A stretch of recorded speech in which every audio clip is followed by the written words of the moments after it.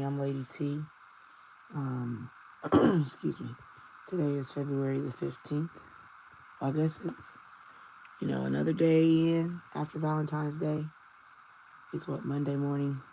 Um, we're just going to do a nice and easy read. So I've already sprayed and we'll just pray, Father God, help us to have clarity in our read. Keep hurt, harm, and danger away.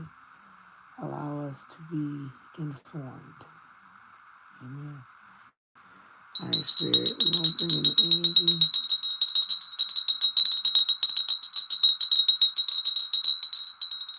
All right. I got a little Palo Santo so I can talk to you as I'm going forward.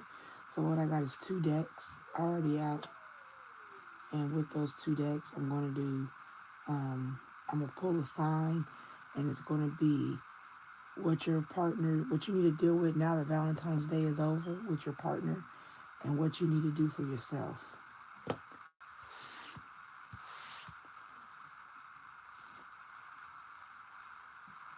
And we'll just put all the energy around the cards.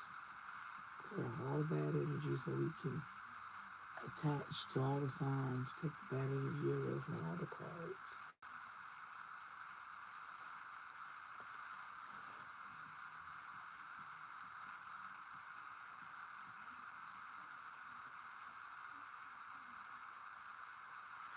Alright, we've got that taken care of, the Palo Santos.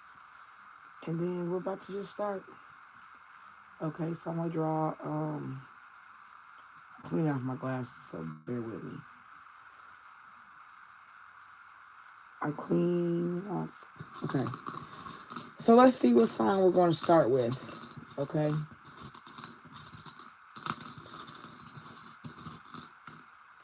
We're going to start with, what is this? Oh, Capricorn.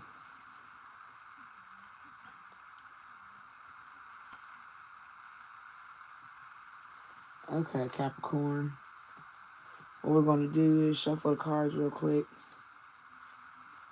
We're going to pull out like 3. All right, Spirit. We want to know for Capricorn the energy around their person. The person could be an ex. It could be a current partner. It could be a future partner. It's just dealing with those who are Capricorns and what they need to look forward to.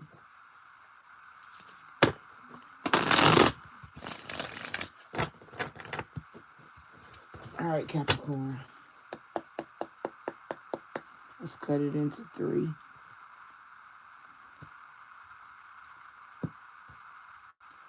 And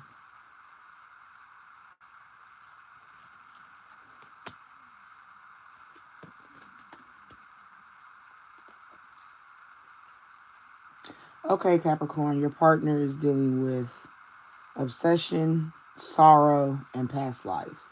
So this means that the partner could be feeling that your relationship is one of obsession. It could be another form of codependency. Be mindful of how you are with your partner. Like, if you're giving too much or overly emotional or can't control your emotions, ups and downs, roller coasters, if they're too, too many at a time, it can be overwhelming to your partner. And it could also become an obsession. It could be a mutual obsession, when you have a soul tie or a bond of trauma or love bombing, gaslight. All that could become toxic and become an obsession, okay?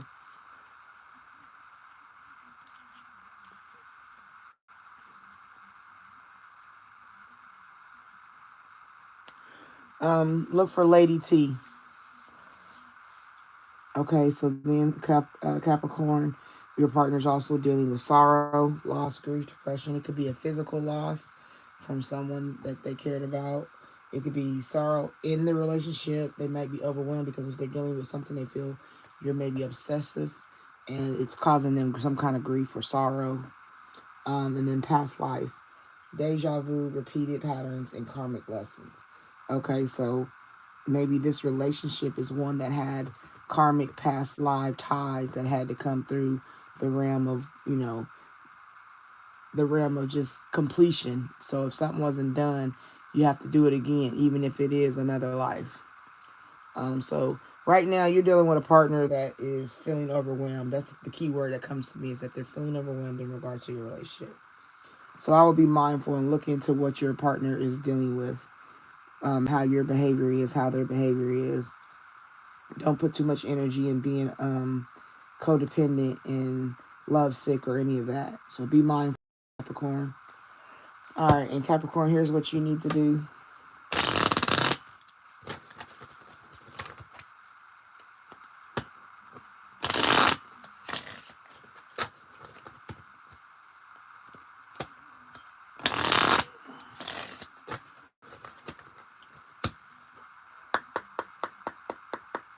All right, so what you need to do, Capricorn, we're going to cut it into threes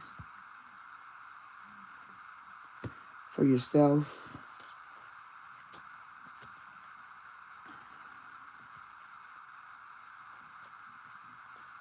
Okay, Capricorn.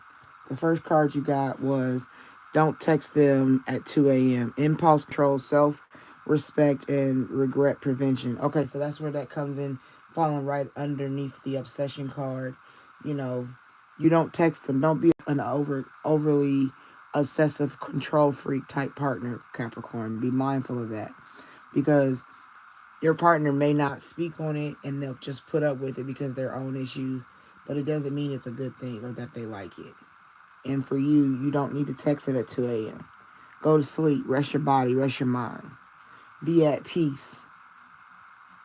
Then you got sorrow up there for what your partner's feeling. And then here you have your body remembers, your soul is tired. Okay? So somatic memory, emotional exhaustion, and deep rest. So if you even look at the picture, the girl's bruised up in the picture, bruises all in her arms. So that's just letting you know the sorrow that he feels is basically what you feel too. You feel the energy of negativity in your relationship, and you got to be mindful of that. Then you got past life for him, and then you have this for you. Okay? When they show you, believe them. That's my favorite words by Maya Angelou. If someone shows you who they are, believe them. It's not about always the words, what they say. It's about their actions behind their words. Okay, this is red flag, radical honesty. So even if your partner has an obsession, you know what I mean? Like, you don't have to fold under pressure and text them at 2 in the morning because it makes them feel secure. Like, why can't I sleep at 2? You know what I mean? Like, why can't I be in my own zone? And if you're feeling beat up and abused by, if you're reading it from you up to the partner, you know, because you're being traumatized because they're in sorrow for their own grief of whatever they lost or whatever. And then right here, if they show you who they are, believe them, going into them part of a deja vu, repeated patterns or karmic lessons. So learning through that karmic lesson pattern, Capricorn, you need to be mindful of, if they showing you the red flags, they're not just waving for no reason. It means that's a problem, and you need to be mindful of that. Okay? So that is for Capricorn, between you and your partner. Hello to everyone that's in the room. Thank you for coming in. I'm just doing a general read on signs. I'm pulling a sign, seeing what your partner has to say or your relationship situation, and things you need to do in your relationship when dealing with what they're dealing with, if that makes sense to you. Okay, and we just did Capricorn. I'm going to pull another sign, and we're going to do the next sign, okay? Let me look at the comments. Hello, Linda. Welcome. It's Zelon. Hello. Welcome. Oh, thank you. God loves you too. Remember that. That's why he sent you here.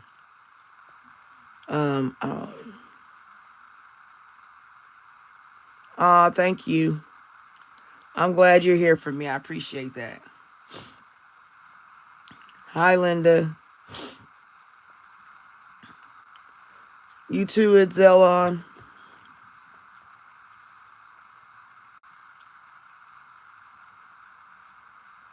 No, that's not my name, Linda. Just email me and I'll help you.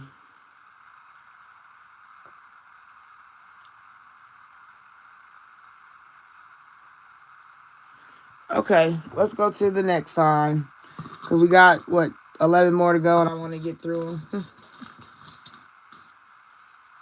We got the next sign is going to be for Gemini. Okay. So Gemini, dealing with your partner. This deck is for your partner's energy. What you need clarity on, what you need to be mindful of. Whether somebody you're with, somebody that you were with, or somebody coming into your life. Just be mindful of this energy they may present to you.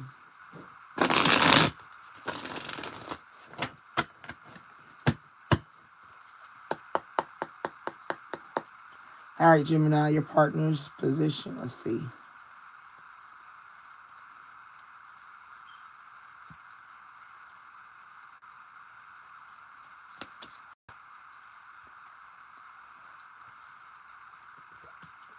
All right, you got heart fog, return, and time. Okay, so simply put, Gemini, your partner is dealing with a return that leaves his heart in a fog. It could be second chance, opportunity, making amends. So the return right here is dealing with someone that may come back to your partner, Gemini, or maybe you get back with a partner. Okay, so return usually means somebody you know, or if it's in regards to your partner, somebody they already know. Be getting back together in a relationship after Valentine's Day had passed. So be mindful of them either getting back with someone else or getting back with you. Okay, but this is going to cause a heart fog. Okay, Gemini, mixed signals, blocked emotions, and messed up. So be mindful that if you're trying to go and return to a previous relationship, look at what was the cause of you even ending. If it was natural causes of separation, that's a different realm. Excuse me. But if this was a breakup because you guys couldn't get along or because you weren't equally yoked, then yeah, you probably will be dealing with a heart fog, because I always say an X means an exit. They left and they exited for a reason out your life. It could have meant that that time was over. It could have meant that you're not supposed to be with this person, and usually we pull back in the things that are familiar and comfortable to us. So be mindful that your partner could get into a heart fog going back with you, because if it wasn't healed when you broke up, excuse me. Ooh, that's how I feel, choked up. Yeah. Ooh, that came out of nowhere. I'm not even doing anything but talking, and I got choked up. So that might be mindful of your partner. They may get choked up, not able to speak their true heart. Excuse me. That just came out of nowhere. So yeah, you're dealing with somebody that might go into heart fog, dealing with a return of a relationship. So be mindful of that. Hi, if you're here, can you please give me an exchange of energy currency by liking the live? Give me a thumbs up. I appreciate you. Thank you for your energy. Okay, and then right here, Gemini, that person might also deal with time, waiting, cycles, moments. So like I said, it could be a cycle that has been already played out, but then you pull it back in to play it out again. So be mindful of returning into a relationship that you've already exited. Be cautious of allowing yourself to cycle again and wasting more of your time because you had nostalgic thoughts, or you were euphoric in the thought of being with this person because all you could remember was the good times. Really, what you should remember is the bad times, to tell you why you broke up and why you don't need to waste your time. Right here is telling you time is money. Be mindful of your money. All right, Gemini, what you need to do when dealing with this partner. Because when you get into a heart fog, that's just like confusion. Like you can't see clear. And why would you want to return to somebody that you don't feel clear with? That don't even make sense. Now, if it was like you're in the military, right, and your partner was deployed or has to go live somewhere else and you guys aren't married so you can't go with them, then that's different. That's like a natural separation due to circumstances beyond your control. Like, you know what I mean? Because you got a military partner. If you both are in the military, a lot of them go through that. And that could be where the heart thought comes from, because you cared about this person and you didn't want to leave them. But due to your requirements in the military,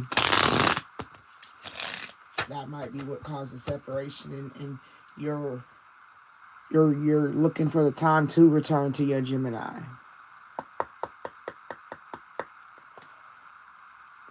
All right, let's see. All right, Gemini, what you need to do in dealing with this partner, that keeps coming out. That's something. That's the second time it's in the middle. Okay, so Gemini, you need to be mindful and date yourself. Don't waste your time on a return in a relationship where the person's not even sure about you. You know what I mean? Like, it says self-romance, enjoying solitude, wholeness. So that's basically just dating yourself, taking care of yourself. Why waste your energy, like I said? So it just depends on which way it resonates for you. Okay, Gemini? And then right here, this is why you date yourself. This is why you mind your business. Your body remembers, your soul is tired. Somatic memory, emotional exhaustion, and deep rest. Okay? That's a person that's like all bruised up. You see all the bruises on her arm? You know what I mean? Like, not, it could be a physical DV relationship, or it could just be emotional. You know, there's different forms of being abused or whatever. Full of that. Then you got right here. Make sure you like the live. Thank you. You can miss them and still move on. That's dealing with the return of that partner. So you just need to be mindful, Gemini. You can still miss them, but you just still move on, because you don't have to let somebody return, especially somebody that got a heart fog. That means it's not really a true love. So even if you had a good Valentine's Day and you let that person come back around, then I would be mindful that it's not for a permanent stay. So what this is telling me for you, Gemini, when it's dealing with a partner, it may be someone returning into your life, but they're not 100% about you, and you don't want to waste your time in that realm. Date yourself. Remember what the reason the person left for in the first time. Why you let them leave? Why do you allow yourself to go through those cycles of torment and trauma and drama for no reason other than missing somebody? You know what I'm saying? You can miss them and you can still move on in your life, because that's a part of life. We miss things every day, but we still have to just go forward. Like, I miss the old job I used to have. I'm not going to reapply to it. You know what I mean? Like, so take it as you may, Gemini. Good luck. All right, we're going to go to the next sign.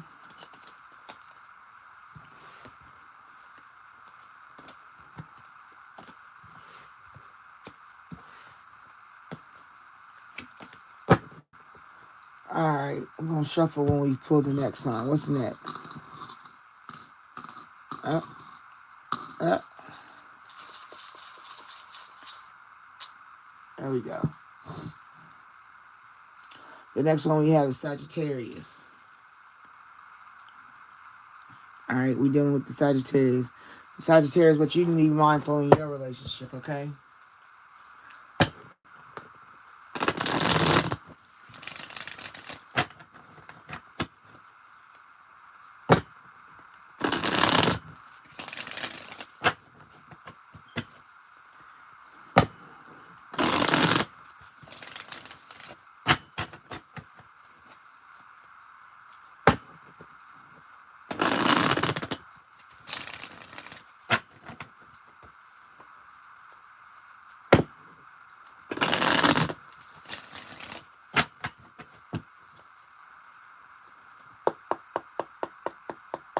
Okay, Sagittarius.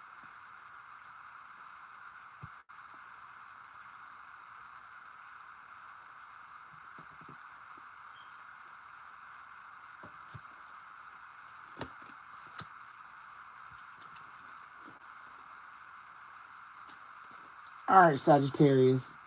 Your partner, someone you've been with, someone that you meet or someone you're with. This is how I'm looking at this. So it can fall into different areas. It does not have to be the same area. So it could be somebody you dated that is from your past, somebody you're currently dating from your present, and somebody you may date in the future. You need to be mindful of these in regards to this person. Okay, the first one you got, Sagittarius, be mindful of someone that is a lusting type person. Make sure you like the live. Thank you. They're a lusting type person, forbidden, non-committal sexual energy. So it could possibly start off as a one-night stand that got more interesting over time. It could have been someone you just have a soul tie with that you've been, having trained through the station energy with. Um, then right here, this person is going to be looking to release. So that could be physically released through the train station. Um, and then it could also be letting go, moving on, and walking away. So they could come in for a period of time and then disappear, Sagittarius. Okay? Be mindful of who you're allowing to come into your space. Even if it's some good sex, be mindful that they're only there for the sex. So don't get attached. Don't look to be in a long, drawn out situation, and don't stay longer than you have to. Don't let them stay longer than they should. You want to be mindful of that. This person comes in for a reason. You might be doing real good right now and you're at peace. You know what I'm saying? You know how I always say it's the same scenario like when you clean up your house. Like say the house been messy and you finally clean it up because you got time, energy, and you clean it up and it's smelling good. Everything is set. You got your nice little candle you bought. You finally get to pull it out and light it and it smells good. And, you're at peace with the world. And out of nowhere, you go to Walmart. Oh, I need to run and get this real quick, or do something real quick, or I need to go stop at the mall and pick up my order. So whatever it is, you just decided to do something casual while you're in the good energy, and it's like, bam, you run into this person, or you get a message from this person on your phone, and you're like, oh, and then you think about, yeah, he used to make me feel, or she used to make me feel. Oh, yeah, yeah, yeah. You know what I'm saying? The next thing you know, you type in madness into your phone to deal with somebody that stole money from you. Like, you remember the goodness of that, but then you like, he stole from me, or she stole from me, or she just a gold digger, or he a go. You know what I'm saying? Let them memories flood in to keep you from making the error to destroy the good energy you finally develop. Because usually when you get good energy, it's because you broken ties. You could have broke the soul tie. You could have broke the connection energetically. You know what I mean? And that person's trying to come back to reaffirm that connection. So be mindful of that. Because like right here, even with this last card, it shows broken, right? Like I said, shattered, heartbroken, destroyed. This is how you end it, and this is how you'll end up again going backwards. Okay, Sagittarius. So be mindful of this partner coming back, a bed buddy, a train in the station buddy. They come back, they release literally, physical, all that, and then they really release you. They get it, hit it, quit it. And you're back to being broken, that broken feeling you felt when they first did it, or, be mindful of that. You don't have to deal with that. This is a way of escape. This is information. This is warning. All right, let's see what the Sagittarius needs to do for themselves.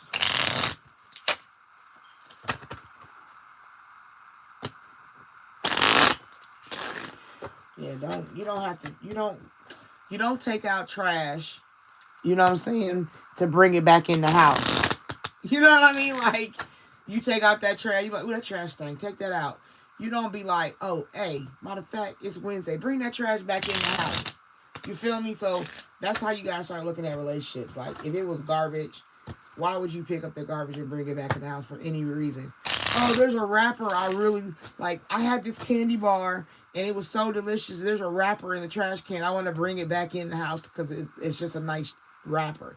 You know what I'm saying? And that could be like literally, maybe the person is a rapper and you're like, oh, he made good music or she made good music, and that's the nostalgia you have for the person. They making music or whatever. Because like I said, a rapper, I was thinking about like a candy wrapper or something like that. But it can go either way, wherever it resonates for you. But you don't bring it back once it's been thrown away. You know what I mean? So if you've already broke up, what are you bringing it back in the house for anyway? Because of the person's lust and they're talking to you sweetly in your ear, and you remember that good train station feeling. Okay. Yeah, right here, Sagittarius, right here. You deserve more than a bare minimum. Self-worth, raising standards, non-negotiable. Okay, it's saying that you need to look at where you've come, which is the shadow of yourself, where you've been, and look at where she's looking for. And that's always tell you, yellow is the solar plexus. That's your gut. This is somebody standing in the sunshine, but also standing in the trust of their gut. You know what I mean? Their power. That's why she's standing on the rooftop and that's saying that she's at the top of her game. I refuse to let that negative energy back in because of a good time. Okay? Then you got rewriting your love story. New beliefs, fresh start, empowered narrative right there. That's just confirming what I'm saying. Like with this, you write a new story. Release, even if you write a new story on how you're going to be loved by the future person, this is still could be you releasing this person. Because they were releasing. And it's a matter of you let them come in your train station with their train and release, or do you just release them all together? Like, nah, I remember what happened. I'm the trust of my gut. My gut tell me you ain't that one, and I don't need to be connected with you. And then on top of that, Lady T already done told me the truth about, bringing trash back into my house. I don't like that. I ain't never even wanted to do that. So be mindful, Sagittarius, okay? Be very mindful of a person trying to return for a rendezvous. And then your last one right here, Sagittarius, addicted to the ups and downs. Okay, so that's what I'm saying. Be mindful of thinking about the fullness of the relationship, not just one portion. Emotional roller coaster, dopamine loop, and break the cycle. There you go. Break the cycle. Rewrite your everything is saying to leave this person alone. Don't even fool with it. And you're probably going to be dealing with somebody that's coming back around. I don't really, I mean, it can be somebody, but it's more of a return energy. You know what I'm saying? Maybe you got back with this person for Valentine's. I'm really trying to pick up the energy on the person after Valentine's. So this might be the person you dealt with for Valentine's Day. Because everybody get loose in the goose when it comes to Valentine's Day. Like, this is the love day. Everybody go crazy for a love day, for holidays. Holidays ain't nothing to me. Because if you really did the research on them, you really wouldn't be celebrating nothing. See how the foundation was created in them. All right, Sagittarius, I hope this helped you. We just chilling, doing different zodiacs. So if you're here and you're new here, welcome to JurNie. I'm Lady T. If you're just watching to see how I read, I appreciate you. Thank you for choosing my room. I'm very I always say if you can't do anything else, please give me an exchange of energy currency by liking the live. Give me a thumbs up. It is greatly appreciated, and I'm grateful to it. All right, we about to pick another sign. Bear with me. I hear my okay, never mind. I hope y'all had a good Valentine's Day. I'm not in the comments right now, so bear with me. So if you're talking to me, I have not looked at the comments yet. I'll do it after I do this next sign, okay? And then I'll catch up on all the comments if there are any. So, I'm sorry, forgive me. Okay, let's pick the next sign.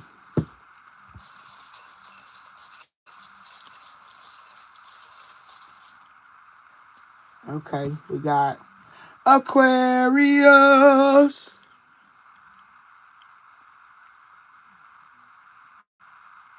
Okay, so Aquarius, what you need to be mindful of After this Valentine's Day season about your partner, this partner could be someone from your past, someone you're currently dealing with, somebody you're about to go into the energy of dealing with. This is like a little heads up. If it resonates, great. If it doesn't, be mindful that, like I said, it could be a future type energy. It doesn't have to be right now. So it might not match nobody right now. But just be mindful of it.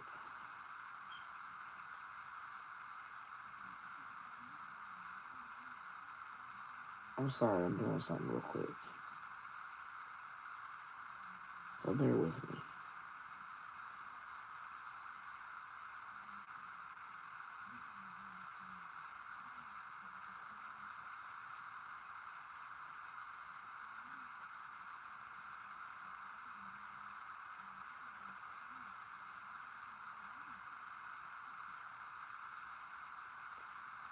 Okay.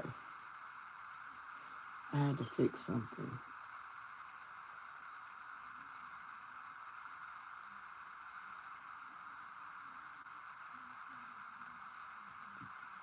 Okay. Sorry, Aquarius. All right, this is for Aquarius.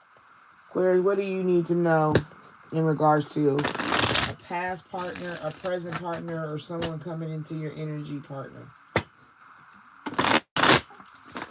This is what you need to be mindful for and watch. This is your warning. This is your way of escape. This is your information. Hey, and for all for all those here in my room, thank you for coming. I appreciate you for being here. Can you give me an energy currency exchange by liking the live? A nice little thumbs up will be very, very appreciative. Thank you. And then after I do the signs, I'm going to go ahead and do some questions for those who will be here. All right. All right, Aquarius. This is you dealing with your partner.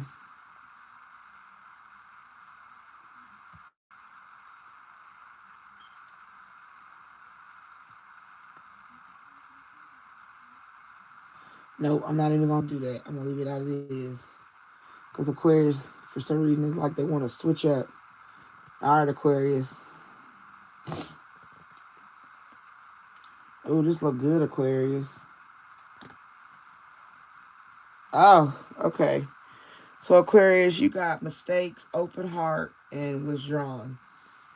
Okay, so mistakes, Aquarius. Maybe your partner is looking at their mistakes in your relationship. Maybe they're owning up what they've done or how they've done it. Misunderstood, victim, and lost soul. So they could feel like they're being misunderstood or they're the victim in the situation. You know what I mean? Or they just can't figure it out. They can't get it together. As we all know, can't get right. Okay? So be mindful, Aquarius, of a partner that has made mistakes, you know what I mean? Or makes mistakes. That's what they're going to be looking at. Like, I've made my share of mistakes. You didn't understand what I've been through too. And, you weren't perfect. Things like that you need to be mindful for. Because that either is what they're going to use or that's what's going on in your relationship currently. Or this is somebody that comes back like, you know what? You make it seem like it was all me. Like, you made mistakes too. I made mistakes. It could be in that realm. But then you got open heart. Okay? Receptive, empathy, vulnerable. So, like, if someone comes in apology mode, right? They're like, I made mistakes. I have an open heart. I want to look at our relationship now. That's what you need to be mindful for. But then also, you might be still hurt. And you're like, I'm withdrawn from that. Or maybe your partner is withdrawn. Maybe, you made mistakes and they have to have an open heart. But they don't know how to have it because they're withdrawn. Right? Single, lonely, solitary. You know what I'm saying? Maybe they feel singled out and they want you to open your heart. Maybe you've done something wrong, Aquarius, and you made mistakes. I'm trying to have an open heart about it and forgive you, but I'm really not in the headspace to deal with it, Aquarius. Like, you've done too much. You know what I'm saying? So be mindful of whatever you might have done, Aquarius, versus what your partner might have done. If they're admitting mistakes, be mindful and allow apologies and have an open heart. Don't just be withdrawn because of the past mistakes. Like, maybe your partner needs to have open heart as well. Maybe if you did make mistakes, you know, and you go to your partner and you're like, hey, partner, I need to apologize, you know, and they're like, okay, but then they seeing if you really mean it, or they sulk back into their own pain. So that can go either way for you, Aquarius. Be mindful of somebody making mistakes. This is your partner. So this is how your partner feels or what your partner's done. Okay? And this is what you need to do, Aquarius. This is about you right here.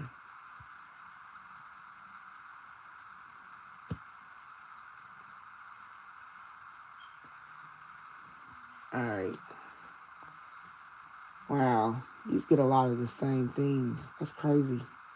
But it's not, because that's a lot of energy of a lot of people. We all going through the same thing with different people. Like, that's usually how it is. Alright, Aquarius, right here. Don't text them at 2 a.m. Impulse control, self-respect, and regret prevention. So don't make the mistake, like, of reaching out to them. Then my favorite card, when they show you, believe them. Red flags, evidence, and radical honesty. So that's where this is looking at, this is when you have an open heart to review. You know what I'm saying? Yeah, they made mistakes. I'm not pressing them no more. I'm not texting you at 2 in the morning. I'm not doing the little things no more. Because the mistakes you made. And they come back around. They're like, Aquarius, you know, I still care about you. Have an open heart. Forgive me. And you're like, okay, well, let me analyze what we've been through. And then you start seeing all the good times. And then you real with yourself. And you be like, okay, that's the good. Let's look at the bad. And you self-analyze and realize the bad was, like, messed up. Like, you made a lot of mistakes.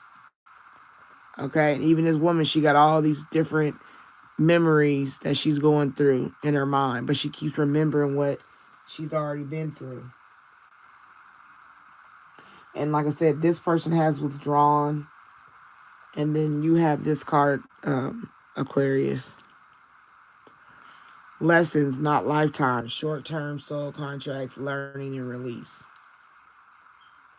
This is kind of like letting you know that all the lessons that you are learning is not, it's just, they're for a lifetime, but it doesn't have to take your whole lifetime. You feel me? Like, you've learned what you don't want. You learning that mistakes hurt you. Even if you have an open heart to a person, you got to be mindful of how you protect it. If somebody shows you that's the guardian of your heart, believe them so that your open heart doesn't get pained. You know what I'm saying? If you're withdrawn, that's because you're putting that up on the shelf.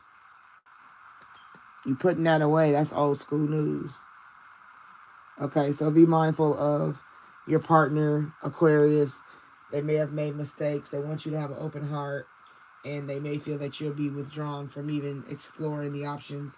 You got to be mindful of the little things because they matter big. And review their relationship in yourself. Look at the good and the bad. Don't just look at all the good and be nostalgic. Be fair. You know what I'm saying? Be fair in your judgment and your observation. And then lessons, not lifetimes, is putting that up on the shelf. If you have to withdraw from this person withdraws from you, it's okay because you've been there, done that. Okay? Or if it's somebody new in your life, it's okay because you've been there and done that. Like, you had a past relationship where you had to get over it. Okay? All right, Aquarius. Be mindful. Watch your back. Mistakes are okay to receive apologies for. It just doesn't mean you have to go back to where you've already been. You don't have to go back because you got an apology. You don't have to go back because you broke down the misunderstanding or the whatever. You don't have to go back. Just take it and keep it pushing. All right, Aquarius. I hope you like that. I hope it resonates for you.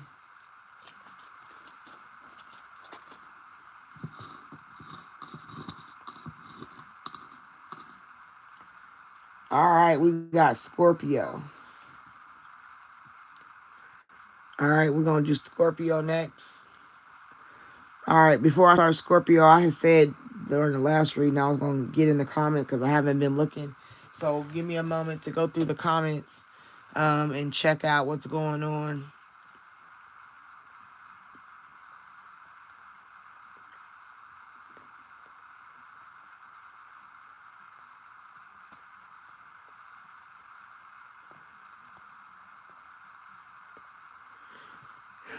Hey, Del Soleil, how you doing? Hello, Teresa, if you're still here.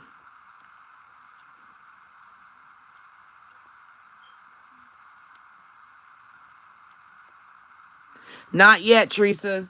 We getting there, though. We got to get them watch hours up. The watch hours is keeping me from the good stuff. If I get more watch hours, then, yeah, that'll come to pass. So, pray for us. Thanks, Teresa.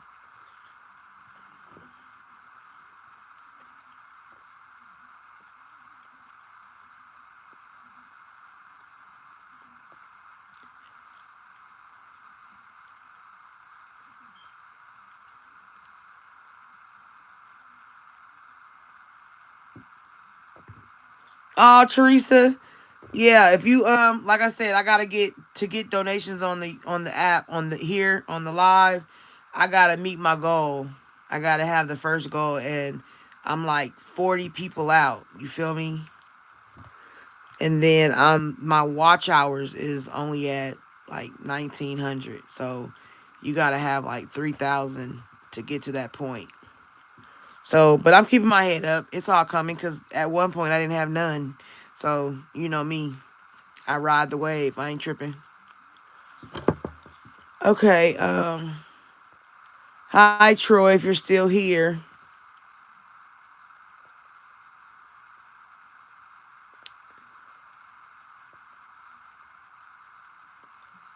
Thanks, Teresa. No, we have not done Aries yet. No, we have not.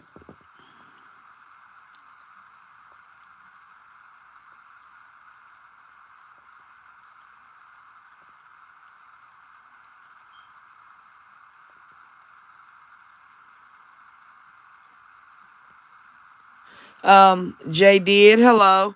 If you're still here, what happened to you last week? You lived, you went through life, you breathed, you ate, you drank, you went to the bathroom, you might have watched some TV, you looked at some YouTube, you might have watched the Super Bowl, planned for Valentine's Day if you have a partner, and you probably took a shower or something, a bath or shower. So that's what I think you did last week. And what's going to happen, as long as God gives you breath, you're going to breathe, you're going to wash your butt, you're going to brush your teeth, hopefully, and then you're going to possibly clean up your place. You're going to have dinner. You're going to go to work if you have a job, and then you're going to continue to breathe. That's my observation. So there you go, JD, and I hope that helped.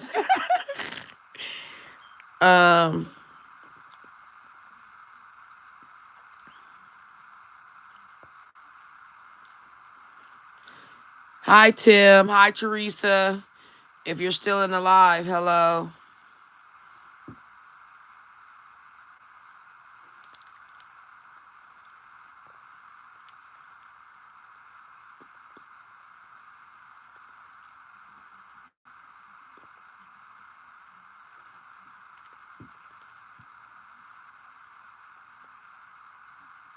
Okay, thank you. I'll do that, Teresa. You want me to bring it down like this? Does that help? Can you see that? If I have it on the table, like right here.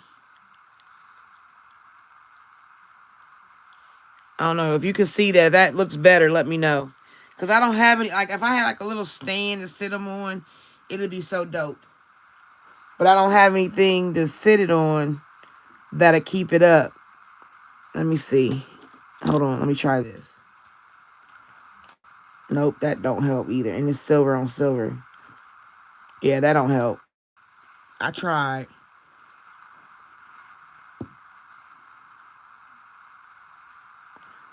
What about that? Oops, I knocked it off. I'm doing this for Teresa because she gave me a suggestion. Does that help? Can you see that?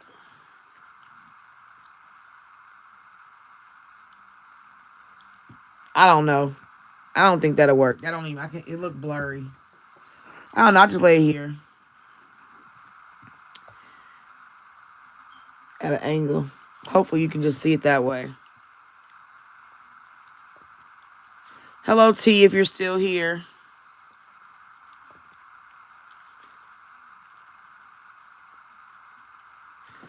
PJ, hello.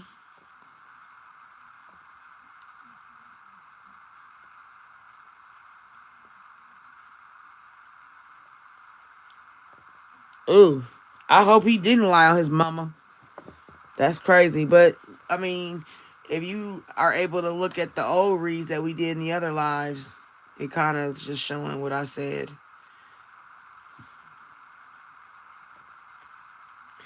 Chriselle or Chris or Chriselle, one of them. I'm on a walker.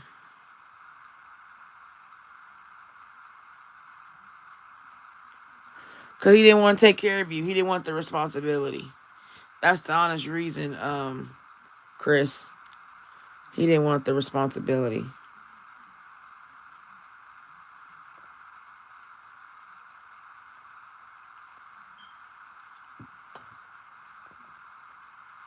Hi, Deanna. Hello, Shia.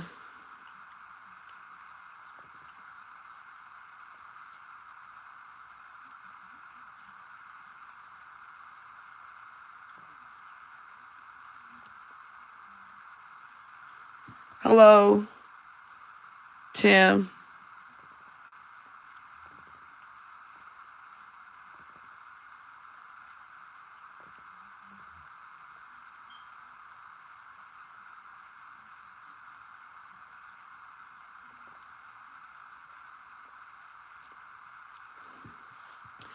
Well,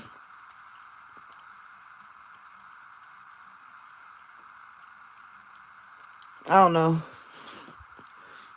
Victorious, hello.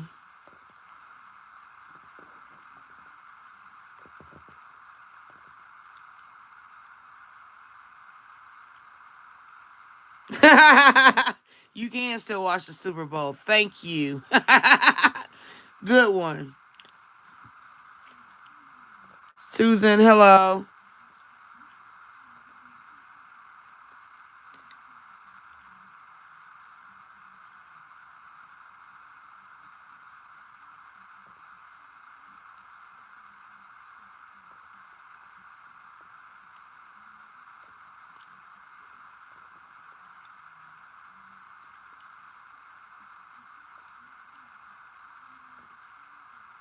Yeah, I'm gonna do all 12.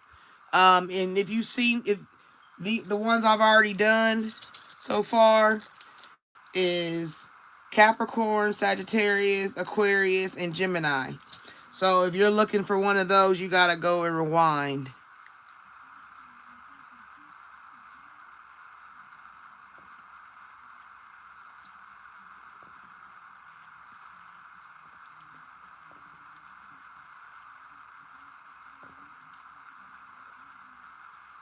Yeah. If you're here and you last after I get done with the signs, then yeah, I'm gonna answer your question. But right now I wanted to do something different after Valentine's Day. So anyway, we're gonna get back in the energy of the signs. And right now I'm about to do Scorpio.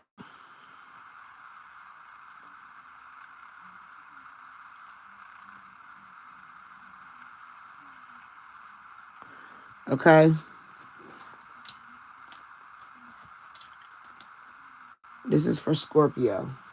What's your partner dealing with the energy around your partner from the past, from the present, or from someone you meet in the future? Because we just got out of the Valentine's energy. A lot of trains went in a lot of stations. A lot of babies were conceived, and people are going to be either taking their plan B, or they are going to be looking for clinics, or they will be new mommies and daddies. That's what's coming out for this holiday. This is like a repopulation holiday.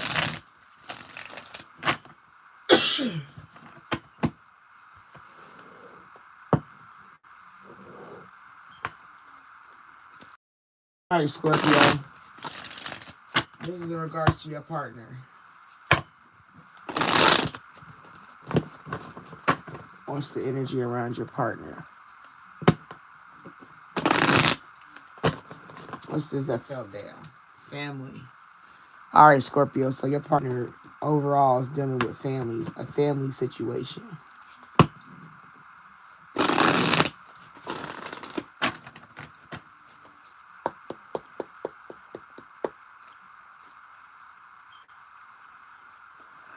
All right, Scorpio.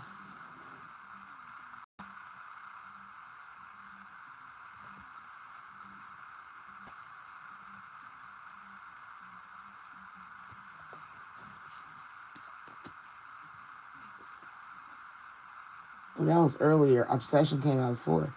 Got a lot of obsessed people out here. All right, Scorpio. So you need to be mindful of a partner that family card fell out. So maybe they're healing. Maybe if you have a family with the Scorpio, if you have a family with the person, maybe you're going to be going through some healing. This situation is in regards to releasing, purifying, and cleansing.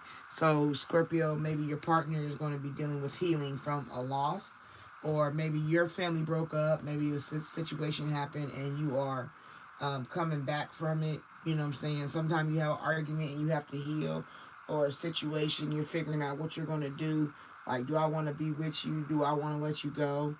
So be mindful that it's telling me that one way or another, there's going to be healing in your partner.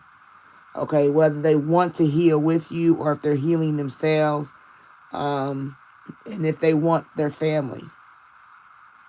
They're making that decision. They're like, I want to heal what I've already been through, and I want to move forward, right? So you might be standoffish, right? Because maybe this person is obsessive. Maybe they'll deal with an obsession. They're obsessed with this. Forgive me so we can be together. Okay? Or if you're this way with your partner, you need to be mindful, Scorpio, of being too overzealous and over compensatory to your partner, especially when it's not necessary. If the person tells you no, leave it alone. But that's how Scorpios are sometimes. Okay? Infatuation, adoration, and addiction. So Scorpio, be mindful of your partner being obsessive or you being obsessive of your partner. And they're like, dang, she's so obsessive or he's so obsessive. Leave me alone. Ugh, I don't even want to deal with this person. And then on the end, they got hopeless. Okay? So Scorpio, your partner may feel hopeless. Sinking, despair, falling apart. Maybe your obsession is drowning them. Maybe they're faking dealing, maybe they fake deal how they deal with you. You think it might be them accepting and healing with you for your family's sake, to be a family, and they're like, nah, they too obsessed with it, and I'm hopeless. I don't know how to tell them to leave me alone. You know what I mean? Like, I'm just hopeless. Okay? So this is telling me for you, Scorpio, the card that fell out was family. So it could be in the realm of you having a family with this person, or like maybe baby mama, baby daddy drama. Them thinking about healing with you, but then they see your obsession with it of trying to get them to forgive you, even if they don't want to forgive you or they don't want to be with you or something like that. And you may be overcompensating the need to show love or the need for them to show you love. So be mindful of how you're going to deal with your partner. This is not something you want to go into. Healing, obsession, hopeless. they have a healing obsession that's hopeless. Like, that's a whole sentence in itself. So be mindful of that, Scorpio. Okay? Now we're going to see what you need to, what am I saying? What you need to do. Okay?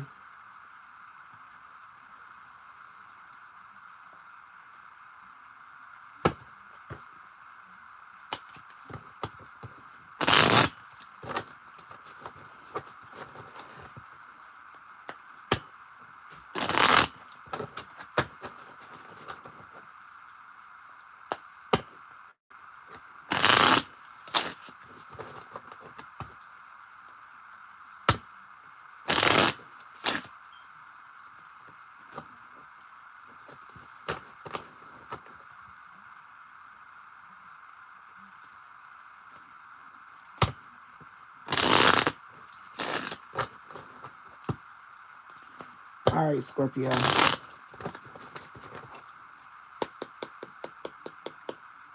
All right, Scorpio, what you need to do.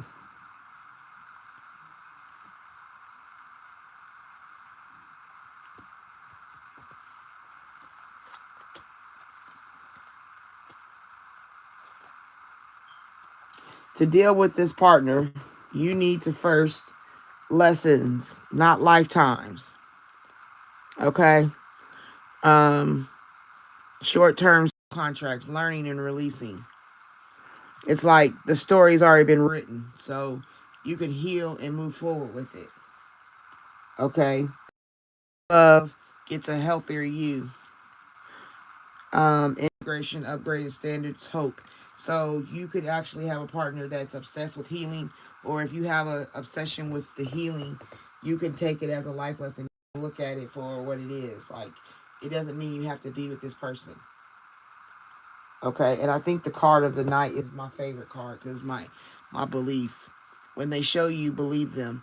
Red flags, evidence, and radical honesty. Okay, so even if they come to you like they're hopelessly wanting you to forgive them, you still can hold your ground, take it as a life lesson, heal yourself, work on yourself, keep moving forward. You know what I'm saying? And just believe them. Like, I know what you've already done. I see what you've already done. I forgive you, and I'm ready to move on. It's that simple for you. But if it's in an emotional place, you got to first deal with those emotions and understand why you're so emotional towards this person. Why are you even giving this kind of energy or even going back and forth with an obsessed person? Or if you are obsessed, why are you obsessed for this person? Be mindful of that question.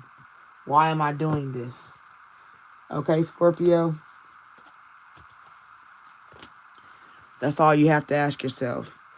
Hello, if you're new here, thank you for checking out my room. I appreciate it. I'm Lady T, and I'm just doing general reads for the signs. If I have done your sign already, you can rewind and look at it, and then we can do the rest of them. I'm answering questions after these, so we can go from there. Okay? And the read we just did was Scorpio. So far, we've done Scorpio, Gemini, Sagittarius, Capricorn, and Aquarius. Okay? And we're about to pick the next sign.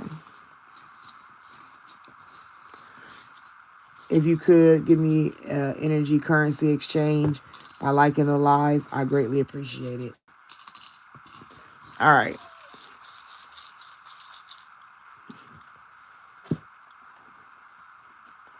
Okay, I'm not going to do it's Cancer. I always do Cancer last because I'm a Cancer. All right, let's pick one.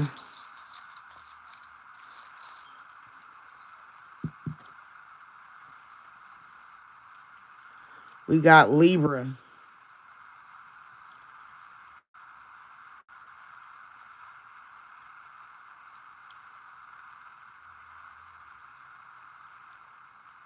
Okay, so we're working with Libra now.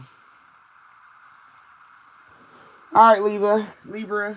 what do we have to know about your partner?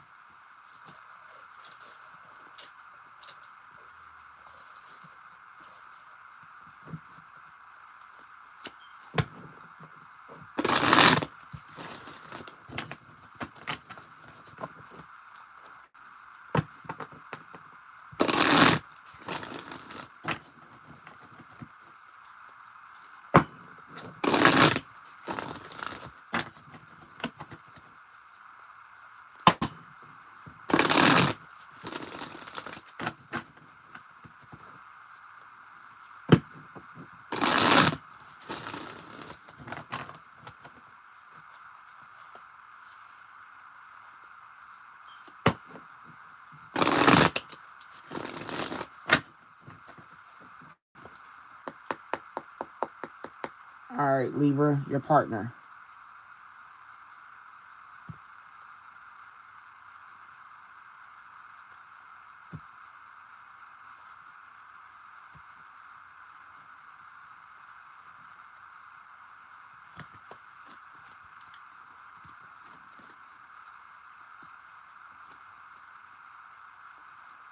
Okay, Libra, you got silence, healing in one day.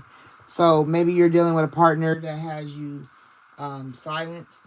Maybe they're not in communication, or you're silencing your partner. They feel like they're not being heard by you. Maybe you got them blocked, and they're like, "Well, damn, they got me blocked." But I want to heal that. I want to get over it. It's a lot of healing going on.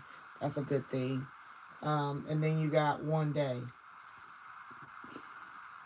So maybe after this situation, like I said, if it's a person you've been with, you put them on block, they may come or try to get in contact with you because they want to heal, because they believe one day that you may want to come back together.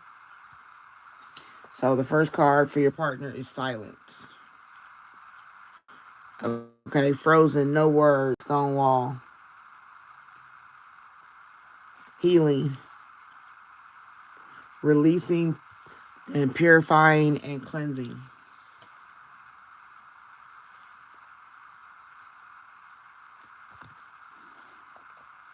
And then you got one day. Okay, so like I said, be mindful if it's somebody you're currently with and you're giving them a silence treatment. You know what I'm saying? They're like, okay, that's enough. Let's heal this. Let's move forward. Like, we got to get through this because, one day you ain't going to be able to just keep making it a silent treatment. Like, I don't like that. So be mindful of that, Libra. Your partner, for the future, you may not talk to them up front. It might just be somebody that's eyeing you from the side or watching in silence, and maybe you're coming into a place where you are in healing, a state of healing. They may recognize that in you. And they're like, one day this person is going to see me and we can date.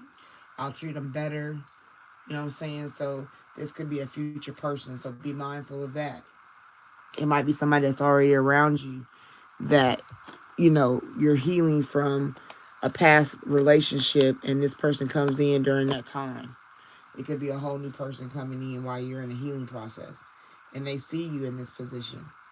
Like,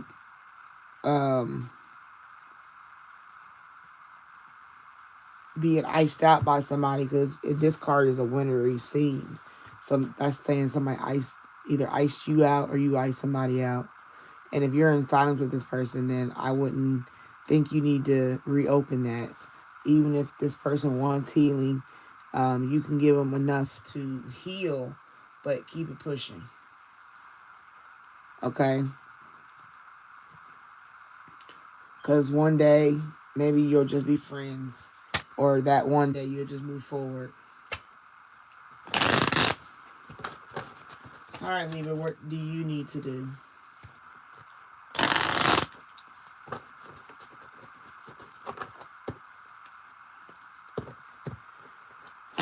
The best take for you is to be able to know that even if you're in healing, you have a right to be silent. You don't have to always hear people's words.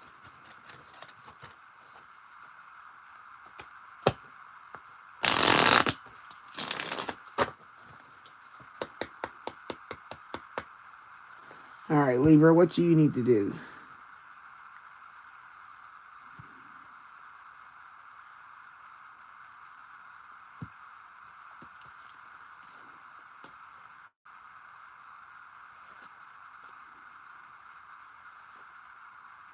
All right, Libra, the first card you need to pay attention to is you're healing in ways you can't see. Okay, like that's confirmation of healing.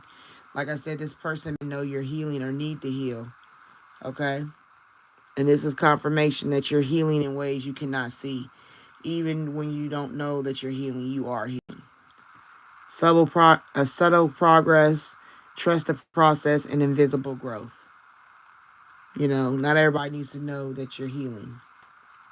But you are.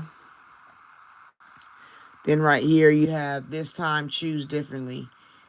New timeline, conscious decision, future self. So like I said, one day.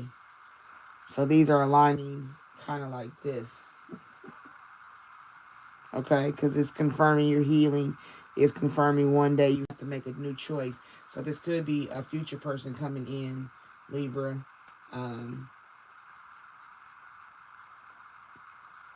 Because you're doing a lot of healing from whatever you've been through. And it doesn't just have to be a relationship. Personal healing for personal growth, right? And then your last card, Libra. What you allow is what continues. Accountability, boundaries, and choice.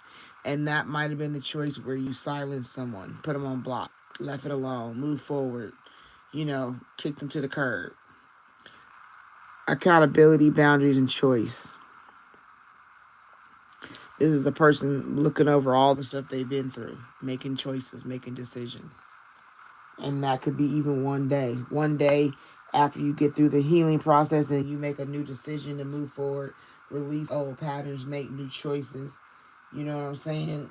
You're allowed to do that. Because if not, you're going to continue in this cycle. Okay? So Libra, be mindful of that. Be mindful of being in a cycle of continuance that you always have to heal from something. Like there's something to be said about healing. It's not a bad thing. We all need to heal. There's a lot of things we have to heal from. But the problem is if you're in constant rotation of the healing journey and nothing's being healed because you always have to heal, then we got a problem in the situation. Right?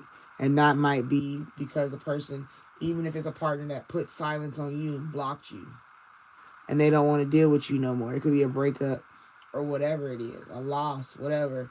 The healing is what's necessary for you to move forward. You know what I mean? If the person blocked you, they're healing, and one day they may forgive you or come back around. That's fine, but you still got to go through the process of not even wanting to go backwards. Heal yourself, make new choices, and review and process the patterns of an old relationship or things you've been through already, and you don't want to go through them again. All right, Libra. I hope it resonated. I hope it helps.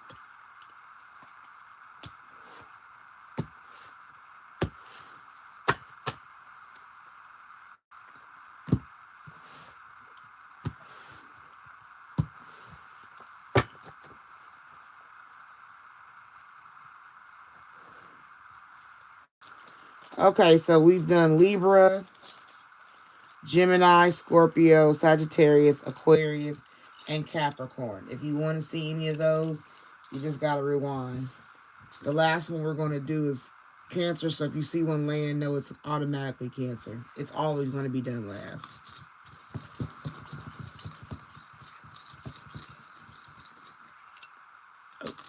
When I pull two, I got to redo.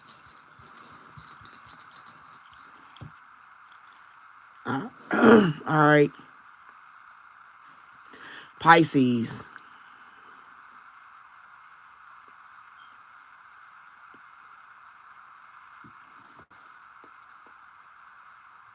If you're new here, thank you for coming to my room. Please exchange energy currency by liking the live. A nice thumbs up would be appreciated. Thank you. All right, Pisces. What you need to know about your past, present, or future partner. Energies around that person. The energy around them.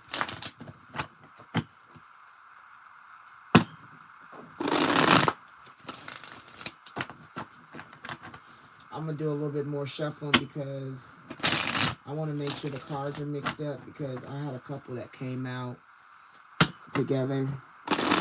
So bear with me, Pisces.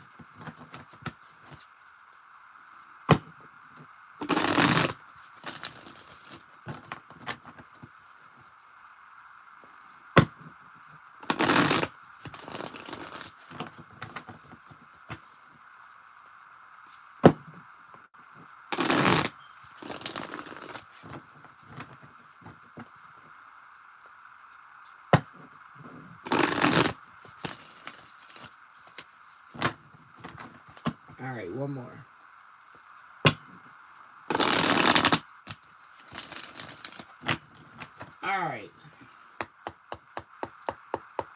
All right, Pisces, what you need to know about your past, present, or future partner's energy concerning you.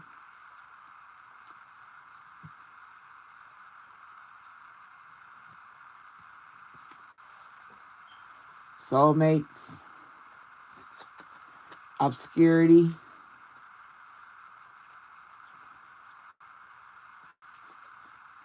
Chemistry.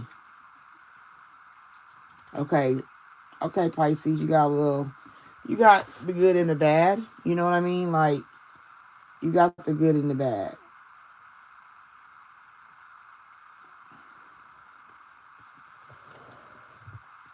All right, so you start with soulmates. Deep love, unique connection. Okay, so Pisces, you may start up this way with your partner. Maybe your relationship started in a soulmate type energy. Maybe you are soulmates. Maybe this person is someone, deeply connected to you in a way that is new, something you may not have experienced before. Okay.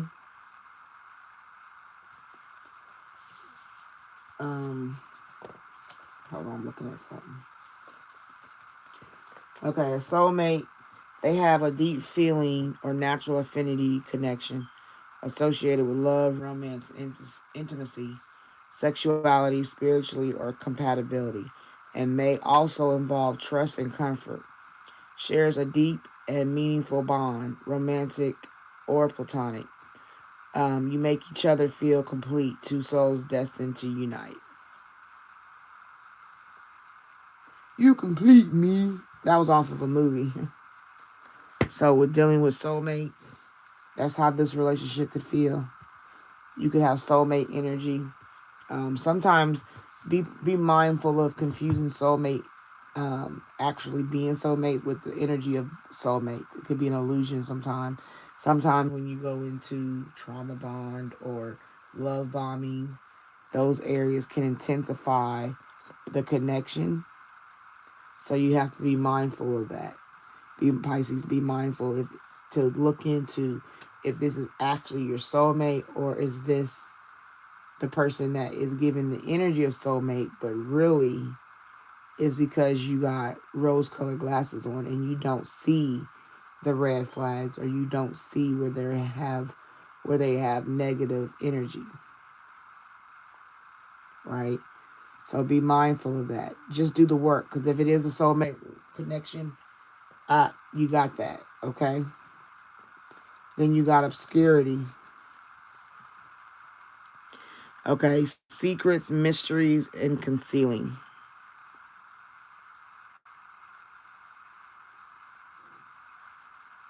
See what I'm saying? When it comes to you having to make sure you look at what you're dealing with, always have to sit down and take time. And sometimes you have to completely remove your heart and your emotions out of a thing and just use your mind. Other times you got to shut your mind off and just use your heart. You know what I'm saying? It's like that's where you got to get into knowing how to trust your gut and have discernment have intuition that is reliable. When you're all over the place, it means you're out of alignment. Okay? If you don't have balance in a thing, it don't matter. It's going to cause an obscurity. It's going to cause you to either rose-colored glasses, look at it and be like, oh, that's my soulmate, but really they are just a bag of bones wrapped in flesh.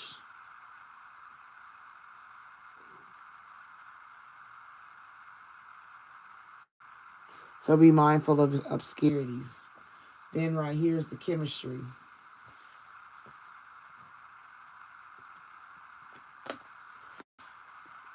Okay, Pisces. Attraction, spark, passion. And like I said, that could be what causes you to think you're soulmates. Like you think you're soulmates, but you don't see that it's just the chemistry you guys carry. You see what I'm saying? That's what I was just saying. Like, you got to be mindful of how you look at it, Pisces, because you are very emotional. And Pisces is 2 fish. So you are similar to the Gemini when it comes to 2 minds. And if both of the minds are being deceitful, then you're going to be obscured to think that a form of chemistry is making this person your soulmate.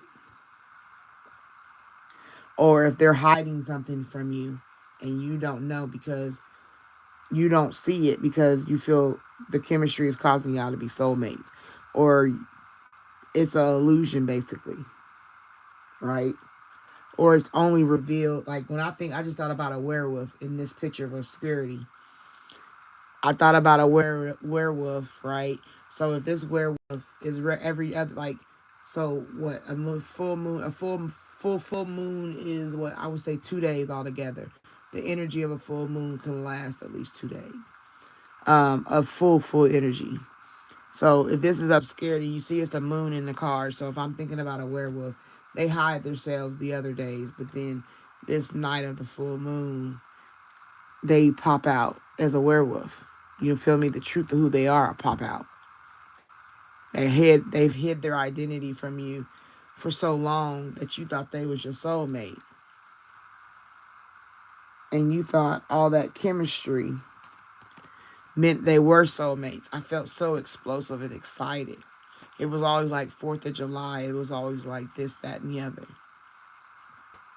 But really, they was just a bunch of bones wrapped in flesh. And I called it bigger than what it was.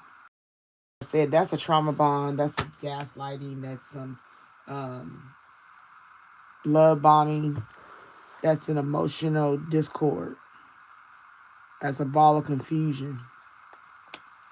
All right, Pisces, what you need to do, this is about you right here. And then, like I said, on the other hand, it could be your partner thinking this way. This partner could thought, oh God, this is my soulmate. This Pisces is my soulmate. But they don't know the secret you're hiding. You know what I'm saying? Because you guys have such good chemistry. So if you're hiding something from your partner, Pisces, then you need to be mindful of why you even bothering this person. Because you want to fill a space that's lonely, or you're wanting to fill a space that has a void. You know, you make them feel all loved and everything, but you got secrets to who you really are. You're really a werewolf.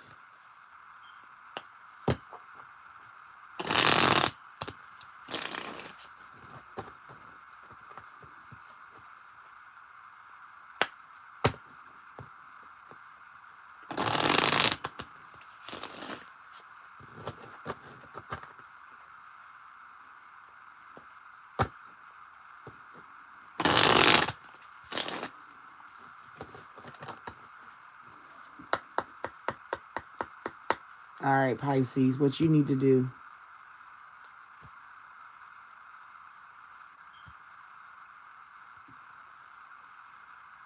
These cards, damn, it's the same energy on these cards. You might get one different, or you might get one the same, two different, or two the same, one different. It's just like the same energy all night so far. I'm not mad about it, though, because, like I said, we all going through the same thing, just different ways. All right, right here you got Humpty Dumpty syndrome. Okay, Pisces. You have to be mindful of people either having to always try to fix you or you always trying to fix somebody. Stop fixing people who break you. So like I said, if they're showing this obscurity, if they're showing that they're a werewolf every now and again, and that's what breaks you, then you need to start over. Okay? Be mindful of the Humpty Dumpty syndrome.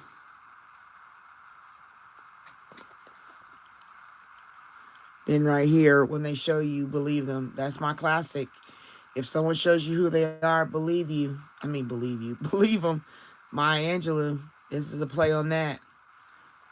That goes into the obscurity when they turn into a werewolf. If they good all them other days, it don't matter. It's that night when the moon is full.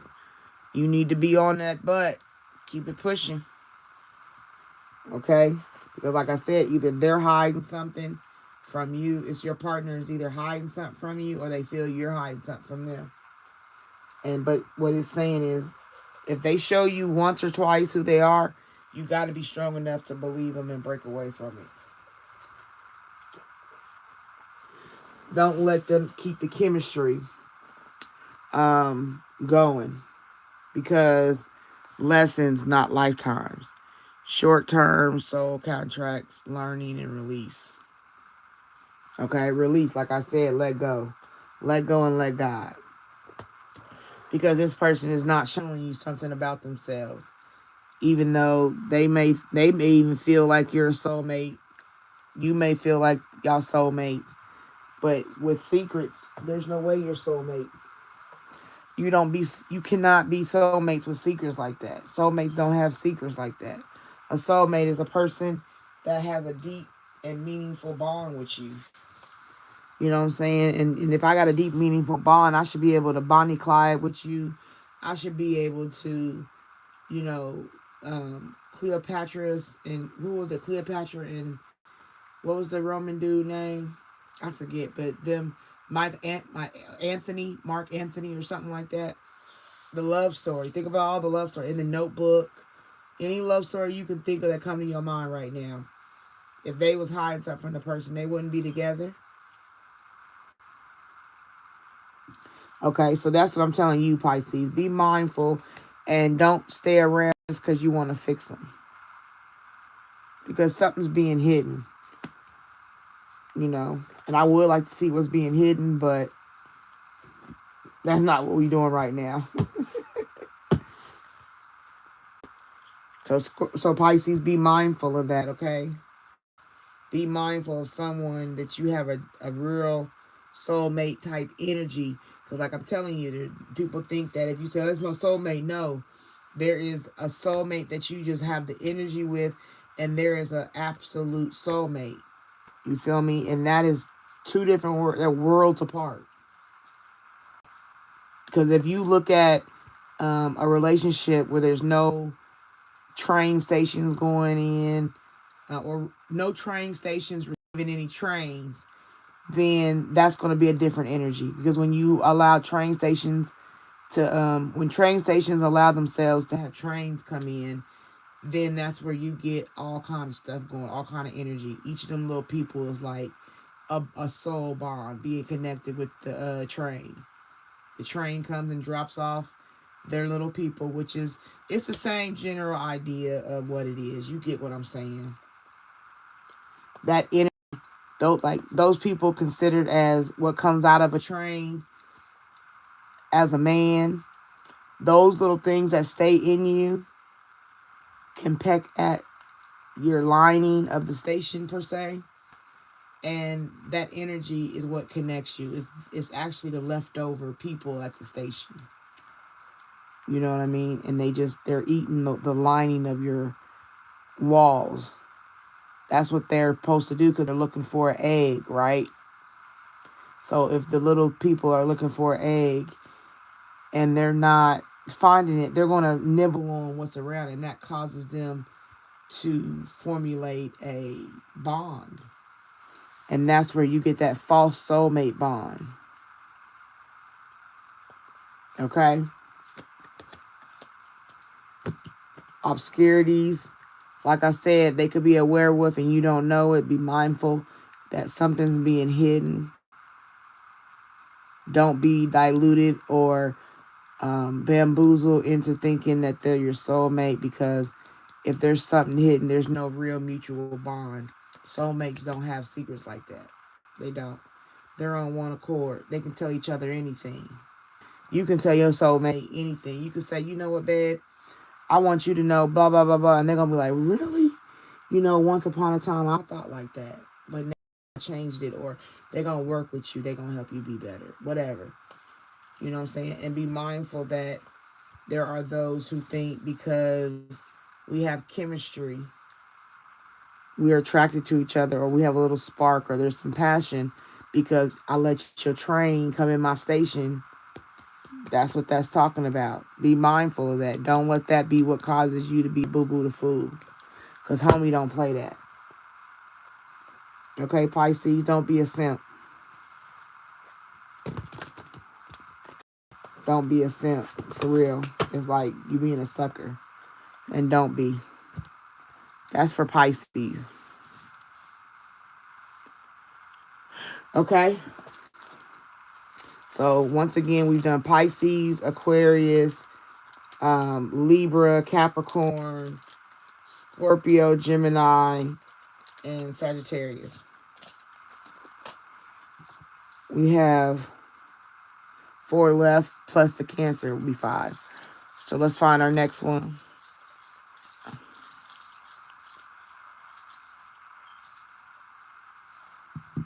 This is Leo.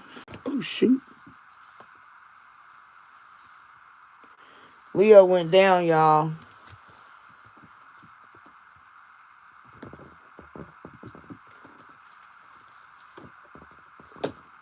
Hold on, I gotta get Leo. Leo gonna need a helping hand up.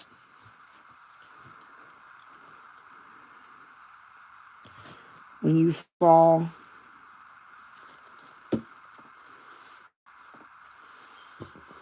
I don't even know where it went. I can't see it.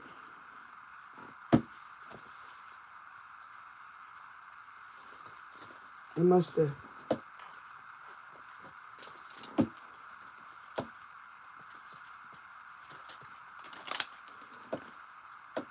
Wow.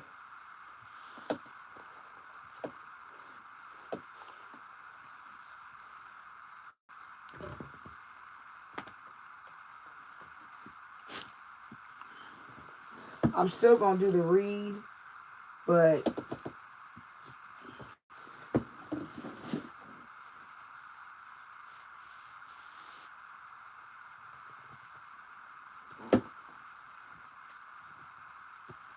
I'll find it later. Because it could have fell under my chair.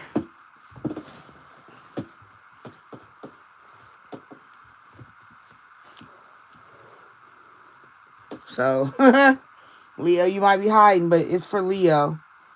To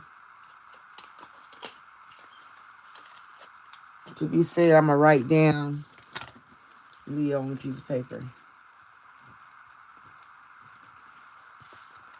Okay, that's what came out, though, for real, for real. Leo, I don't have your little silver piece, but it fell. And I just don't feel like looking for it right now. All right, but we got Leo right here.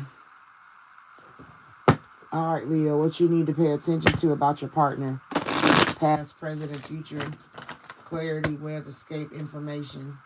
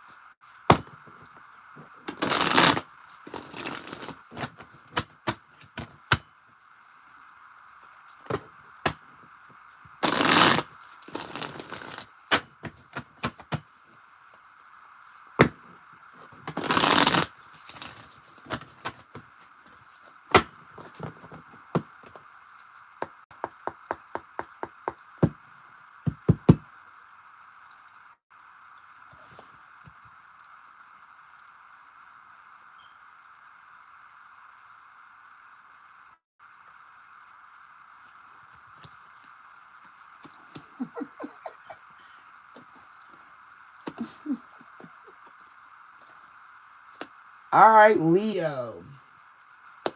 Your partner has open heart, time, and peace. Okay, open heart takes time, and once they get it, they'll have peace. Okay. Now, when they have an open heart, they have to be receptive, have empathy for the situation, and willing to be vulnerable. If they are not offering this to you, Leo, to start, to the middle, to the end, there ain't no point. But this is might be saying that your partner has an open heart. Okay? So be mindful of them having an open heart. You know, be mindful of how you deal with this person. They may be a softie. As my son father used to say, you a tender heart. You tender. But you have to be mindful of their open heart. Okay? They're coming in with an open heart to you. Because they matter, no, they care, like, no matter how long it takes. You know, this is my person, or you are my person, or, you know, this is the energy they're coming in, and it doesn't matter how long. They'll be like this as long as they need to be till you either see them or be with them or any of that. I don't feel negative energy off of this. Time is waiting, cycles, and moments. Their open heart has no time limit. That's what I'm saying. There's no time. There's no time for fake ones. Just hit. I hear that little song, Little Kim song. And then you got peace. Okay? So, Leo, peace, balance, harmony, friendship. That is the best. To me, this is like the best card in this deck because, you know, I believe in peace. I believe if you can have peace with a partner, quit playing them games. Like, what? And they're not a cheater and they're not into all that extra. And they got an open heart. They make time for you, or they're willing to make time for you. They're willing to help you have peace. You know, anybody that's willing to make you feel valuable and you don't realize it, I'm telling you, you better check yourself before you wreck yourself, Leo. Because Leos are fierce. Leo the lion. And with Leo the lion, you got to be mindful. Because you got to know how, like, watch some videos on how a lion operates in the what is it called? The group. There's a name for it, but I can't think of it. Because it's not herd. I don't know. Whatever it is. Look at how the Leo, the lion, operates in that foundation with his lioness and their cubs. He don't play about his. You know what I mean? So, Leo, you got to be mindful if you don't play about yours. And you got an open-hearted. Nobody keeps time better than this person in peace. Like, you better stop. Don't play yourself. You got to. This is really a good read. This is really a good read. Like, to me, I feel like, Leo, you got somebody that's a champion. And you got to make sure you do the work, too, to be healthy, to be wealthy and wise dealing with this person. Don't fumble the heart, the bag. Don't fumble the love. Be mindful of what you're doing. And take your time because they'll take their time. No rush. You know what I'm saying? I was about to sing a song and I couldn't think of it. In regards to time. It didn't come to me. The song that came to me, though, was I'm a mutt. Take your time. What's the rush? I'm a dog. I'm a mutt. So don't be that, Leo. Don't be a dog. Don't be a mutt. You got a good one. Whether you male or female. If you're a female and you ruthless, Leo, don't be. You got a good dude, a good partner, whatever. If you are a dude and you got a good girl, like, or a good partner, you know, be mindful of that. You really got somebody good in your corner. and they're willing to take the time to love you. So be mindful of it. But I'm saying if you don't have an open-hearted person that brings you peace, that's not who I'm talking about.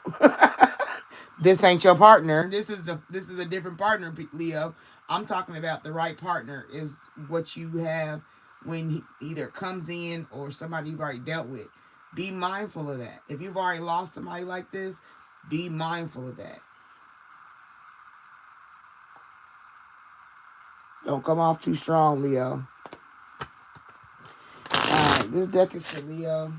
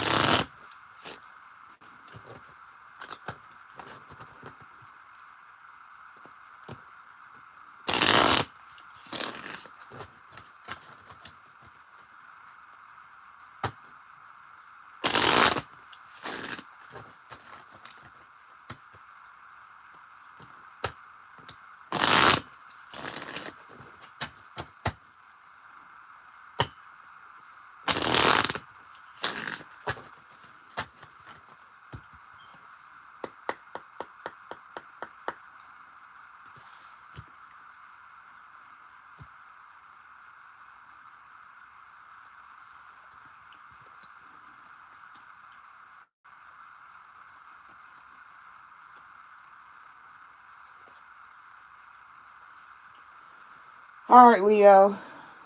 It says, silence says more than their words. Okay, this is your first card.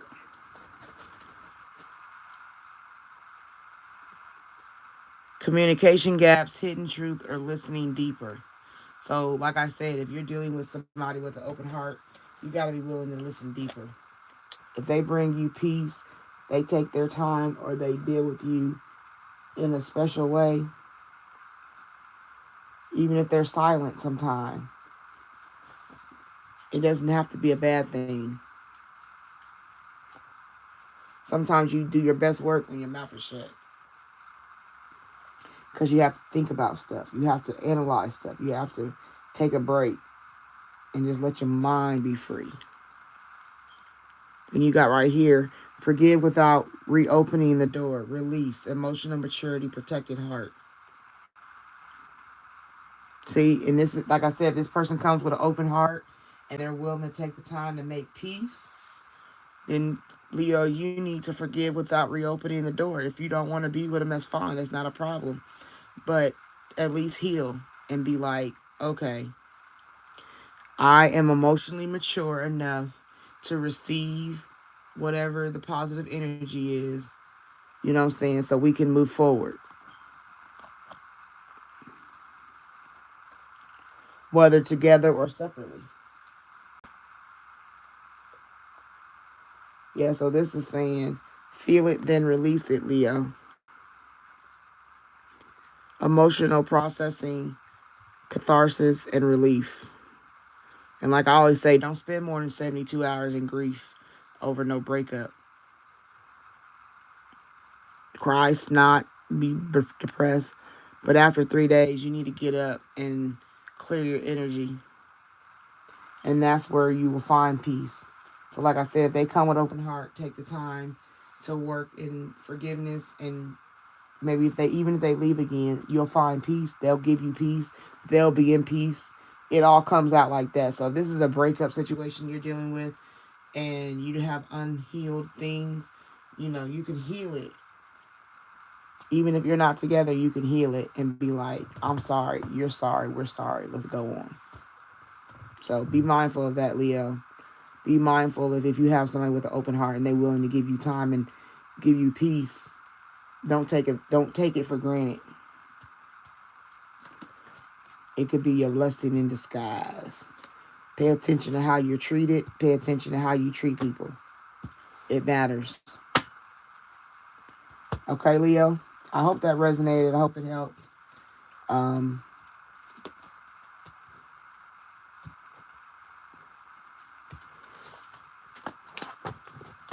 I'll find that peace once I get off camera. I'm going to put this here. so I don't forget.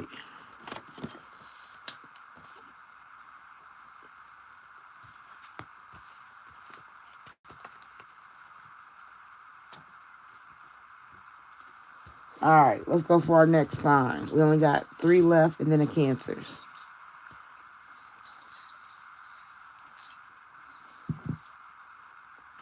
Taurus.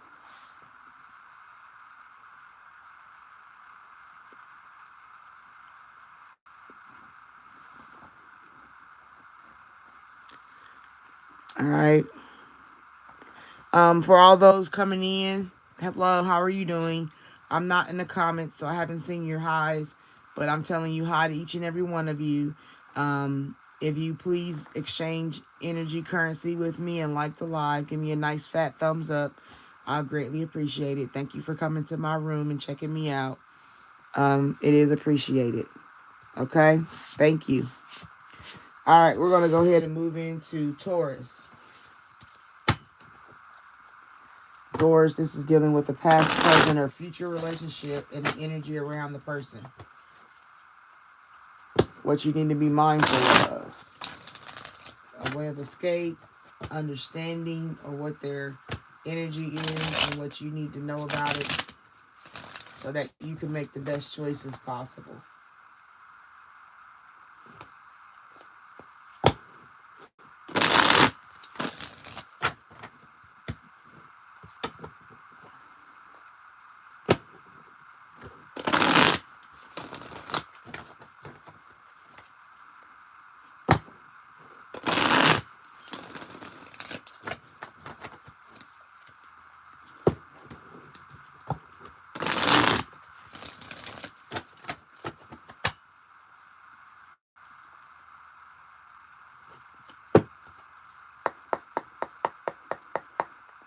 All right, Taurus.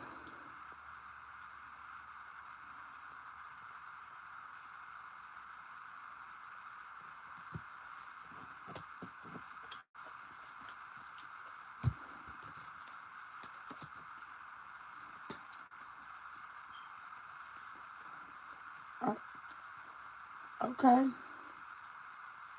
All right, we got possibilities, death, and open heart. Okay. So, Taurus, you got a partner that could be looking at possibilities, free-spirited, adventurous. That means they are open. They are an open person. They are creative. They could be a visionary. They could be someone that makes a snap decision. Okay, this person is like, they have the gold. It's gold. So gold is a reference to like kingly power, value. You know what I mean? So you're dealing with somebody, even if you look at it from the chakras, that is a yellow color, right? And when you're dealing with the chakra, that's yellow. That's the solar plexus. Your solar plexus is your gut. They trust their gut. They're aligned with their gut. They have wisdom and power in themselves. So you could be dealing with somebody who just sees the possibilities. There's depth to them. They're deep thinkers. They may be visionaries. They could be people that have a creative standing. And they have an open heart, receptive. This is another good one. So Taurus, you're looking at a valuable person here in the positive realm. Okay? Because when you deal with this one right here, you got depth, awareness, importance, and value. They place value on things. They value what they have. They know the value of a good thing. They know the value of what they want, what they don't want. They think about what they're trying to do. They think about how they're going to move. They don't just make moves. They look at what the possibilities of a situation is. You know what I'm saying? And they carry a good open heart. All right? They're receptive. They have empathy. They're vulnerable. So this person is even kiltered, per se. They have emotional intelligence. They are wise enough to know they're special. They know they have value in themselves, and they know the partner they choose should have value in themselves. They may see you as a Taurus that has possibility, that has depth, and has an open heart. They may feel that being with you is a value for them. Okay, and that's in the positive side of it. If you go into the negative side of it, the possibilities of depth and the open heart, they could be overly emotional. They could always overthink and take things too far and dig deep down and try to find something out of nothing. Making things out of nothing. You know what I mean? Like, well, the way he looked at you, I don't fit. What are you talking about? He looked at me because he was looking past me at the person behind me. Didn't you see him call out to his kid? Well, yeah, but the way he looked at you before he seen his kid, like, they just go deeper than anything. I know he wanted you, or you know him, or you know her. So you got to be mindful of that negative side as well. And a negative side of an open heart is they take things and they become victims, right? They take on everybody's energy and it makes them overwhelmed, and they can't control their feelings or their emotions, or they're real soft and once again tender, and you're like, oh my God, you're so freaking emotional, and they could look at you the same way. Maybe you could be overly emotional or not emotionally intelligent and control your feelings. So you got to be mindful of that. You got to be mindful of how you deal with this person and which way it goes, and then the positive or the negative, because they can present possibilities that are powerful. Um, excuse my dog. He likes to get up and bark for no reason sometimes if he hears something. All right, Taurus, this is what you need for you.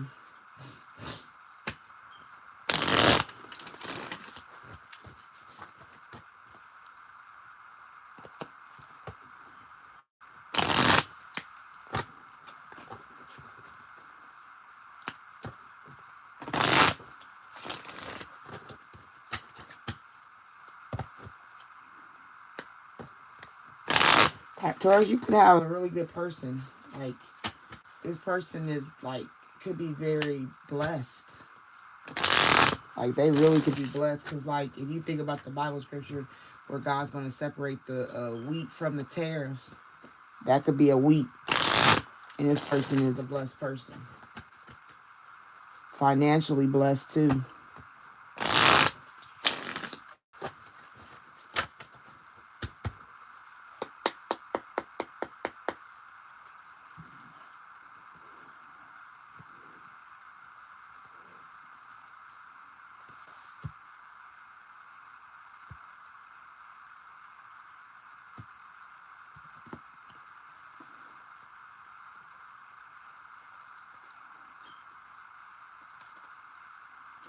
All right, Taurus. You need to be able to know that your body remembers and your soul is tired. So be mindful of, it says, somatic memory, emotional exhaustion, and deep rest. Okay, so you have to be, like I said, that's if you're living in the negative side of the situation with this partner. You want to make sure that if your soul is tired, no matter what, because if we're always accusing you, we're always overthinking about something, it can be taxing on you. So you have to, your body's always going to remember. Your mind is going to remember. So it's okay to have those memories, but it's a matter of if you're getting rest or if you're going to keep being in a toxic avenue of relationship with this person. Okay.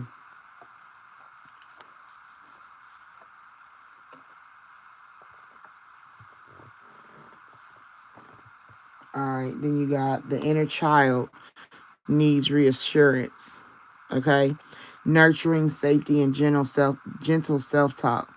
So this could be how, like, if they feel that you are overly emotional or lacks emotional intelligence, it could be because, like I said, you're dealing with trauma from your childhood or a past situation when you're young,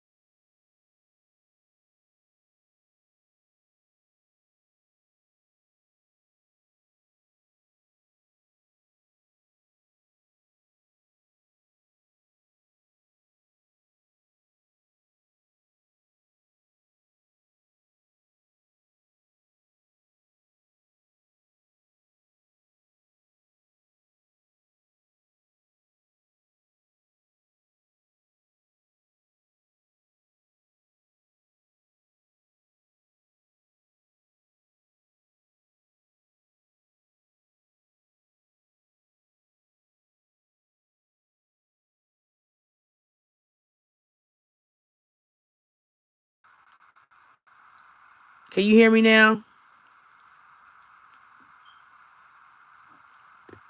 Can y'all hear me now? Oh my God, all this time I did not know y'all could not hear me. I'm so sorry. Ooh wee. Wow. Wow. I did not know because I told you I turned my phone around and I cannot see the comments. So I didn't even know that you guys were letting me know you couldn't hear me. My alarm went off on my phone, and when things happen on my phone while I'm recording, it blocks the sound out. So, sorry. I can tell you what I said again, since you didn't hear the Virgo. Okay, so we're talking about, what I was talking about is having a partner that may have been, who deals with mental illness issues, that they could deal with depression, they could be up and down, they could be trapped in the cycle of mental health issues. This could be a person that has multiple personalities, they could be bipolar. This person can be a negative person that you're dealing with. They could also always see the negative in a situation. You know what I mean? Or if you're the person that your partner sees you as broken, sees you having sorrow and trapped, maybe they see you as this person that needs to work on their brokenness. Okay, so you got to be mindful of that with your partner. Broken is multiple reflections of self. You know, maybe they think you don't see yourself as the person that is having the issue. They see you as a broken person. You know, and it's like, how can I fix you? It's got them in sorrow because they used to want to help all the time, make you better. But then, like I said, you got these birds in there in the picture, and I always associate birds with people squawking, got something to say. So maybe if you're the type of person that constantly goes and people about your relationship, right? Da da da did this today, and da da da did that today, and you telling your mom or you telling your friends, you know, you constantly bring people in your relationship to talk down. It could cause them to be in sorrow or depression or feel negated as a partner. And if it's reversed and your partner sees you this way, maybe your partner, like I said, see you always telling, or maybe they're always telling. Maybe your partner always telling their family or friends stuff. You know, always got somebody in your business, and it's causing sorrow within the relationship. You know what I'm saying? Can y'all hear me? I just want to make sure.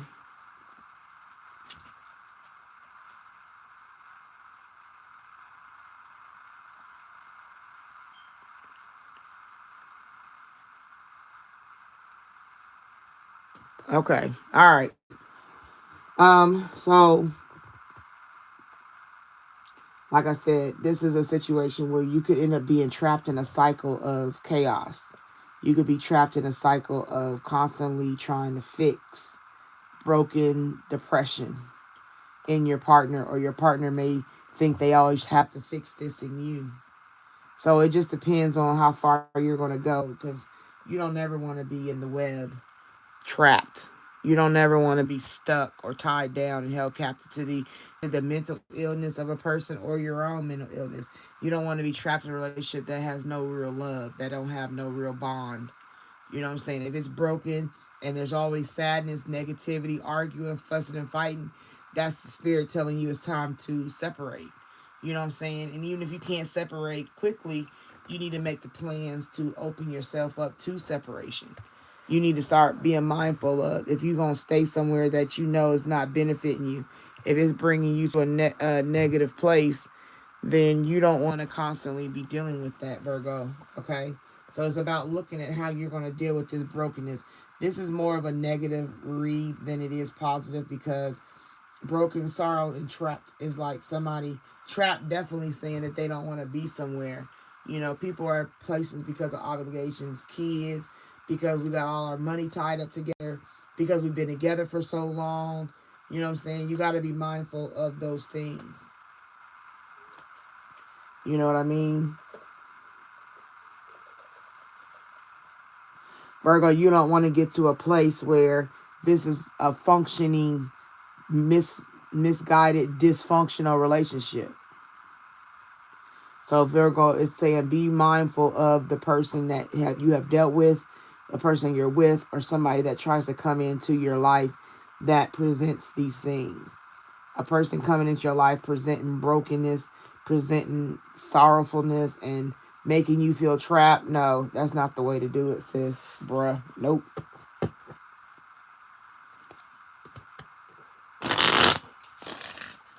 Hey, if you're in the live and you're new, thank you for coming to my room. Can you go ahead and exchange energy with me and like the live? I appreciate it.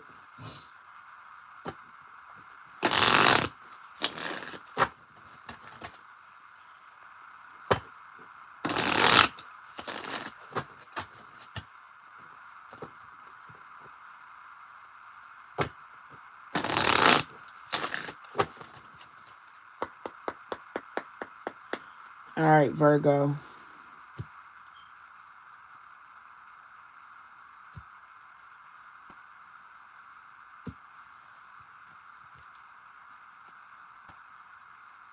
Yeah. Yeah, saying the same thing. Okay, so like I said, Virgo, stop checking their phone status. Detox, obsession break, reclaiming focus. And that right there could be where they feel you're in a broken place. You know what I'm saying? Like being obsessed with a person is a sign of brokenness, because you're constantly doing something that becomes a systematic plan in your head. You know, every day at 3 o'clock, you're checking to see if they posted anything. And you got to be mindful of that, okay? Be mindful of how you allow yourself. Because like I said, if you're dealing with a mental illness, this person could know you're dealing with a mental illness. So you need to know how to get help or find somebody to help you. 988 is a good resource to call if you're having issues with your mental health.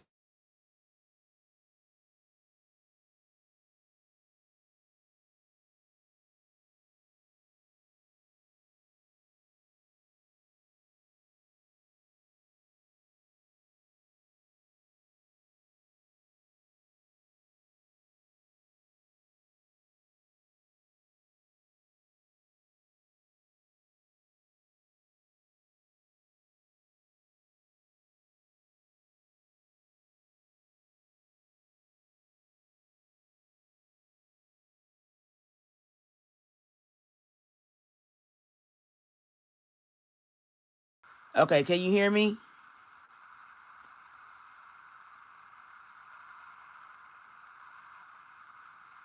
Okay. My alarm went off one more time and I had to turn it off. So bear with me. I'm sorry, y'all. Okay, so we're on this card. Chemistry is not compatibility. Okay. Lust versus love, long-term fit and discernment. Like I said, long-term fit. Like even if you've been in a relationship for a long time, you know, you got to look at, just because y'all have chemistry does not mean that it's compatibility. You know what I mean? Even though you feel something that's a spark, like, but you got to always remember that those are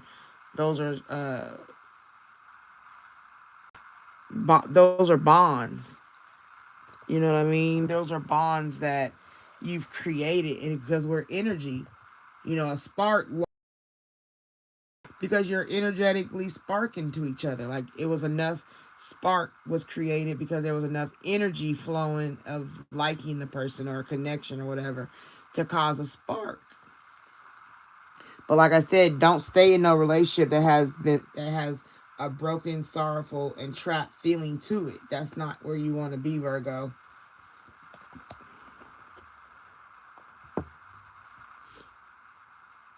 And then you got right here, single is not a punishment.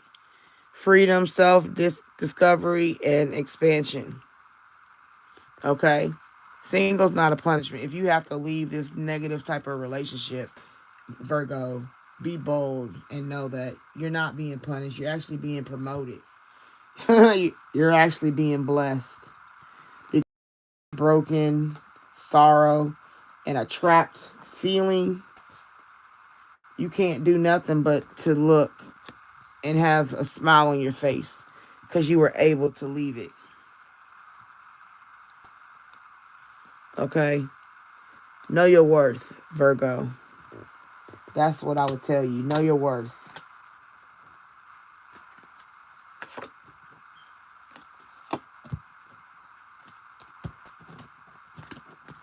All right, Virgo. I hope that helped. I hope it resonated.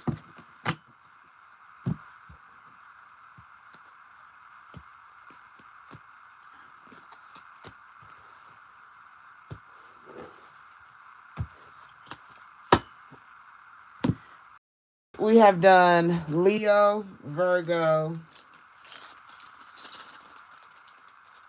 Taurus, Scorpio, Libra, Gemini, Aquarius, Pisces, Capricorn, and Sagittarius. They're all complete. Now we're about to go to the next one. The last one is Cancer.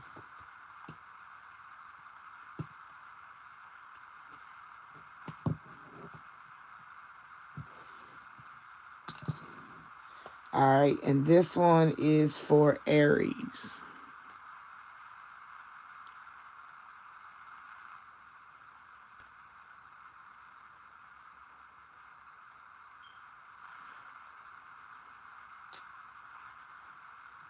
Okay, Aries.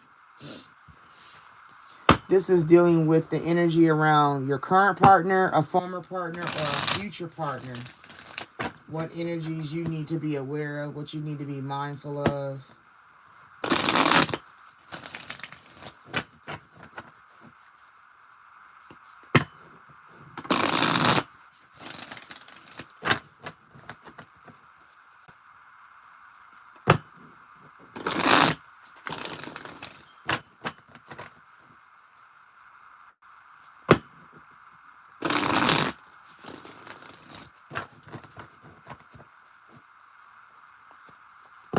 Hello to everybody that's here in my room.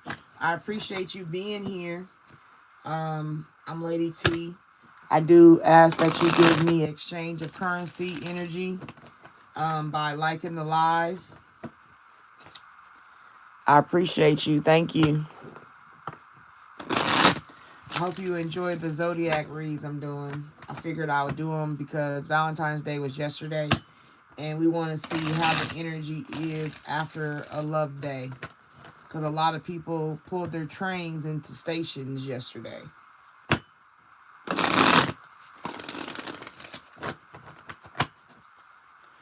There have been a couple of readings that get the same cards because I know that we all go through pretty much the same thing, just different ways for the most part. And if this resonates, then that means that you are going through the same thing as another person in the collective.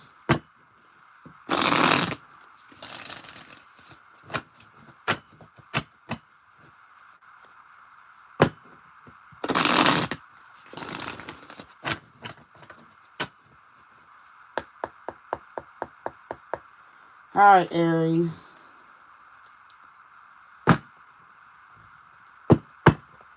What do you need to know about your partner?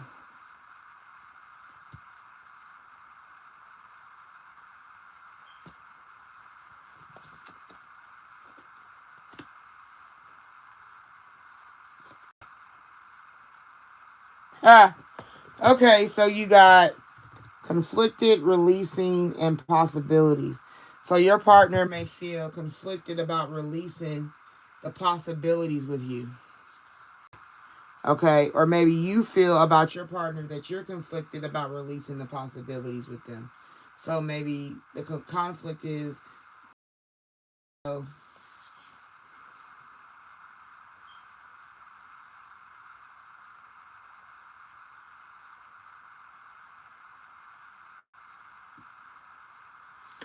okay, so what you're dealing with, Aries, is conflicted is a decision, hot and cold, multiple choices. When I see this card, I think about this as a picture of a Ferris wheel. Conflicted because they're trying to make a decision. Maybe this person has multiple partners. Aries, maybe you're dealing with somebody that's a player. You know, Ferris wheel is fun because you get to go in a circle and it does something to your stomach for some people. But there's also the different seats that you're sitting in. So that means there's options. You know, maybe Aries is dealing with a person that has options. They're conflicted about settling down and really being with you. All right. And then you got releasing. Okay. Letting go, moving on, walking away. Like I said, this person is conflicted about if they want to even be with you. They don't even know if they really want to be with you because, you know, they have they have their thoughts, and then they're looking at the possibilities that you offer. Free-spirited adventure and risk. You know, this is the golden wheat, which is a blessed thing. Very blessed by God. So they look at you like, what's the possibilities of me being with her? Or what's the possibilities of me being with him? Where can this take me? Is it taking me somewhere? And if it's not, how do I get out of it? Some people sit in long-term relationships and let their partner cheat. And then eventually, as the partner gets older, they start to want to release the person. You know, so be mindful of that, Aries. If you sitting in a relationship for years and, you know, they ain't got to buy the milk because they get it for free, eventually they may be like, you know what, I didn't spend all these years with this person and I don't even like this person for real. This ain't even the person I love for real. It's like you are a rebound that I tried to make a life with. And a lot of dudes do that. A lot of females do that. You get with the, what's that song that came to me? It's like, I leave one to get under another one by K. Michelle. I love them. You know what I'm saying? So you might have a partner that's conflicted about releasing you because they see there are opportunities with you because of the golden wheat. But then there's also, am I losing my options of the other people? Like, is my other people willing to do for me the way I want them to do for me? Like, am I going to get what I want out of a new relationship? Or do I just stay with this Aries because I know this person's going to put up with all this? You know, I ain't got to fight with them. I ain't got to argue because they know I'm a cheater. They know what I do. You know what I'm saying? So do I really want to release them because I get the benefits of a girlfriend, a wifey, or whatever you want to call it, and I ain't got to put in deep. I just do what I can do as much as I can do it. You know, when I feel like a family man, I be a family man. When I feel like, you know, when I feel like I'm doing something important, I do it. But then when I want to go have fun and do me, let me. You know what I'm saying? You let me go do it. So be mindful of that, Aries. Staying with somebody that technically don't really want to be with you. Or you being with somebody, Aries, that you really don't want to be with. Like, that's the confliction.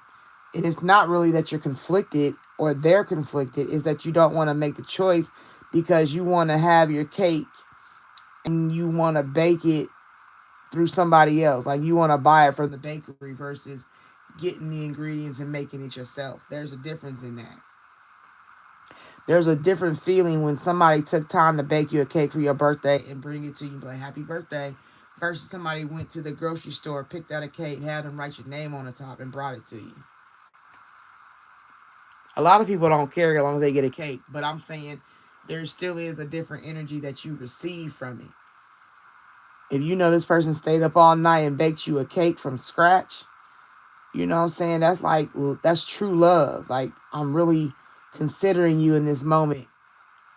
Versus, oh, I'm going to run to this bakery real quick. Hey, can you put the name John Doe and happy 80th birthday, John Doe? Like, and you're going to be like, oh, thank you. Like, they didn't do no work. They didn't put no energy in it. So I don't see where there's a releasing conflict. Because you see the possibilities with this person. So if you're with somebody, Aries, and you feel that they're conflicted, they want to let you go, but they only stay with you for the possibilities, that's a red flag too. Because Aries, you shouldn't sell yourself short like that. But some people are content. Long as you bring in that possibility of that money, go do you, bruh. I don't care. Take care of home and I'll move forward. I'll play the doting girlfriend. I ain't gonna ask you to marry me. Long as you take care of me. I don't care about them other girls. Just be good to me. That's the energy. Oh. People say you're a user. But I don't care. Just be good to me. And that could be the Aries attitude. Just be good to me. I don't care about the mother girl. I don't care about the Ferris wheel of fun you be on.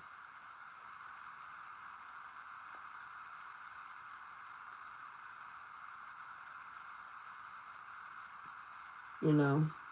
Wow. That's deep. Staying somewhere for convenience. People sell their souls every day for stuff like that. So don't feel alone, Aries.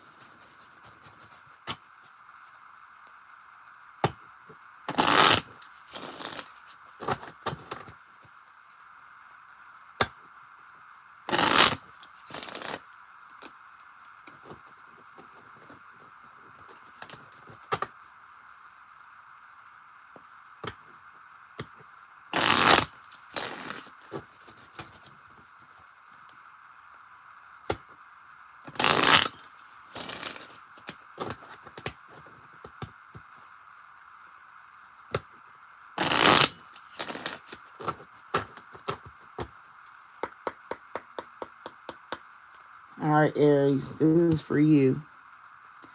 This is for the Aries, what you need to do about your partnership.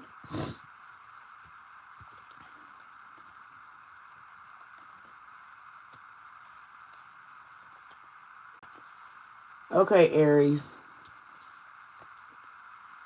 You fell for their potential, not reality. Fantasy, projection, and grounding. Like I said, that right there tells you about being in a relationship for the possibilities. Your partner might be just a possibility or what they can do, what you think they can do. And I love his potential, but he don't ever use it. Or he's still the same place he was when we got together, you know. Then you got this time, choose differently. New timeline, conscious decisions, future self. Old patterns over new choice. Okay, whether you stay in a situation and do the old patterns or you make a new choice to go somewhere else, take a new path. And once again, it leads you to the yellow, which is the solar plexus, your wisdom and power. This is the path. You know, if you leave this situation and release it, once you release, it's going to take you on a new path. And you can choose to release and new choice, or you can choose to stay and do an old pattern. All right. Was it love or just the chase? Ego, competition, and honest reflection. Okay. So this is somebody chasing the heart, chasing love, chasing the idea, chasing the possibilities. So Aries, maybe you're chasing the possibilities with a partner that you really don't need to be with, that you really need to release. And all they worry about is when you do it, because that's the conflict. And for them is, well, she ain't broke up with me yet, but will she? When will she? When will he?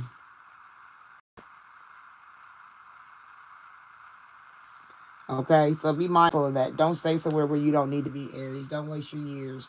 Don't waste your youth over mess because you're content because of the potential of a person. You know, some people stay too long and it never comes because, you know how they say, I was with them for all these years and when they left me, they got with somebody else and they became better. Well, that's because being with you, they didn't have to be better. Being with you, they was content. You know what I'm saying? They loathed in the possibilities of the fact that you didn't make them stand on anything. You just took what they dealt. Even if they was conflicted or dealing with other people, you still just stood your ground and stood there and allowed it. And that's why people will stay. You know what I'm saying? they put up with it. And so I'm telling you, Aries, now is the time to know not to put up with it.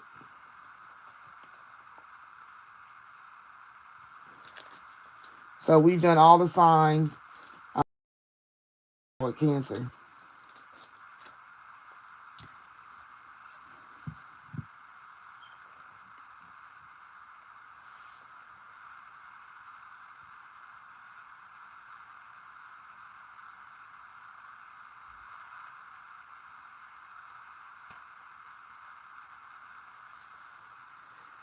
All right, Cancer, Cancer, Cancer.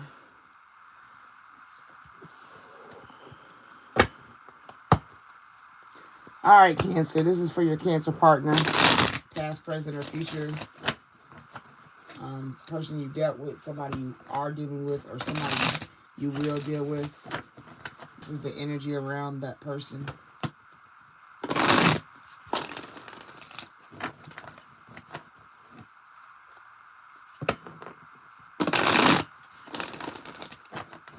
Hey, if you're new here, thank you for coming into my room. I do request that you like my live if you don't mind. An exchange of energy currency would be greatly appreciated.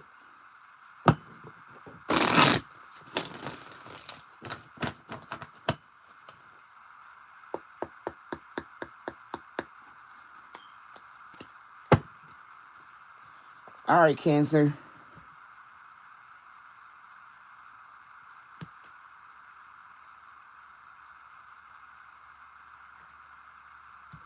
All right, Cancer, you got pain, shocking,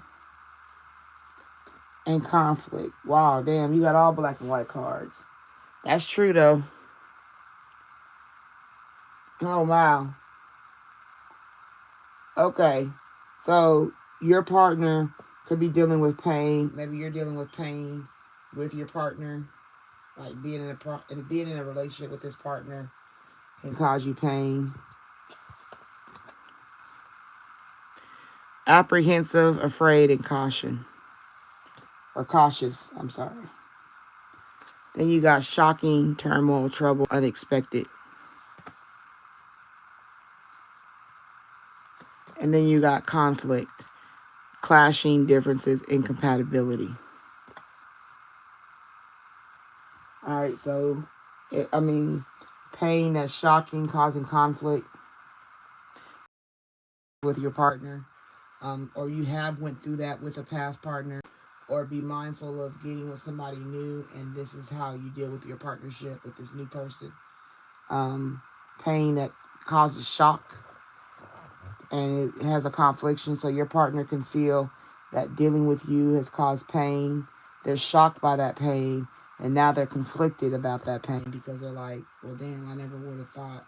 Or maybe you feel that way about your partner. I never would have thought this would have happened, or I never thought this person would be this way, especially if somebody you've dealt with or are dealing with.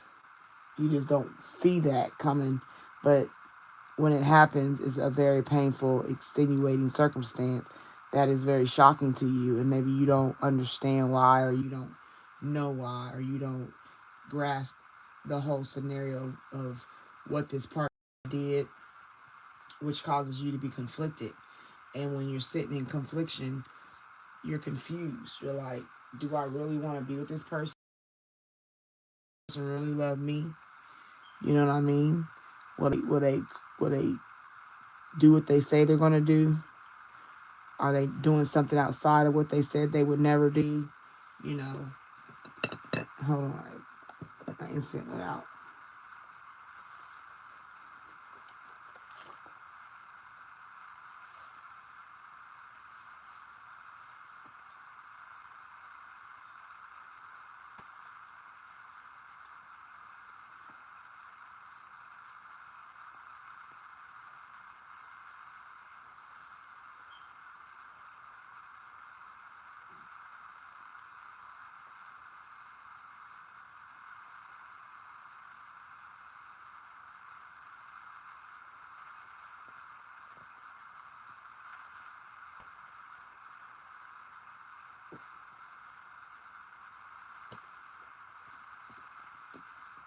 All right. Thank you for bearing with me. Okay, so Coming into dealing with a Cancer, dealing with you being a Cancer, you know, we're the mother of the zodiac, you know, and we take on a lot of emotion when it comes to the people we deal with, the love situation. And we got to be mindful of if somebody is causing us pain, you know, we really can't keep acting like we're being shocked. If this person is constantly cheating on you and you allow it, how are you shocked by it? You know what I mean? Like, eventually, the confliction that you get from all that confusion is either going to eat you up and cause you to be negative and downtrodden, or it's going to cause you to have to stand up and make a decision of, I'm leaving. I don't want to be in this. It's easy to get stuck in a relationship and continuously accept what I call the doormat syndrome. Accept somebody always stepping over you, always overlooking you, always putting you in the back burner. You know what I mean? Not allowing you to be happy because you've allowed yourself to stay somewhere and you know the person don't value you. And it's also because sometimes you don't value yourself. And you have to look at that, like, why am I allowing this pain to constantly eat at me and have this control over me? Why is it that it's always some shocking stuff? It's always something that I never would have expected. I never seen it coming. I didn't know this person was setting me up for failure. You know what I'm saying? I didn't know that they could do this much harm to me in a negative way like this. Now I'm conflicted because we got this whole life together, and does this person, since I know this person is able to cause me pain and do shocking stuff, how do I stay in a relationship with this person? How do I continue to be loving and caring when I've dealt with so much negative in this situation? You know, it makes you apprehensive. It makes you unable to be who you're supposed to be sometimes. And when dealing with this situation, Cancer, you got to be mindful of that. Are you wanting to live the rest of your days with somebody that causes you pain or thinks you cause them pain, or they think that the things you do is shocking and terrible, cause trouble, or they don't expect it, or you, the reverse for you? They're always doing something you don't expect. They always push it a little bit further and allow you to be the victim of their bullshit. You know what I'm saying? And maybe they become a conflicted because maybe you stand your ground and you're like, you know what, I'm not putting up with this. And that makes them conflicted, like, ugh, do I really want to be with them? Do I want to save this? You know what I'm saying? It's a constant back and forth of the mind. Looking at the good and the evil, the up and the down. Which way are we going? How far are we going? Is it going to be better than it was, or is it just going to keep getting worse? And that's where the confliction starts for you and your partner, or for your partner. And you know what I'm saying? It just depends on how the situation resonates with you. Because right now you could be going into something that's very painful. You know what I'm saying? And you have to be cautious so you can avoid that pain. All right, Cancer, this is for you.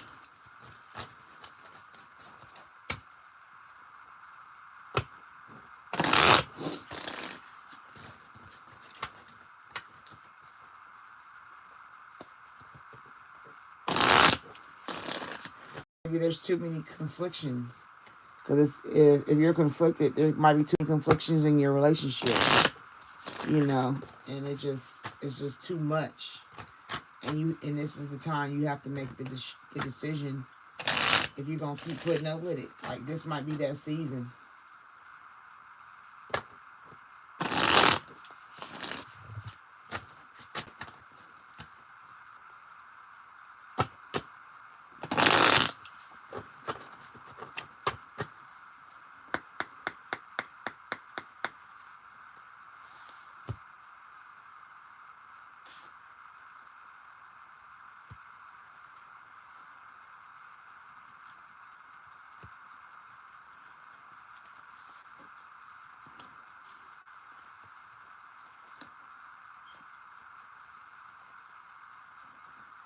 All right, the first one you got, Cancer.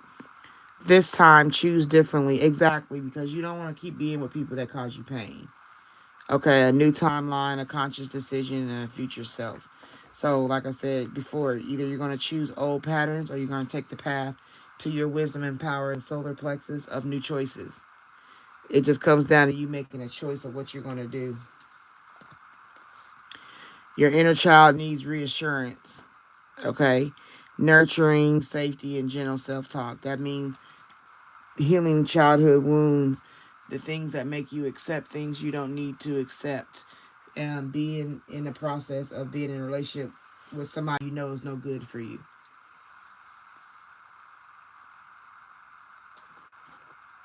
Hold on, my instinct.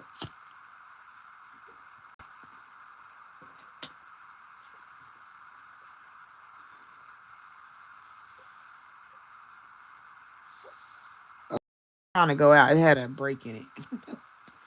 That might be what you need, a break. Their mixed signals are clear answers. Exactly. So that goes with this confliction. It's telling you their mixed signals are a clear answer: indecision, ambivalence, and non-commitment. So, like this text says, "I miss you," and it says, "I'm busy." So you texting, "I miss you," and they like, "Well, I'm busy right now." So the treatment that you're getting is conflicting you because one minute they love you, the next minute they don't, or one minute they respect you. Like Valentine's just passed, so they might have bought you all these beautiful gifts, or they went into the Bed Bath and Beyond and got you some, you know, soap and lotion sets, and you're like, "Oh, this is so lovely." Got you balloons, did a room, all that good stuff, and then after they wake up and come back home, it's like the same old BS that you left when you went to go have this wonderful time with them. You know what I'm saying? Or a lot of people treat you good because they know you got a tax check about to come back. Your taxes is on the way, so they laid up playing house. But the rest of the year, how they treated you last year, after you got your taxes last year, they got their money, what they wanted, and they left you sitting ugly because they took their portion of what you gave them and went and spent it on somebody else, and you were shocked from that. You know what I mean? Like, so the scenario can be a lesson learned. Either you're going to continue on doing stuff like that, giving out your money or giving out your time and energy, or allowing the train into the station and just keep tearing down who you are, keeping up the old patterns. You know what I'm saying? Instead of making new choices, you continuously do the same thing over and over and over.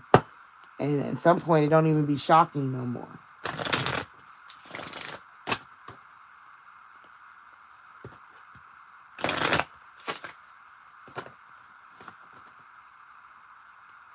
Hi, if you're in my room, thank you for coming. I do ask that you like the live for energy currency exchange. I would greatly appreciate it. Thank you. The goal for the night was trying to get 40 likes, but we gotta get to 35 first.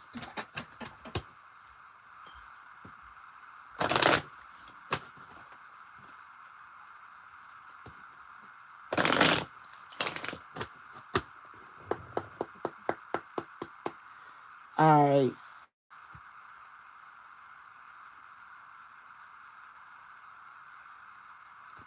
Okay, Cancer.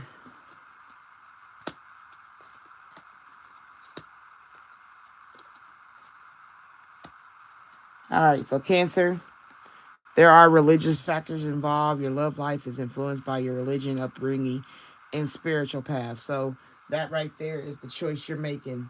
Your spiritual path, like right there I said about the path. What are you going to do? Are you going to continuously be in pain?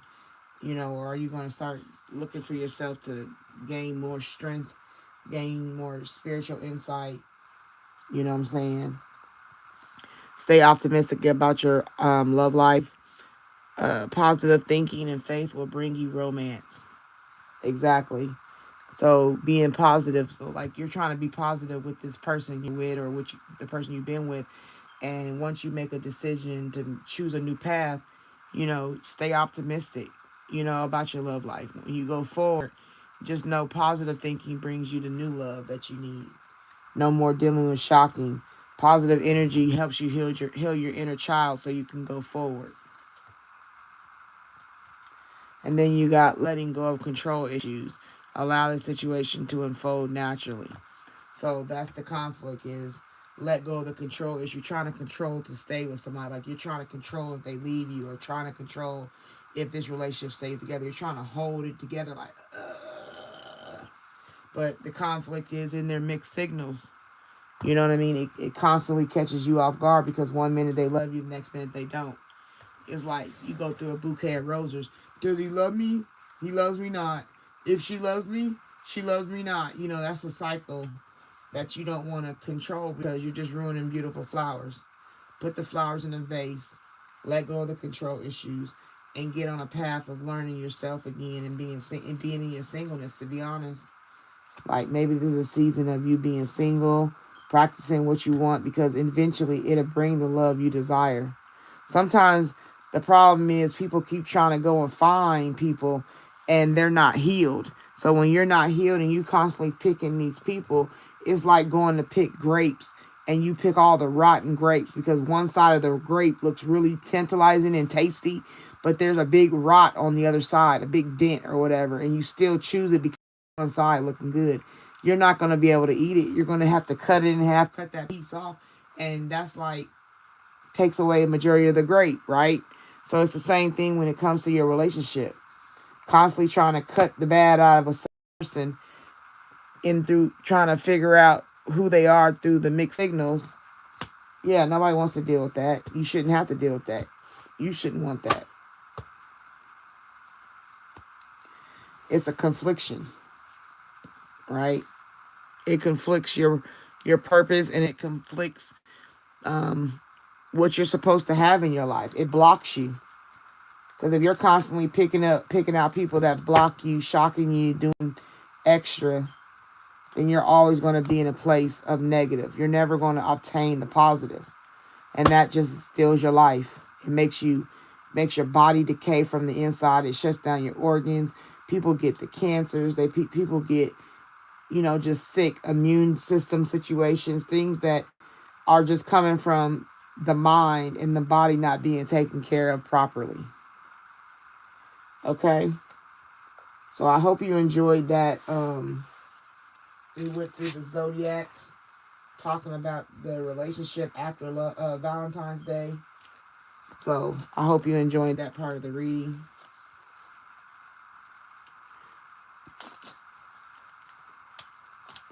I hope it resonated with you. Can you please like the live? I appreciate it.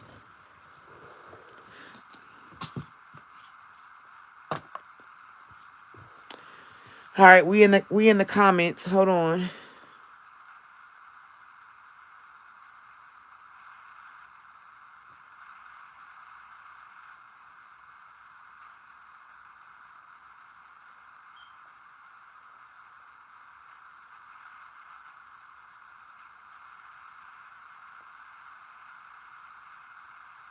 Everybody left because I wasn't doing readings. Thank you for staying, Teresa. Thank you. It was real. I just felt like I needed to do that this morning. I can do a couple of readings before I get off of here. Anybody want their stuff read? Put it in the comments. I'll put you on the list. I only had pulled out for 2 tonight anyway, but I don't know if I'm even get through one. I might do one card and be done.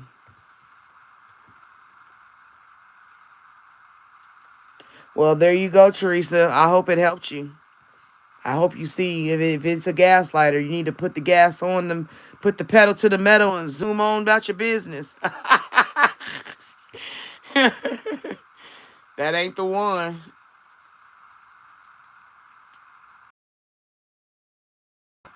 Okay, I appreciate you. Soon as I get to my required numbers, I'll have it to where you can do that on the live. So I'll be able to accept the donations on live. I was trying to get to 35 likes for the night. That was my first goal. And then 40 was the second goal. But If I can get to 35, I'll feel good for the night.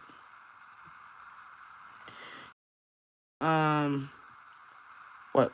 I think it was 40 more subscribers.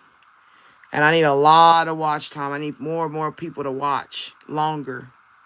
So I think I'm going to do some short videos, some short readings. I'm going to pick a couple of famous people to do.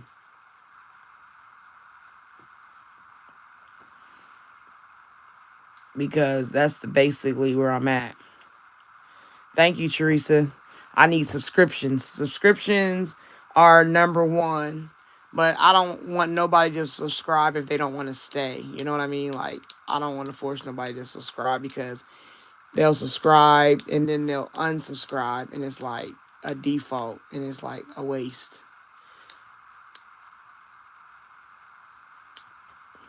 So, if anybody want to read, give me your name. And I'll not give me your name, but give me your question. And I'll put you on the list. So go ahead and let me know if you want me to read. I'm going to do that for a card worth and we'll get out of here. So the readings are open.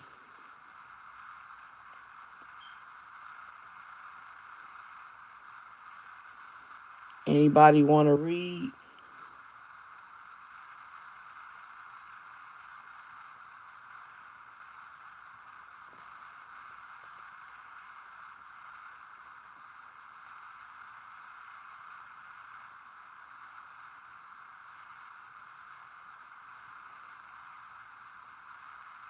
Yeah, usually they pop in, see what's going on. If there's nothing going on, they leave. But I'm open for reads if you want to read. If you're here, I'm doing reads.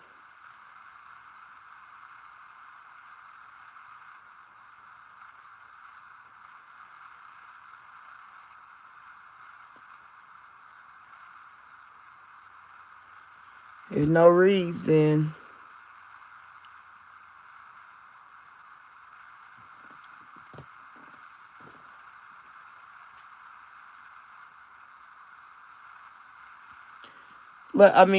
what is it saying? Oh, so you want to read, Teresa? Let me put you on the list.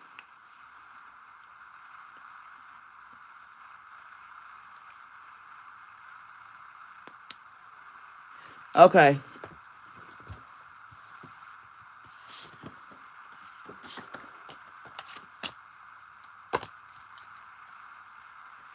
And what's his name?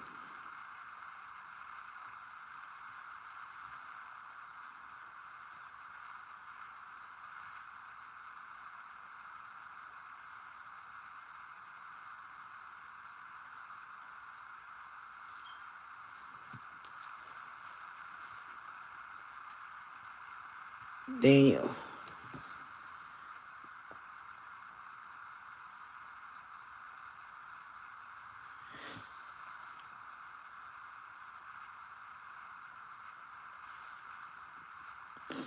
Do you know her name?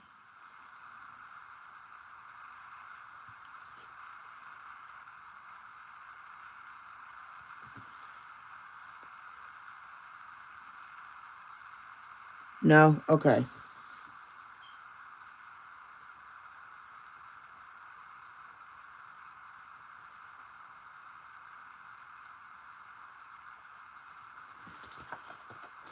All right, Spirit.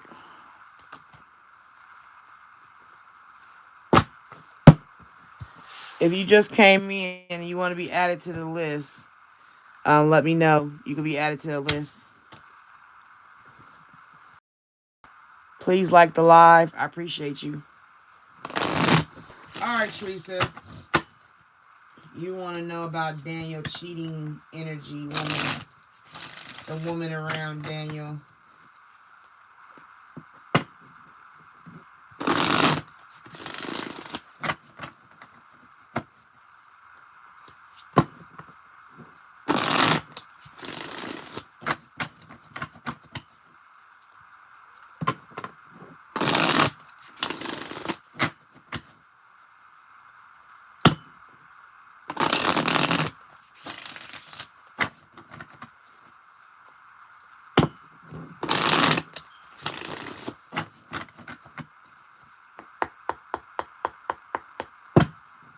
All right, Daniel. A gold digger.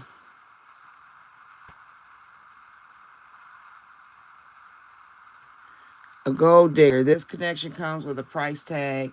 It's calculated, strategic, and dropping a dollar sign. So he dealing with gold diggers, of course. There will be consequences from it. You know what I mean? No more running. The karma is catching up. Someone's being held accountable. It doesn't necessarily mean jail. It just means that they will be, it's the karma going to come. The karma, the exposure, all that's going to come out. And especially when you find out he dealing with a gold digger. Breaking free. Right? Cycles don't break themselves, but all it takes is one bold move to change the whole trajectory. So that's him trying to break free and do the do. Or maybe try to break free from the person that he is messing with because he finds out the consequences of the fact that he's dealing with a gold digger. Somebody only want him for his money, you know, basically like paying for the poom poom. Okay. Status symbol. That's what the person is about. They're about gold digging and being in a status symbol. Chasing symbols instead of substance and wondering why. There's no real emotion to it. The person is just really, just with them because of the money. Villain vibes. So they're dealing with somebody that's a villain. They're never the villain in their own story, but the trail of chaos says otherwise. Something about their vibe just doesn't sit right. Okay. So you dealing with the person, either the person that they're dealing with is a villain type energy, or Daniel has the villain type energy. Because he's trying to break free and cheat. Big break. So breaking free comes to a big break. A major moment is brewing. This could be launched by an offer or the shout out that changes everything. So exactly, very strategic, because there'll be a big break when it's time to break out. You know what I mean? When breaking free, you're going to have the energy, you're going to have the material, and then you have good karma already. Something done in good faith is coming back multiplied. Energy never circulates. So you might already have it coming back, because once Daniel starts paying the consequences for dealing with his women, I mean, he might even be, you know what I'm saying? Because it just said a status symbol. So it's saying like the person don't even care about emotions. It's just caring about making sure hair and nails is done. So that could be where he's setting up shop, dealing with somebody that doesn't even really have emotion. It's just some sex.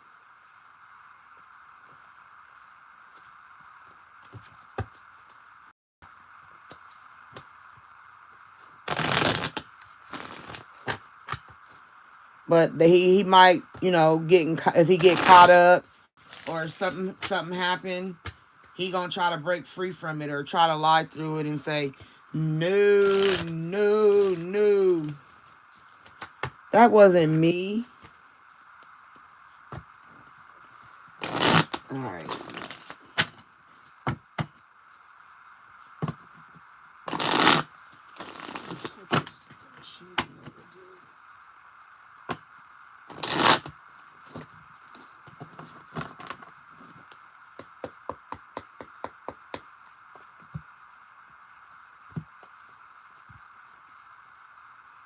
Bliss, happiness for you.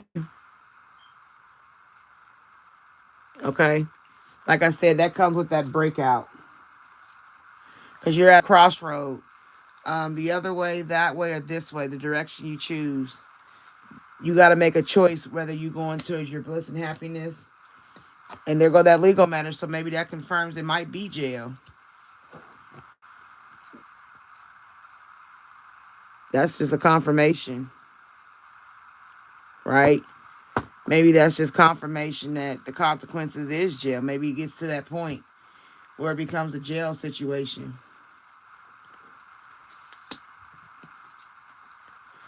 Maybe he's dealing with addiction, or, you know what I'm saying, an unhealthy attachment to the situation. Maybe he's doing drugs and he gets arrested. And then that way to leave you open to travel and experience new things, right? Or maybe that's how he breaks free and gets to traveling and moving around from you. And then during that move, that's where the consequences come of jail or something. Doing something more than what he need to do. Yep. Connecting with relationships that have no bearing on prosperity. All right. The connection, relationship connecting with people he don't need to be relating to. Text messages. Things he ain't saying. Things he ain't telling you. Right? That's why I said your big break is going to come because you ain't, intuition, inner knowing is what you got to hold on to. Because you'll see and feel things come to you naturally. Just stay in tune with your spirit and trust yourself. This is the mind and the third eye. Right? You don't even have to do too much. You'll meet your soulmate after this all happens. You're going to meet the one that benefits you in your singleness. Okay? So just be mindful. Be mindful that in your singleness is where a soulmate will come from. Daniel got a lot of issues that he needs to deal with. You know what I'm saying? Like I said, paying for stuff. And then that villain card came out. So that's him doing stuff he ain't got no business doing.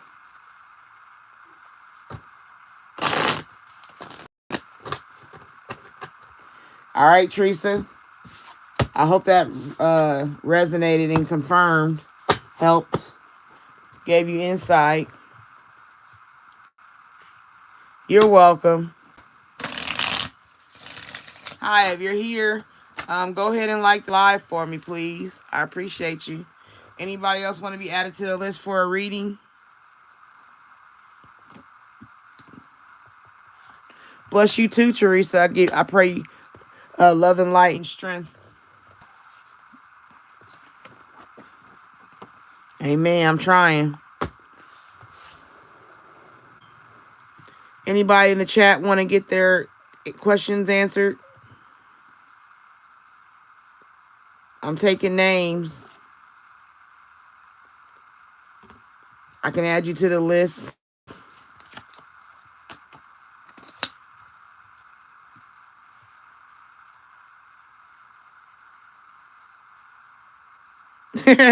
Oh, them cute emojis. Them the cute ones.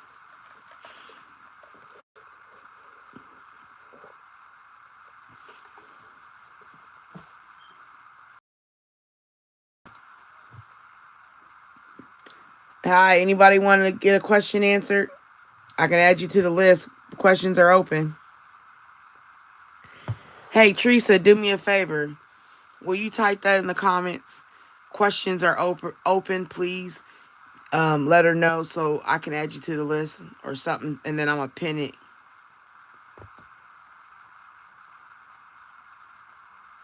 I know, that's what I said. They come in and they go out, but I'm open for questions. If you have a question, let me know. I'll add you to the list.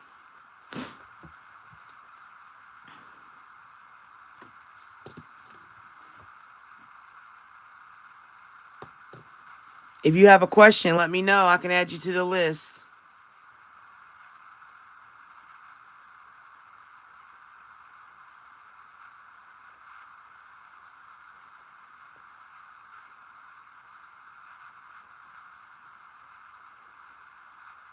Me? Okay.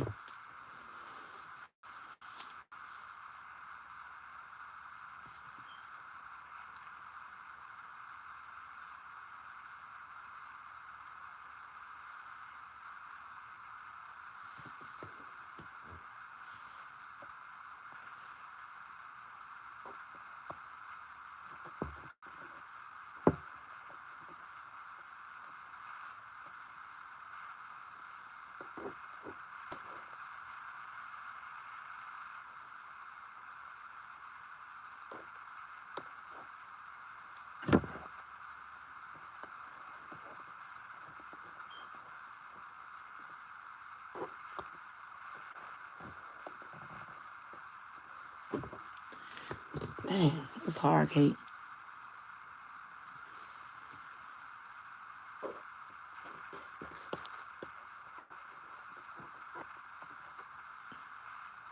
Okay, there you go. I couldn't get that sucker pen for nothing. What happened to Nancy Guthrie case? It was possibly someone. Oh, you want? Okay. Nancy Guthrie. How you spell that? Guth.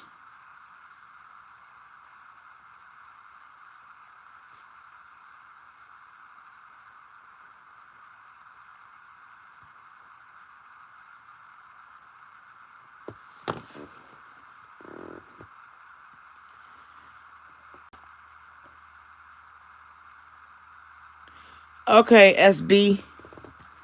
You're next. Nancy Guthrie. All right, Spirit, we want to know about Nancy Guthrie.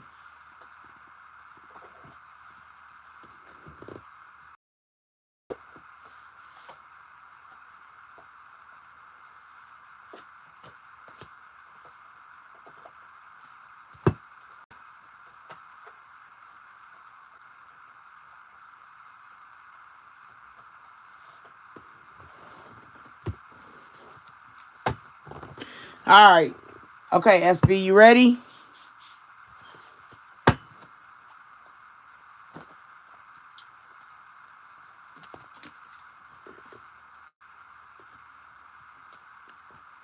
Okay. All right, Spirit. We're wanting to read on Nancy Guthrie. If there's any information you can tell us about her passing, it would be greatly appreciated. Help us to gain clarity, understanding.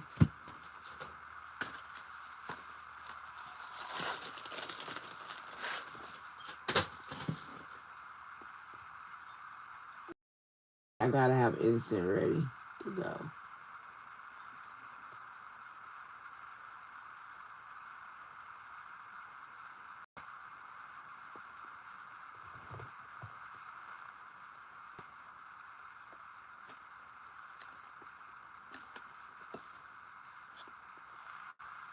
Oh, it went out. I'm just gonna use a lighter. It's easier. I can't see the flame in the candle.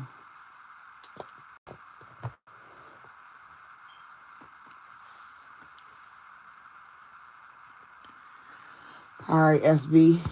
I just had to get an incense. We can get focused. All right. We're reading on Nancy Guthrie. Some clarity on her passing. What do you want us to know to help with clarity to SB in regards to her passing?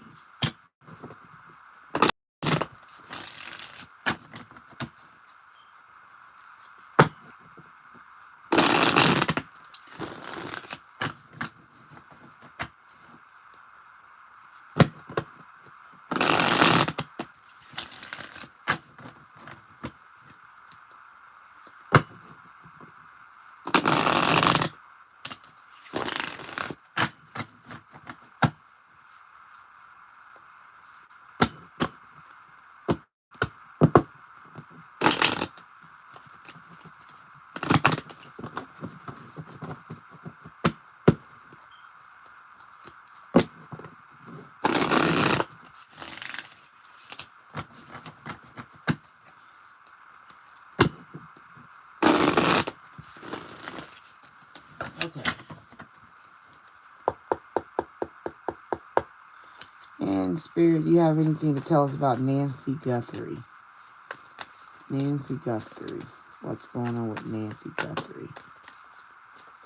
Her passing is mysterious. We would like to get some clarity on her passing.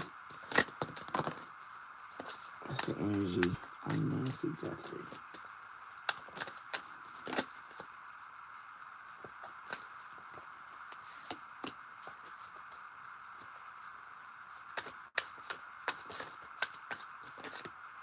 Damn. Okay, Nancy Guthrie. Give us the information. Give us the business. I'll take it.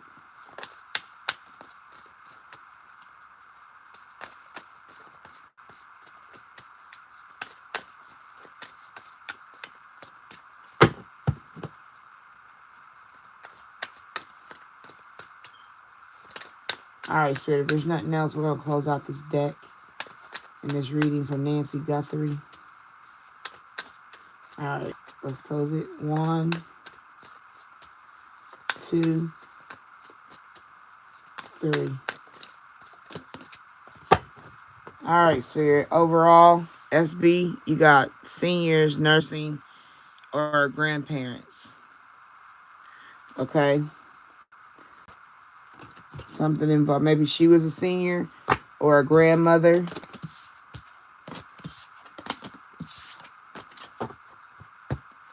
Alright, you got regrets, remorse, repent. So somebody's in regret for her death. Alright, then you got gift. Donation, present, or favor. There was a gift, whether they have a gift, whether she received a gift, or she gave the person a gift. Desert.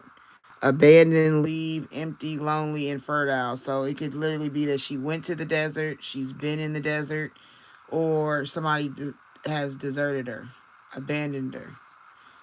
Maybe she was a senior. Was she an older lady? I don't know, because I don't know who she is. But it was basically all for revenge. It was a whole revenge thing for Nancy.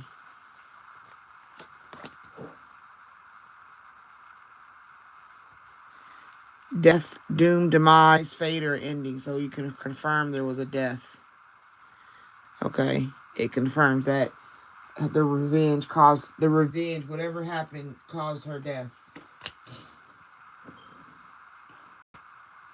Alright. And it's basically, the reason is for greed.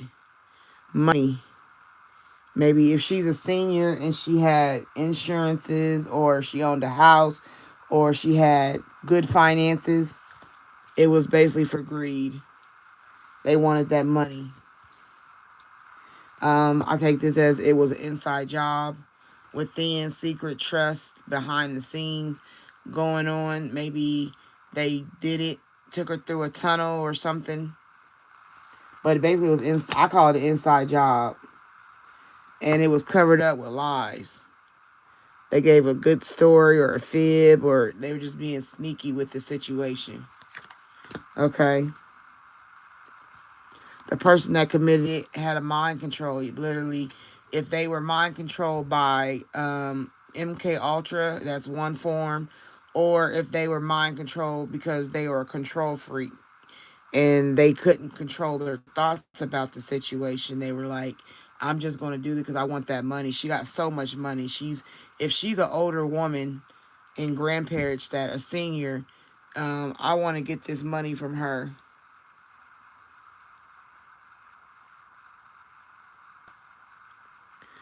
Okay, well, honestly, I have not watched the news, SB. I have not. I don't even know who she is. So hopefully if it's resonating and I'm on point, that's the blessing. Okay, but it's dealing with mind control of some sort, whether she was under mind control or the person that committed the act was under mind control. But there was something going on. It definitely could be MK Ultra. You know what I'm saying? Yeah, and the person, if they were under mind control, that's why they did the assassination.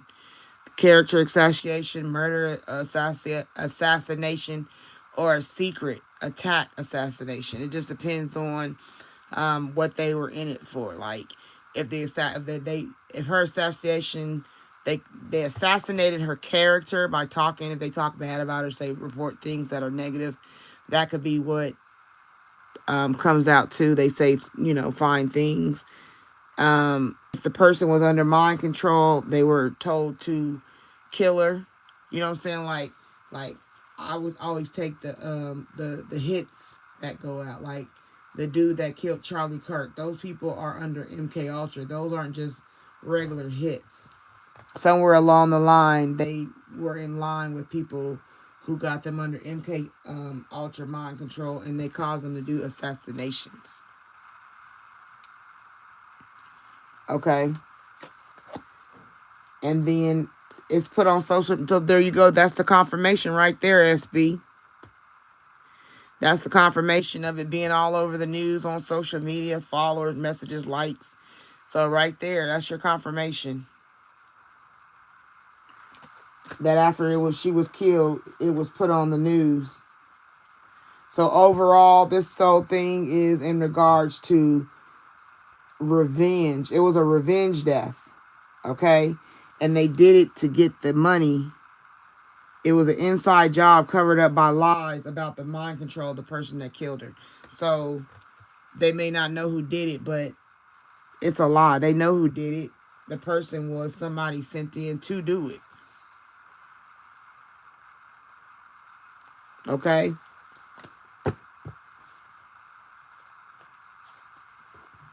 Or maybe she regretted giving somebody some money because they just maybe she cut somebody off. Maybe she was getting money, she cut somebody off, and they regret that you're gonna regret it. You're gonna regret it, Nancy. You cut me off. You're not giving me no money. You deserted me. Now I gotta kill you. Right? Because I want my money. I want from you. And I'm going to get this done. I'm going to hire somebody or get involved in secret societies or whatever. And then they'll come up with a lie like a magician. They'll create a storyline, and say something different. But really it's somebody that was basically a control freak or their mind was out of whack. If it's not MK Ultra, its mind was out of, like they really was mentally ill, psychosis. And that's what caused the assassination. And then they put it on social media and the outlets.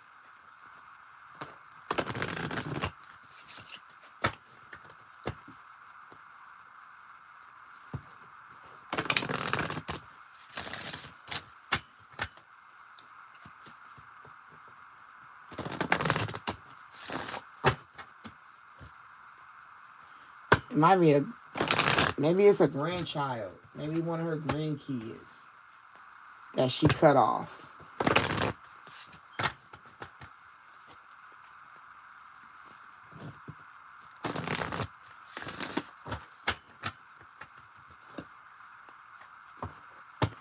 All right, Nancy. Give us more information about your revenge death. A revenge assassination.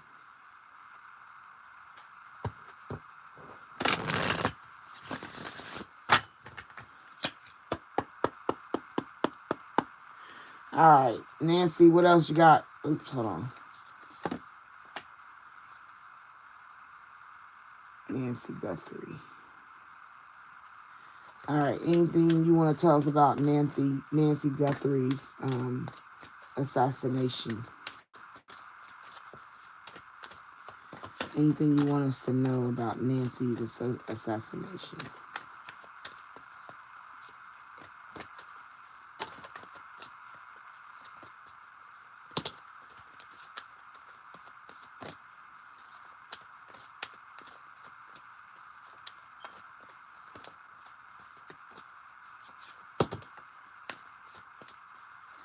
All right, Spirit, is there anything else? We can close this deck.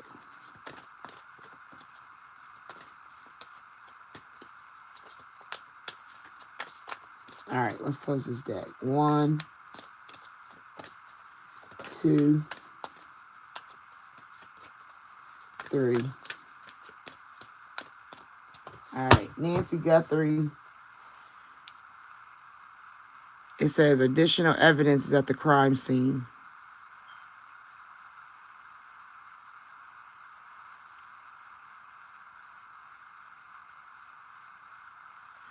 Okay. So there is additional evidence at the crime scene.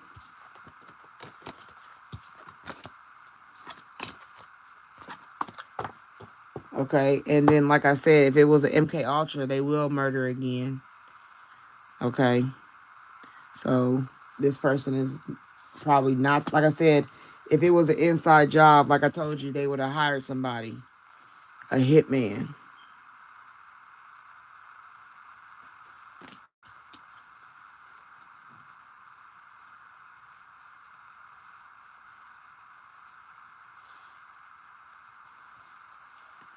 Okay, multiple people were involved in the crime. At least 4 or more people. The setup, the planning, the person worked in the area.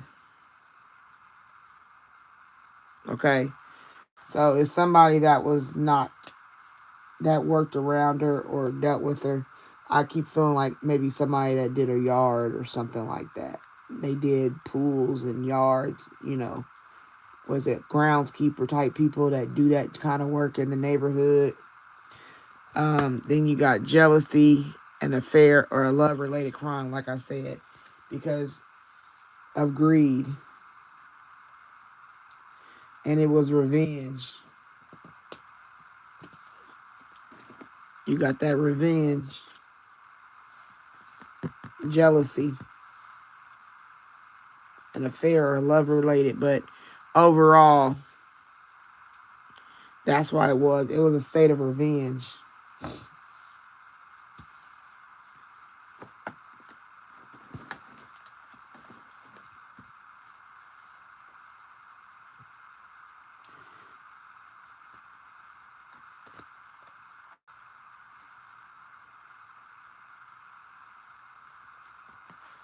The perpetrator has behavior patterns of a serial killer, like a hitman, yeah.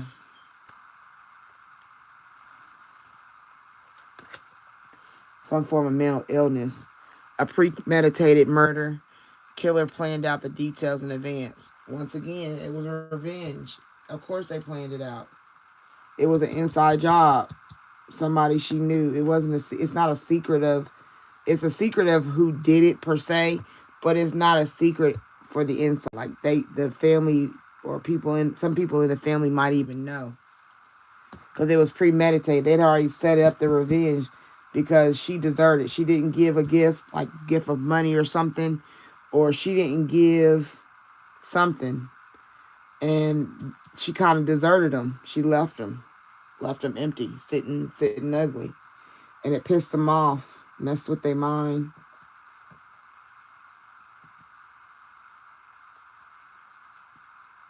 And that revenge plot was a payback.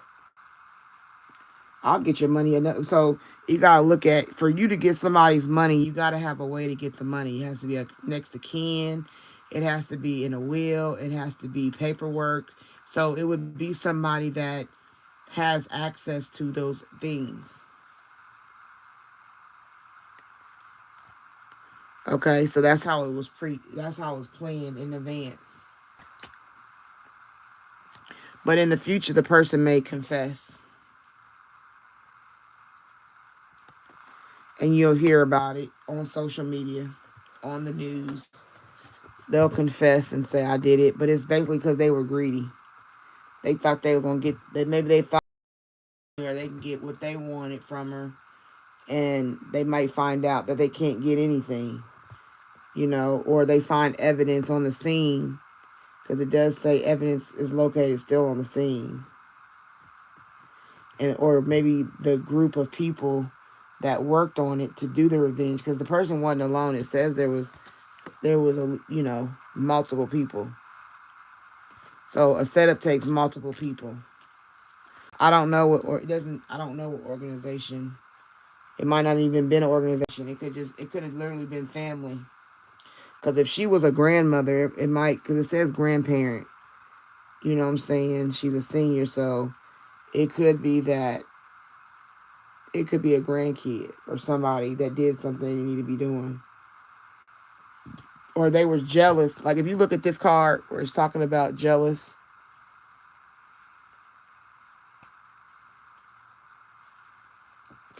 Okay, so it's the first thing it says is jealousy, right? Because they regret they didn't get the gift. Maybe she gave somebody something and it made this person jealous. And they was like, oh, you ain't going to give me the same? You giving out bars of gold to people and you don't want to give me one. You're my grandma, or you're my mom and the grandmother to my kids. You know what I mean? Like somewhere around that energy. The energy is that she's the grandparent. So either she's the mother of them or she's the grandmother of them. I think it's just family. I think this is a family setup, breed, especially if she's wealthy. Because like I said, I don't know nothing about her 100%. I've heard this name through USB, so this is the first time I can actually say. I'm definitely gonna look it up now, but I have not seen nothing on the news. I don't really watch the news, so I don't know nothing. So I'm telling you, clear off of me reading this, that it's a basic revenge, jealousy type situation. You know what I'm saying? Where the people were upset about not getting something. Because, like, even if you look at this picture where the killer may admit guilt, it's like knives. I don't know if she was stabbed, but I know she was definitely stabbed in the back because that person's holding a knife. This person has a knife. And then the revenge has a knife. So that could literally mean she was stabbed to death or she was stabbed in the back.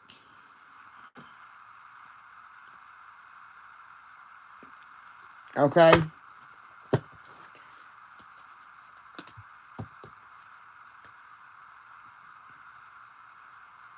Yeah.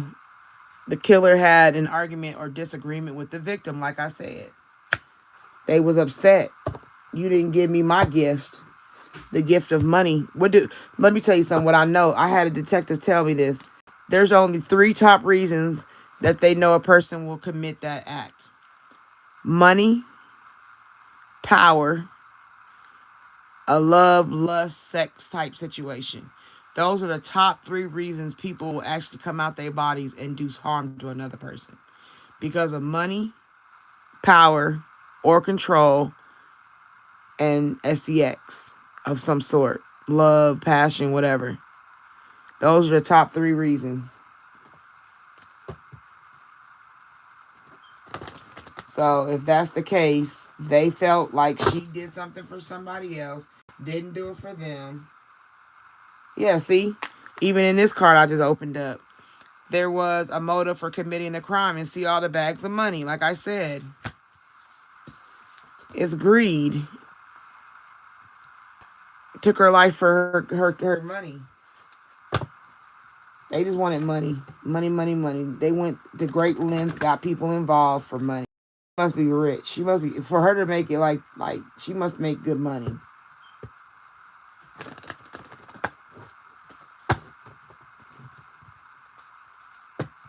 Yeah, all because she didn't give them the money.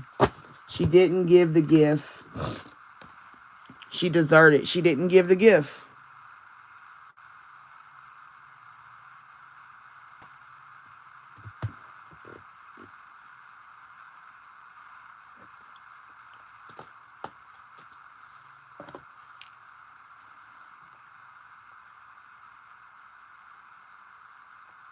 Okay? I hope that helped you, SB. Anybody else want to be added to the list? Go ahead and put it down so I can start adding you to the list. Hey, Stephanie. How you doing? Yeah, I had to turn my camera around, literally. The whole thing. It's new to me. I did it yesterday, too, and I'm not used to seeing the camera this way, I guess you could say.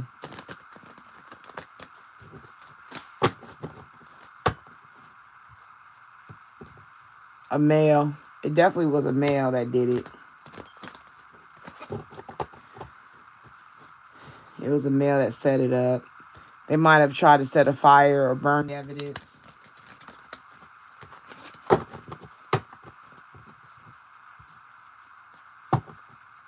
Yeah. They went to a party, a club, get together. Something like that.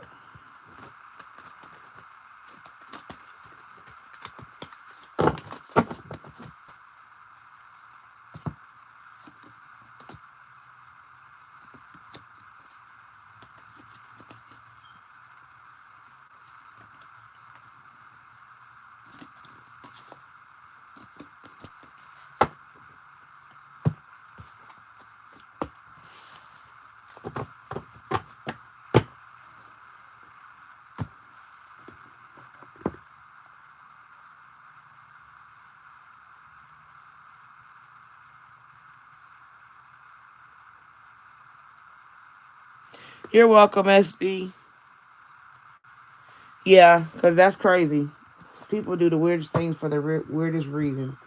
And they don't have no value on the person. They really think the person is devalued when they go that far. Like, who are you to decide when somebody's time is up?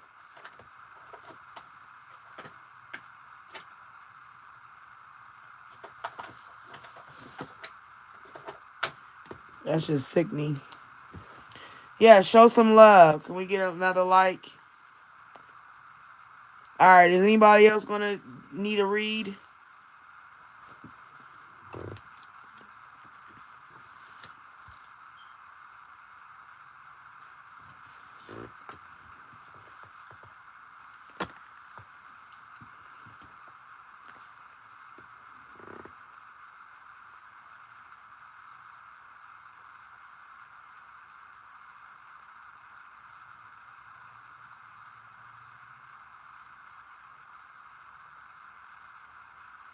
The overall energy in the universe. Getting sicker by the day.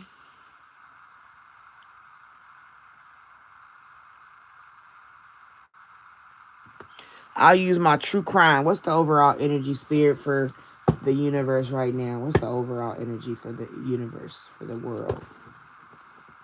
In the negative sense.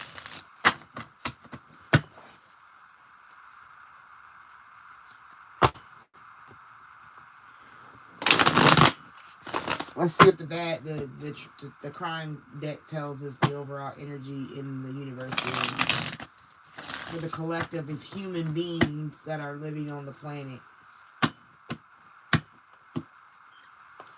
This card's backwards. Mind control. You want to know? That's it. Mind control. And greed. There you go. That's the overall energy. And fraud. That's the overall energy in the universe. Mind control and greed. Money controlling the mind. That's the energy.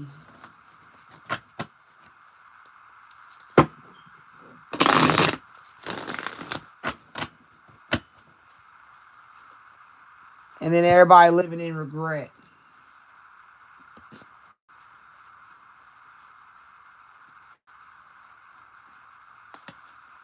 People doing stuff on the inside. Feeling regret on the inside.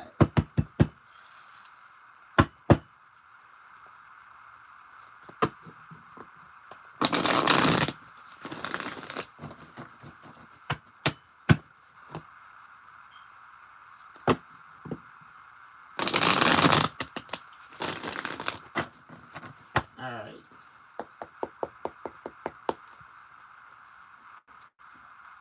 Dang, look at that. Lies. The overall energy is lies.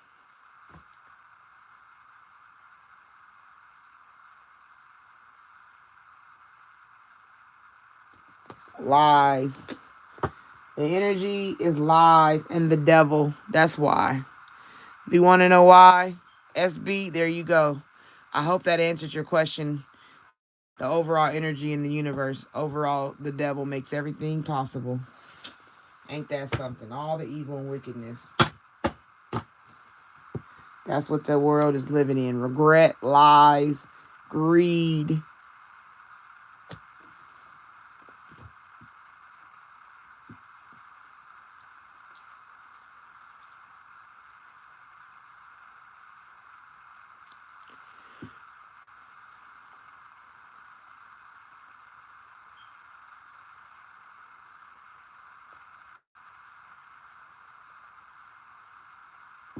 Hello, Stephanie. Girl, yeah, car's on fire. They feeling hot, hot, hot. Is that what you're asking me, Stephanie?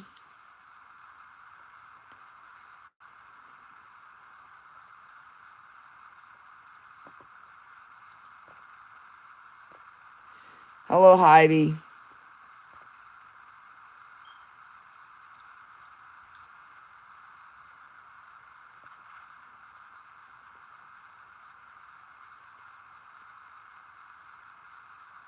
Ain't that it, SB? Keep that energy. Um, yes, Stephanie, you can. Let me add you to the list.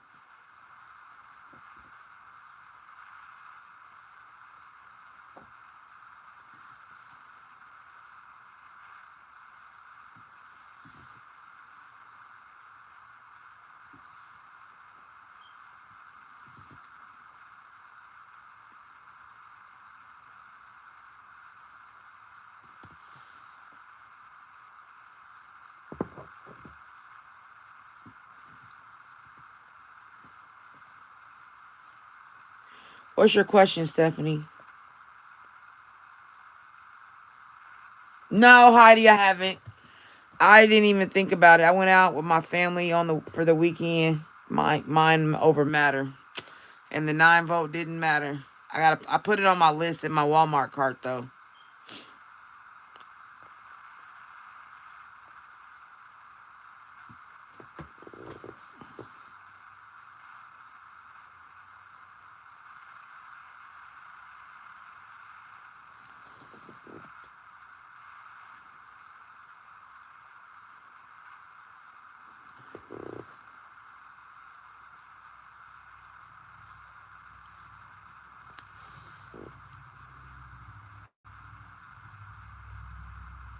Ain't that it?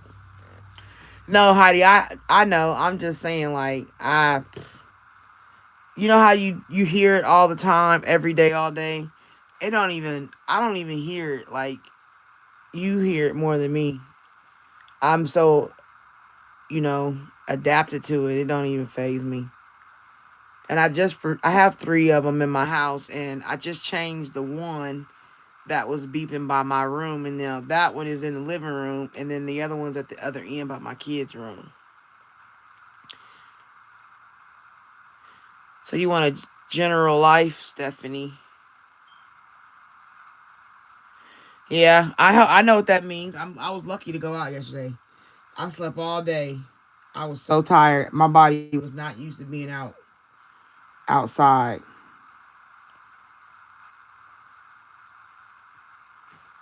And then it was packed. Everybody last minute buying. And then everybody running around trying to be in love.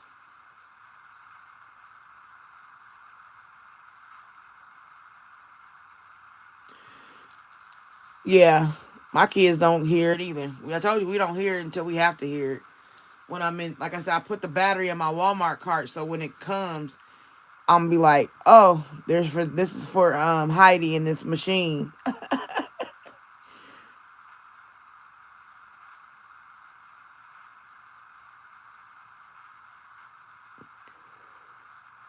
Okay, so Stephanie, you just want a general energy read, right?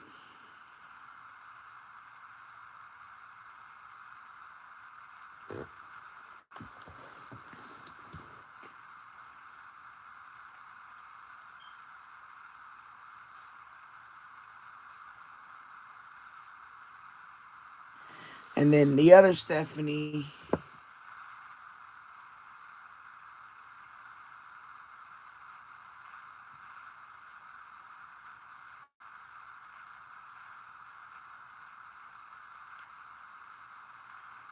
yeah, I got me some rest. I'm talking about full on like 9. What was it? What did I sleep? I went to bed like at 9, and I woke up like at 7 today. Almost 12 hours. I was tired. I told you these reads take your energy. That's why I said starting next month, I'm not gonna be just giving out free reads. They're gonna have to do something to exchange energy.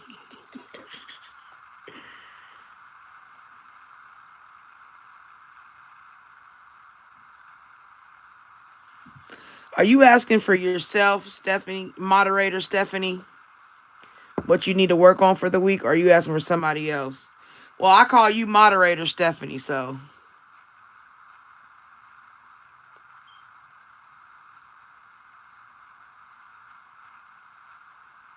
no, the other Stephanie wants a general reading on herself.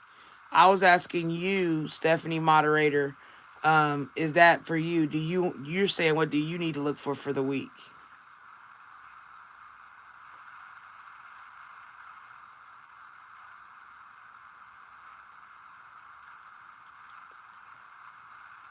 All right, anybody else want to be added to the list before I start Stephanie's general?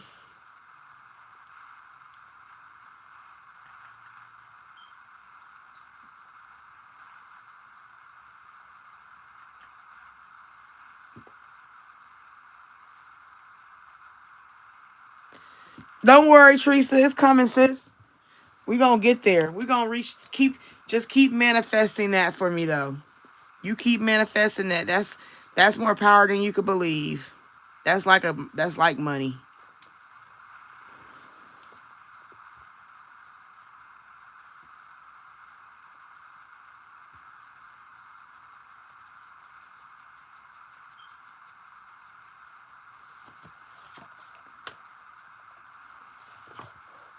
All right, Stephanie L, General Energy, and then Stephanie Moderator is after you. You got two Stephanies in the house. Two Stephanies in the house. You ready, Stephanie L? Let's see what we got for your general energy, Stephanie. Lagozino. Lagozino. Lagozino. I think that's how you say it. I hope I'm pronouncing it correctly, Stephanie. My apologies if I am not.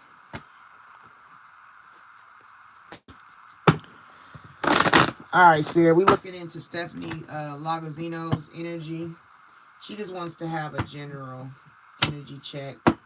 Anything you want her to know, anything she needs to be aware of, any clarity she needs to be given so she can have a way of escape, gain understanding.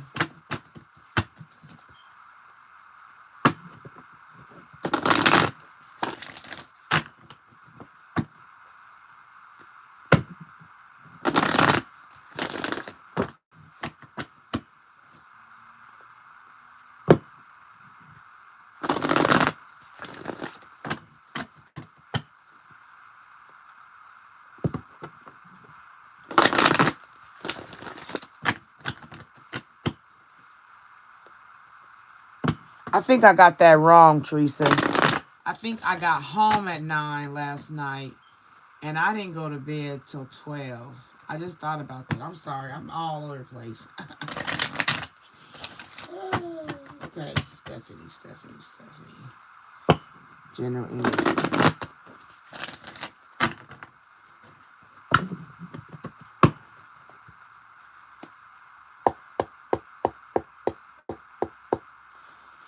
All right, what does Stephanie Lagozino energy need to know? Solitude. Okay, so Stephanie, if you're sitting in solitude, it's okay. This is the best place to be when you're trying to get a completion of a form or something. So, like, if you're dealing with an ex, if you're dealing with a loss of job, if you're if you're living with trying to reconstruct, maybe going back to school or things of that nature, this solitude is where you are, and you're trying to figure that out, and it's making you feel like you're in confusion. But always remember that the universe always has a plan, even if you can't see it. The part of the mystery is that that's what life is about. We don't know what's to come. That's how we learn. Somebody says, I'm praying for strength, and then you have to go through a process that makes you weak, but it's to train you of how to become strong after you've been weak, right? If you want to have the gift of, controlling your emotions, you might have to get real emotional so that you can learn how to control them and realize, no, I'm not putting that in my spirit anymore. You know what I mean? So it's a matter of you processing what it is you're trying to do in solitude. Solitude is where we are with self. You know what I'm saying? Solace, being alone, being by ourselves. That's where you do your best work. You know what I mean? Like figuring out your future, figuring out your plans. Other people giving you advice is just a bonus. But if you really didn't have nobody, if you was down to your last self, it wouldn't matter because self would always figure it out for self. You didn't have nobody telling you how to drink a bottle when you was born or latch onto the nipple. You know what I mean? Like, it was natural. It was you. You knew you was hungry and you needed something to eat. Okay? So I would be mindful of being okay with solitude. Don't go and think of it as a bad thing, Stephanie. Okay? It's really not. Like I just said, that's where you get your spiritual strength from. Like I always say, this picture, this is green. This is the heart chakra. This is learning how to guard your heart, how to react, how to act, how to be. It's all about a process. And once you are able to control it, then you have this on top, which is like a brick wall and it's being held up. All the emotions that fall down normally on you. Because like this is the man, this is his spirit, right? And once you got the spirit under control, it can hold back those other emotions to keep you from being unemotionally intelligent. Emotional intelligence, and like I said, a completion, a 9. So you got 2 9s. That's double completing. Double in your solitude, you'll learn spiritual strength. That's 9, completion, right? 9 is having compassion, having empathy, having completion of a way of being, right? Endings. It stands into your higher value, your higher worth. It takes you into a spiritual awakening, and then it's ending a life cycle that you've been in. So coming out of solitude, if you're doing the work while you're in it and not whining and complaining, you will come out spiritually stronger. You will come out the best version of yourself. And then that's where you get the spiritual union. That's where you meet the partner that is on your field. Because like I said, we attract what we are. So if you have stinking thinking, you're going to attract stinking thinking people. Like if you ain't, if it's like the blind leading the blind, the weak leading the weaker. You know what I mean? So it's about the status of where you are and what you're trying to do. If you're looking to try to find a relationship, it's going to take spiritual strength to find a spiritual union. Like-mindedness. That's why their minds is put together, and it's in this middle part. It's a like-mindedness. We think the same. We are reacting the same. You know, he brings me this, I bring her that, or however your partnerships are. But at the overall, it's a cup of love right here with the infinity symbol. That's an 8, right? 8 is prosperity and wealth. So you'll have a prosperous and wealthy spiritual union, right? Once you are in solitude doing the work to get your spiritual strength, that brings the spiritual union. Okay, so that's the energy around you. What you're needing to know, what you need clarity on, is that if you are in solitude right now, being single or being alone or feeling alone or any of that, take it, reverse it, and flip it for the benefit of yourself, because it's actually training. You're in a training right now. If you've ever had a job and had to go to training, if you've ever seen people work out and they're trying to get to the Olympics, they're in training. Everybody has to go through training so that they can get the gold medal. And if yours is trying to be love, this is the gold medal right there, spiritual union. Okay? So you want to walk in that. You want to be confident in that and know that trauma healing, which people call shadow work, self-healing, which is affirmations, resolving issues with people that may have done you harm or wrong. You want to be able to have a way to like, even if you can't speak to them, you want to find out a way to forgive. And it may be a traumatic situation. That's how deep it can go. But there's still a forgiveness within yourself, because if you're a person that wants more than what you've been through, when you come through it, ain't nothing to it. You feel me? So that's where you are, Stephanie Lagazino. You want to just work on your solitude and practice being okay with solitude right now. If you are single, do not worry about trying to mingle. Right? Right now, you are needing to just do the spiritual work. And I'm going to give you a card to go with this. I'm going to close out with this card so you can know what you need around you.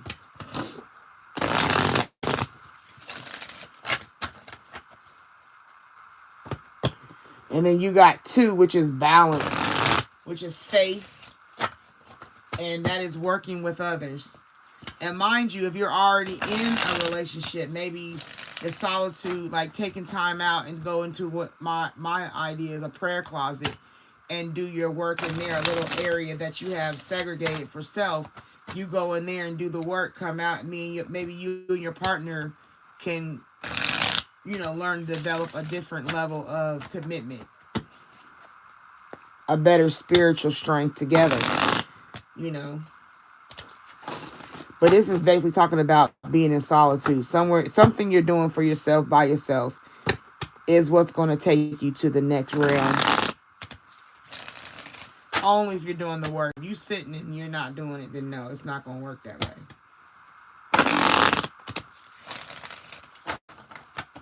All right, Spirit, what do you have for Stephanie Lagazano? Stephanie Lagazino, sorry. Turquoise.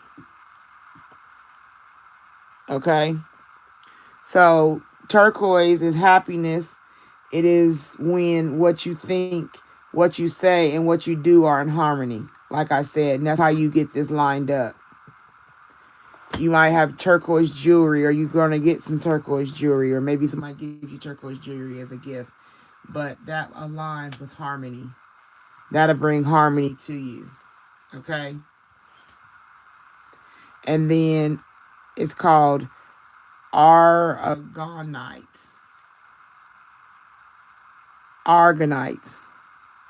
Okay?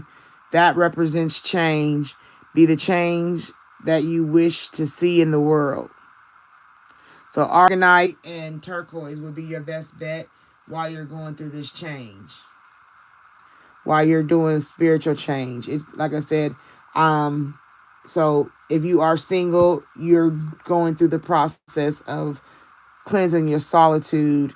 If you are married, you still can go into singleness and do the work, and it will come out with a better spiritual union for you and a mate.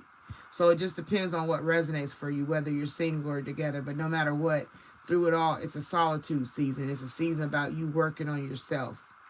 It's not about working on me and my partner or working on our relationship. It's about, first, let me get me in order so I can have a different thinking pattern, and I can start learning to see clearly. Like, I don't know if you believe in God, but if you pray, or if you manifest, or if you do affirmations, those are the type of works you need to do. Line your chakras up to make sure they're in balance. Find out what chakras are out of balance.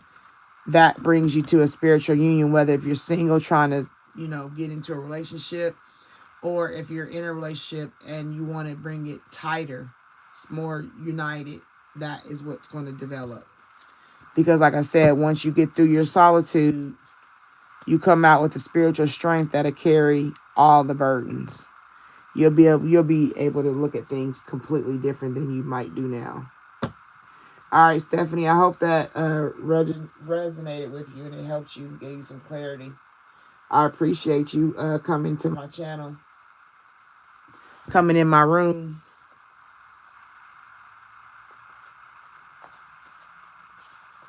All right, I'm about to get in the comments, and then moderator Stephanie is next.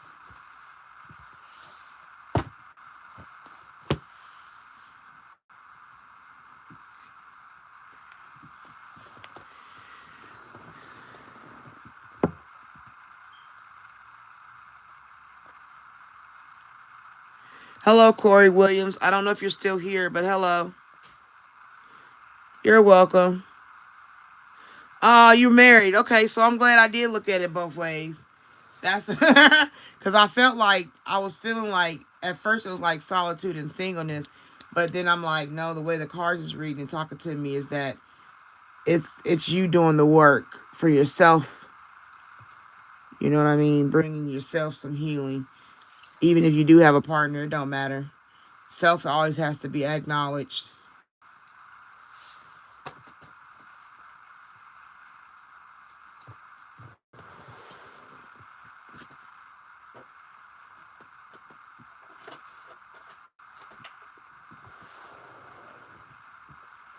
All right. You're welcome. I appreciate that, Stephanie. Anybody else want to be added to the list while I got the list open? We got a whole front card available. Well, not a whole, but we got more room available for anybody that wants to get their reading done. And then I think we'll get out of here.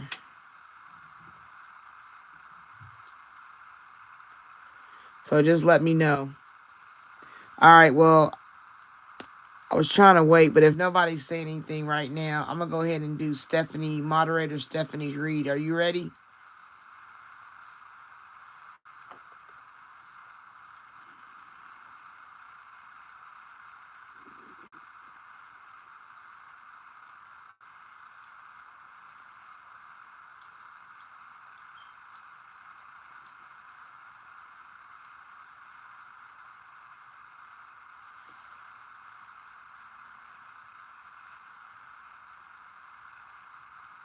Heidi?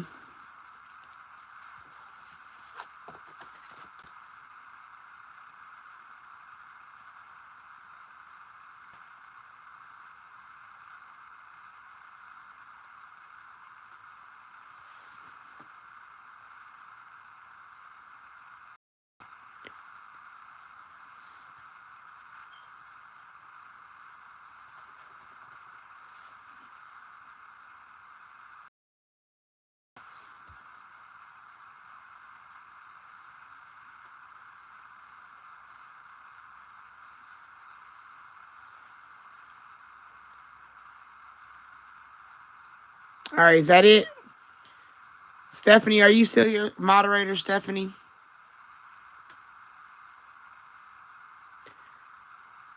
If she don't answer, then I'm going to go... Okay. I'm about to say.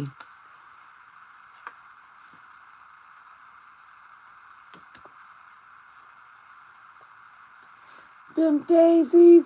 Look at them Daisy Dukes on. I want you to look at them Daisy Dukes on. Hey, Heidi. Not Heidi. Stephanie, what area are you wanting to focus on? The energy for what? Love, money. Is there an area so I can pick a deck of cards?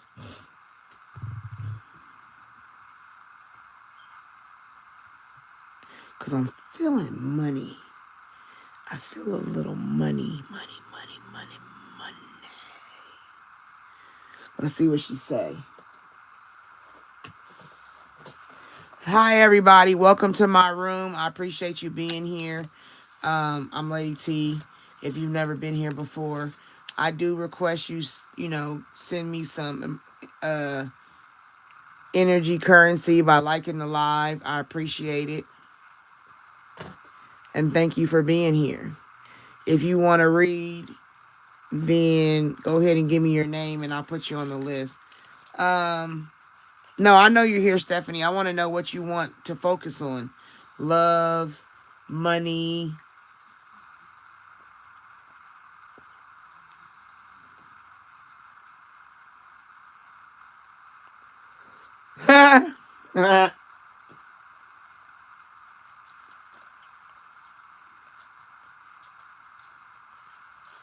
I hope you had a good Valentine's Day.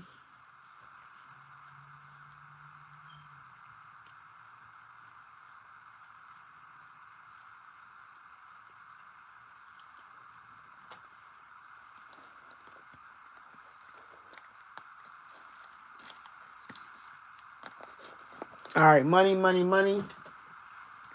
I knew it. I knew I was going to do it.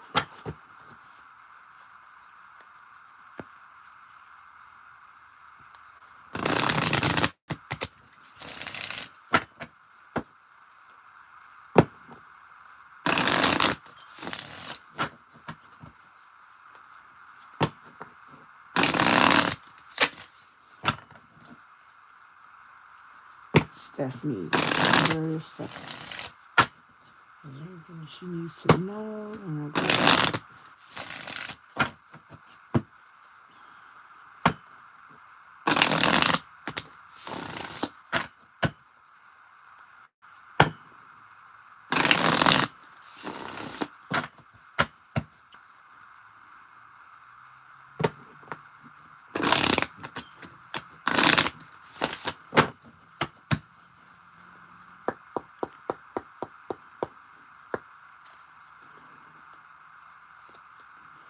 All right, Stephanie. A vacation could be coming up for you, Stephanie. Okay? Relaxing, going somewhere and doing something positive. Maybe you look into cryptocurrency. Find out how that works, if it's beneficial to you. Or maybe somewhere you go is to learn about cryptocurrency. But I just see a vacation. And shopping.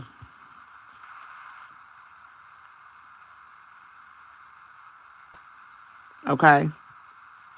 So what I see for you, maybe coming up in a week, you go somewhere on a trip. Maybe you go on a quick shop. Maybe your tax comes and you invest some money, or maybe you get a paycheck bonus or something like that comes in. Some form of income comes in, and you may look into cryptocurrency. That might be a benefit for you. Oh, look. And with that cryptocurrency, you might get new assets, because an investment in cryptocurrency might bring you more luxury. But overall, I see you going on a vacation and shopping. So this week, I would look into maybe planning a trip, or looking for, maybe researching what cryptocurrency even is. Just like look into it, or ask somebody around you that may know anything about that kind of stuff. It's a new area. I know you probably have never ventured in. Hell, I don't even know it all the way. But evidently it's saying that it might be a way of making money that brings you some assets, or be mindful of someone coming around you trying to give you cryptocurrency. Be mindful of that too. But you do have a vacation and some shopping coming up. So if you take a quick trip and you go shopping, then that's what's coming to you in the next week.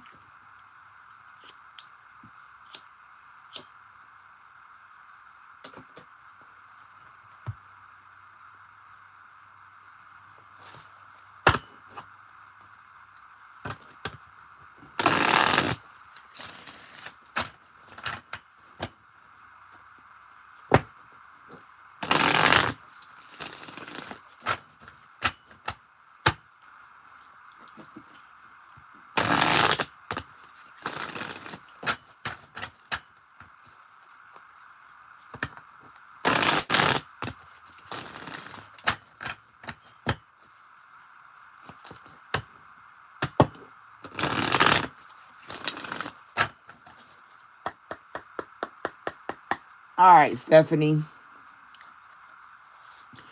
Labradorite. Kindness. Be kind, for everyone you meet is fighting a harder battle. So maybe some labradorite could help you.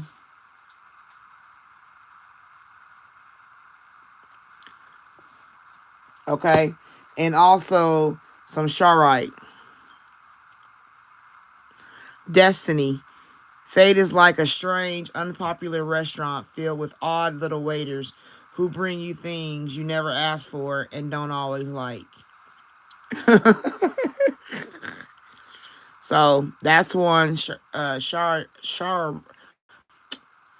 Charite and Labradorite. Maybe you go shopping and find you some cute little necklaces or something with these gemstones in it. There, can you see it?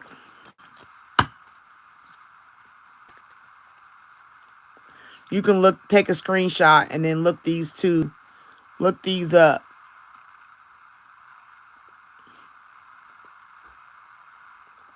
All right, so take your screenshot, or come back and take a screenshot, and then look these two up. This goes into my chakra part when I do chakra reads and stuff like that. When I do the whole chakra system, you know what I'm saying? Those are the stones that I usually help people find that they need. So that's why I'm doing them, so you can see what I give you. And Stephanie, I got one more for you.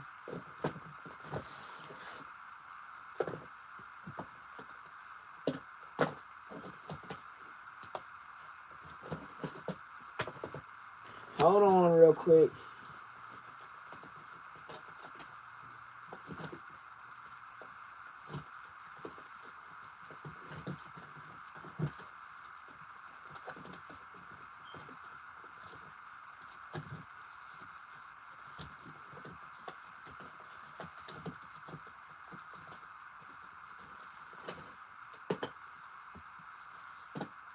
Bear with me.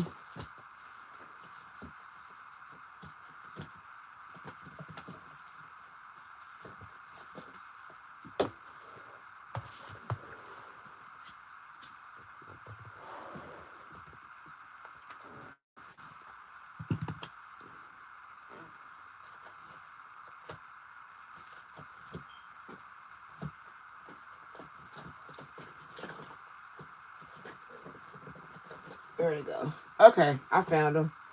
Woo! I gotta dig through my my oracle drawer. I'm telling you, I got cards on top of cards, and I'm the goal is when I revamp my room, I'm going to set my cards up systematically, so it won't be as hard to dig out when I'm on a live or doing a read, because I got them all set up that way.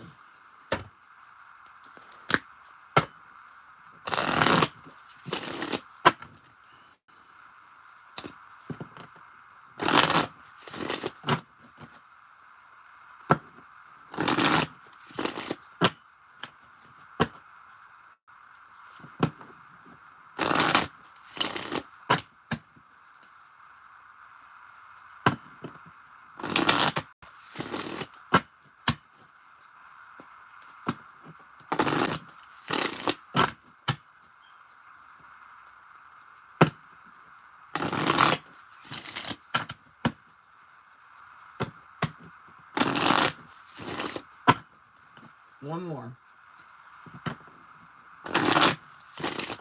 That was a wake up and mix up. Sorry.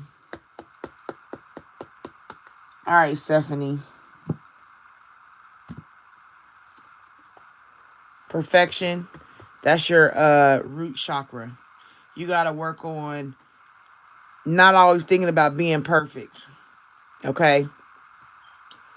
To be in a root chakra foundation with perfection, it is not always about you being perfect.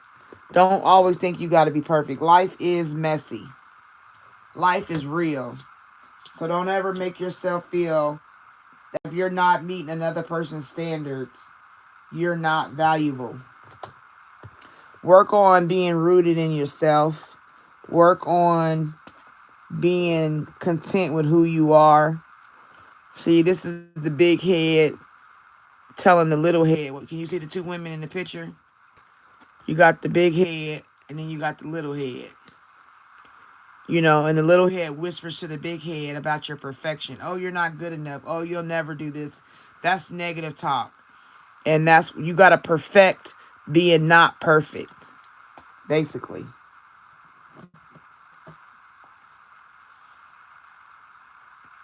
And then you got throat chakra, expansion. Expand on your communication. Expand on praying. Expand on your ancestors being in your pocket, like having your back. Expand on communicating with your children and your partner. That's what that means. Communicating.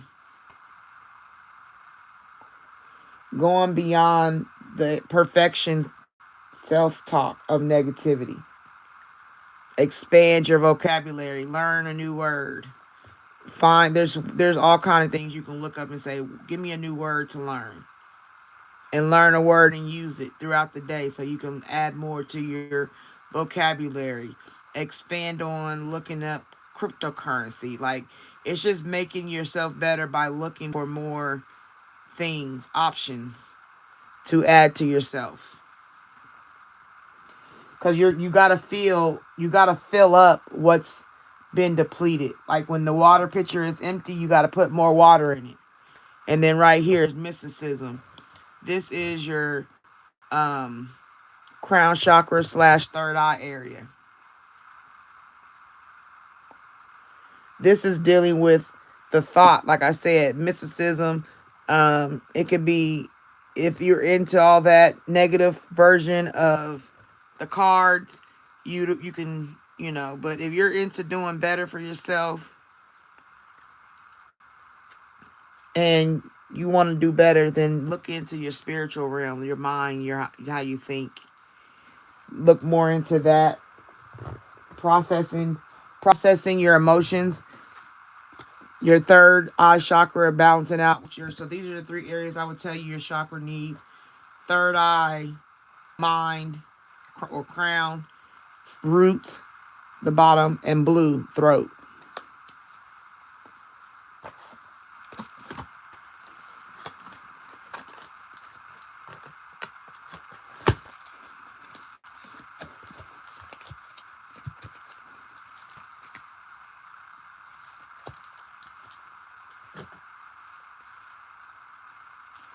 And this is the last card I'm gonna give you. Hold on. You're my moderator, so I'm testing out. I'm bringing out some cards. They need to be utilized. See how good and gold that still is? I don't even use these like that. They so perfect. They nice, and like I just bought them yesterday. I had these for years.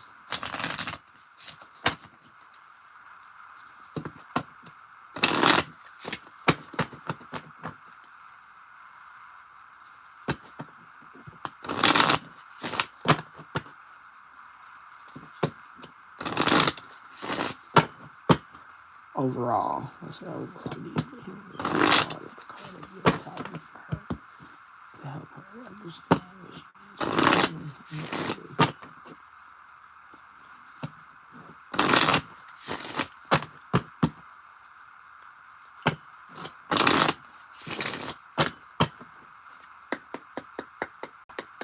All right, Stephanie. Leave a stressful situation behind. Dear Archangel Raphael, thank you for giving me the courage and willingness to take good care of myself, including surrounding myself with healthy relationships and positive situations. Right there, that's your confirmation. You can screenshot that too.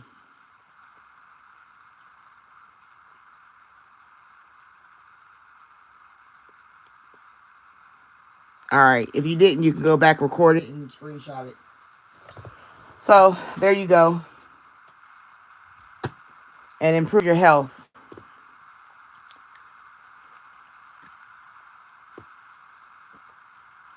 Okay.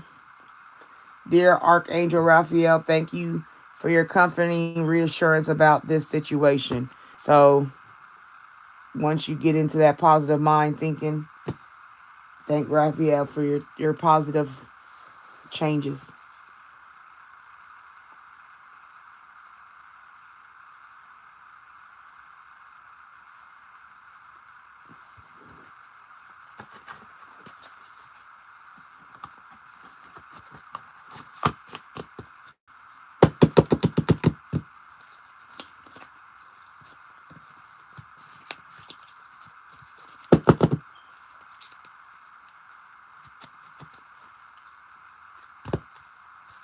If I showed you decks, I got decks. I got decks. I can bring out some decks. But I'm not going to. I'm going to put them back in the deck dock. Deck dock.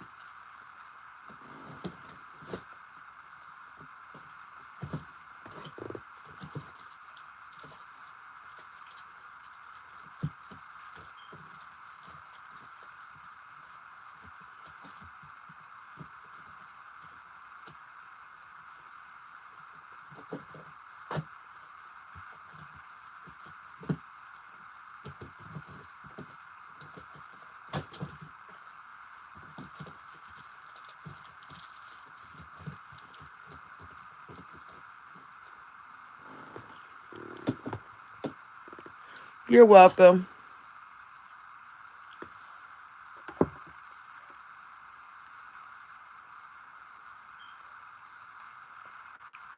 Yeah, they are.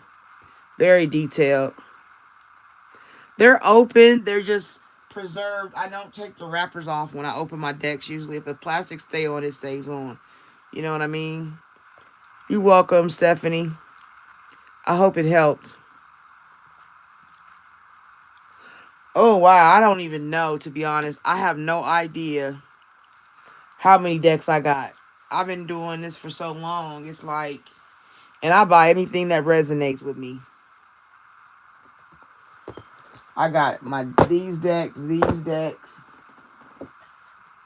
I got Clio decks.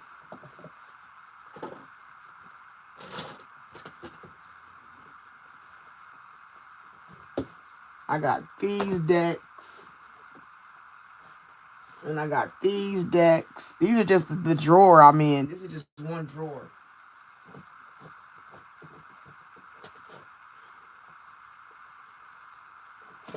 And I got these decks.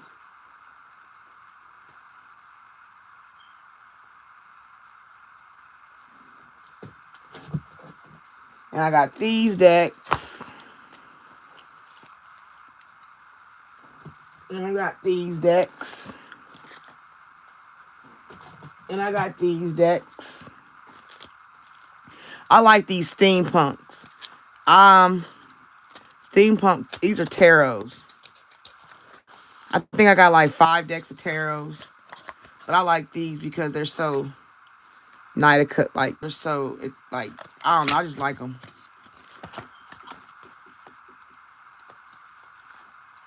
The pictures is dope. I like that era. And then I got plenty more, but I'm not going to pull them all out. Trust me. This is just a sample review. And then I got some all over here on this side. In the holders.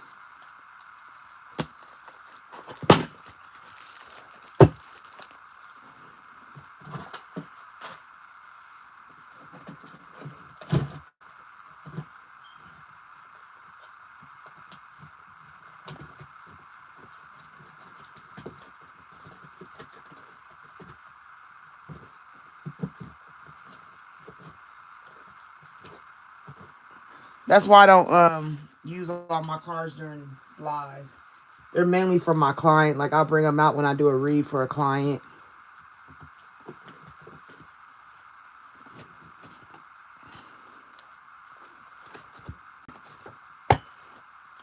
These is kind of dope, too. They're like a form of tarot, but you got to read the book with these.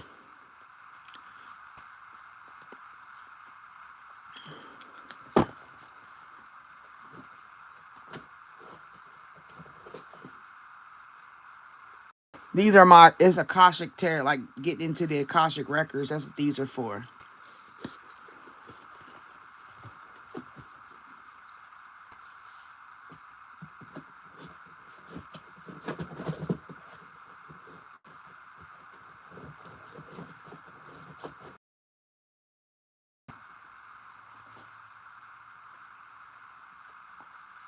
These are the heart chakra tarot, not heart, but heart cards.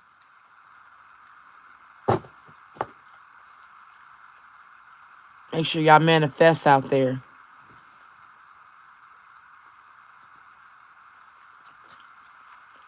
Detach. Manifest to detach to gain something new. Simple love, parenting, throat chakra, work on your communication. And blossom, work on your, that's you working on, no, I have not categorized them yet. That's what I'm working on. Yeah, tarot is more structured. When you read, like, reading from Oracle is more me interpreting with my own instinct and intuition. Tarot is more geared on, if you pull a card, it's telling you exactly, like the sun means exposure. It means, it means something in relative form of, it's a relative form of answering questions.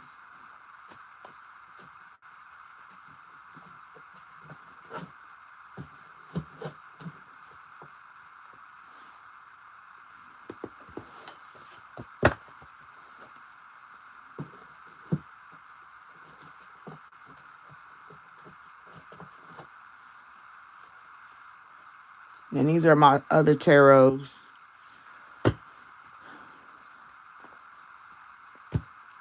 These are real special to me. Messengers of her.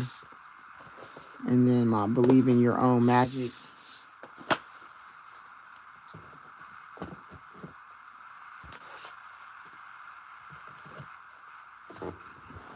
So that's just a few. That's just what I pulled out the drawer.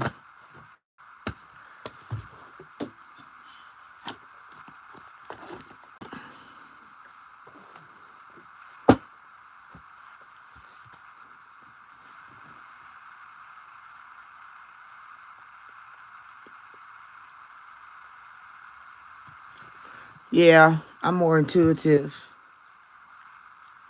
I do have 50 more. Like I do. I think I do have more than 50 decks. And I'm trying to get some more.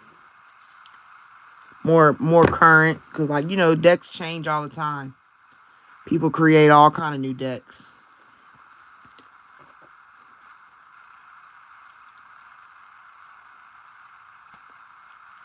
Yeah, I have a lot of containers. Like,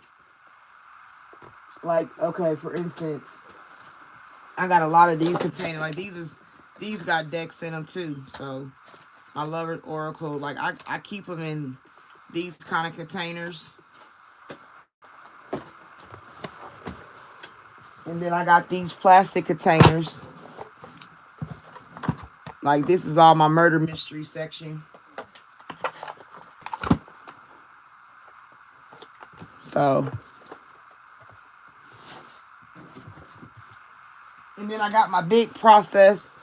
I even pull out the DSM-5 sometimes when I'm really trying to get in diagnostics of you know, mental and psychological.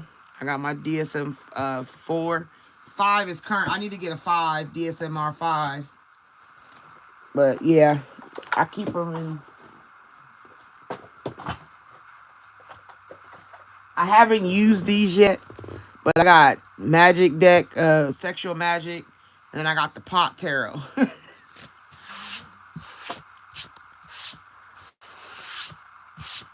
I got these because they were fun.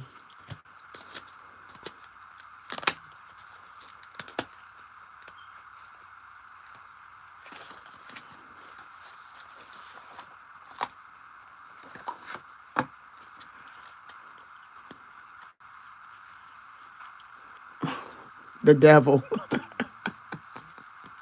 The sun.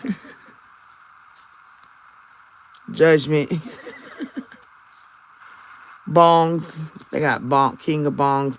That represents cups. Bongs are cups. And then pipes is what are pipes? Pipes is wands. No, swords. For swords. These considered the cigars is considered wands. The hangman. I thought those was funny.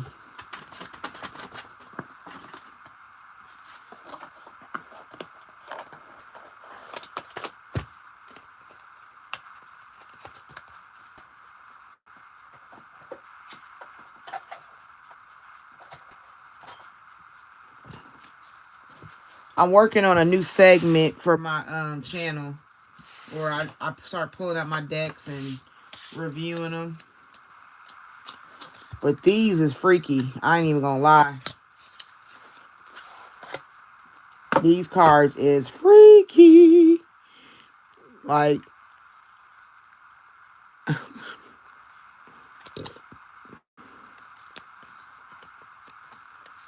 like he rubbing on her, doing massage, the chariot movement. He got two, that's the Hierophant. He got 2 bad chicks with him.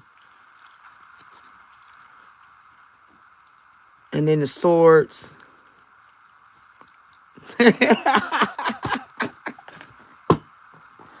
So yeah, these decks, I don't really pull these out very often because I don't want to do them on live, but like in a private read. Like, that's, you know what I'm saying? Like, these is a sex tarot, so it's dealing with the sexual energy of a relationship, basically, or how you deal with sex.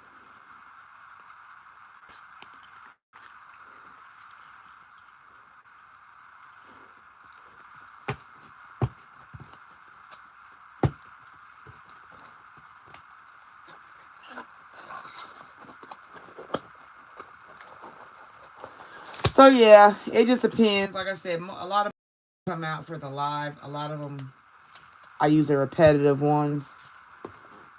The like private reads. When we do private, when I deal with a client and they have private reads, they get, you know, we can get in. I get to tell them, because usually I can do a live where it's just me and the person, and I can show them the decks and they can pick out what they want. What, you know, what they resonate with or feel energy from when they see the decks. It makes a difference how a read goes.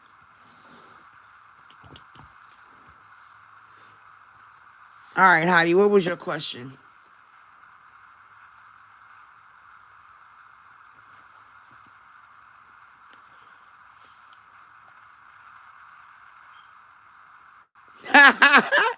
Yeah. So I guess that's an unspoken conversation, huh, Heidi?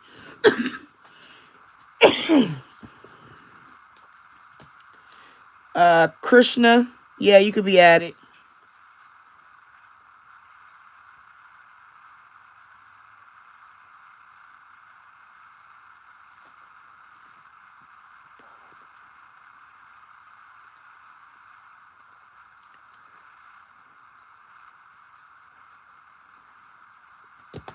All right, anybody else want to be added?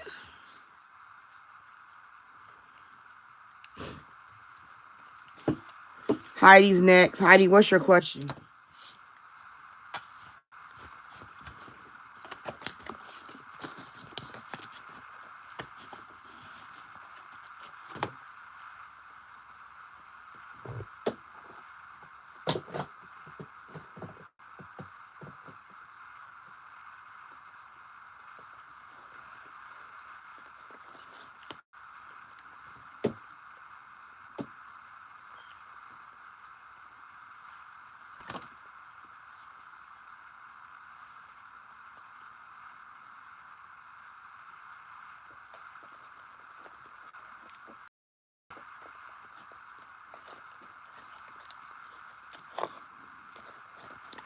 Well, spirits follow everybody. It's just a matter if you can, if it resonates with you or not.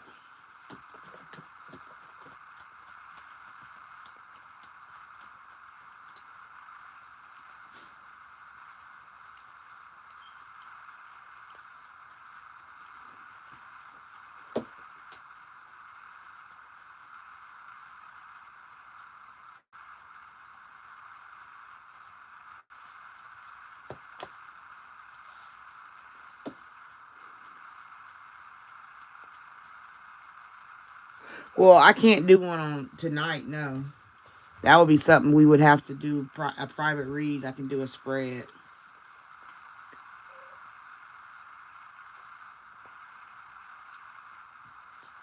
Yeah, right. All I do on live is like give answers to certain questions that people ask.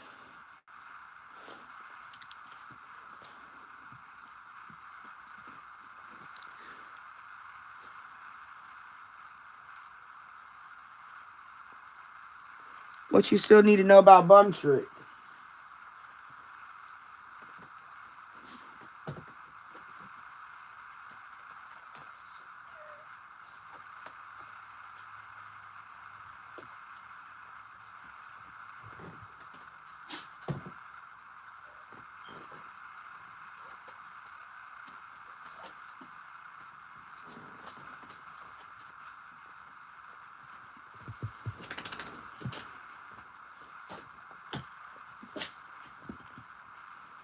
Move. Go lay down. Did he find a new lover?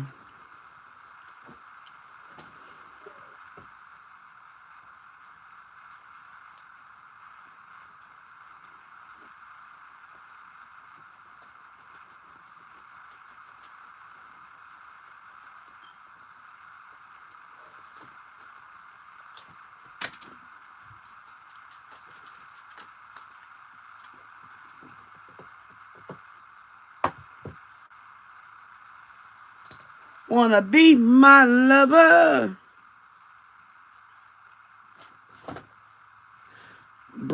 Yash.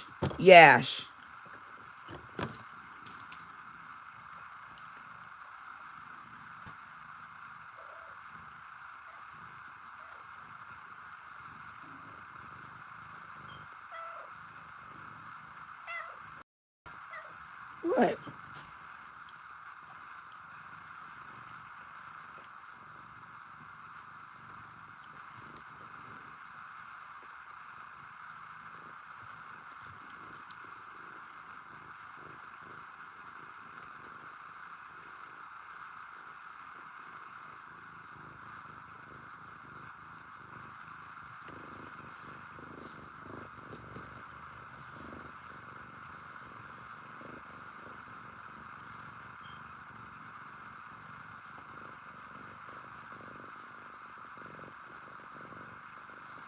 Uh-oh, Charlie coming over. Charlie's getting into business.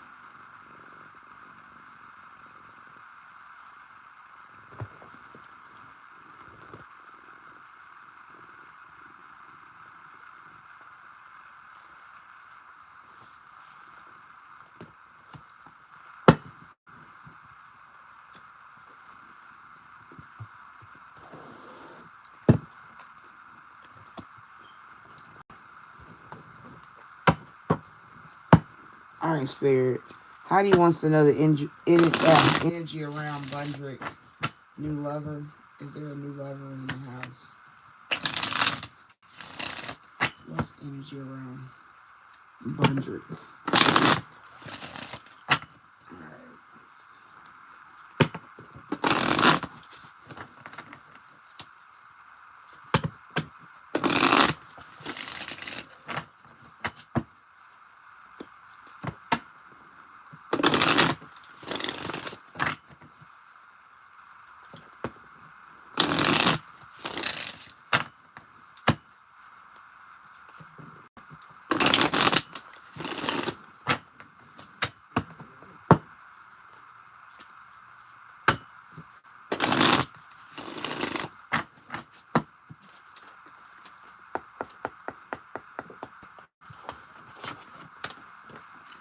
All right, Bundrick, you got somebody. What you got going on? You got a new partner?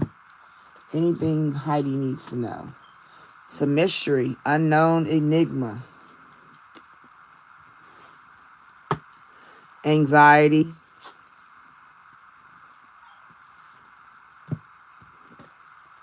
and family. So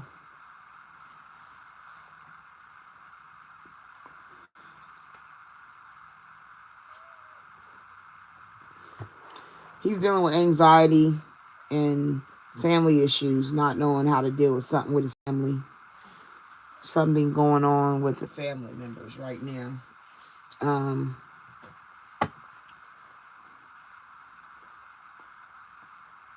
He's dealing with family issues. Music, harmony. He's trying to get harmony with his family.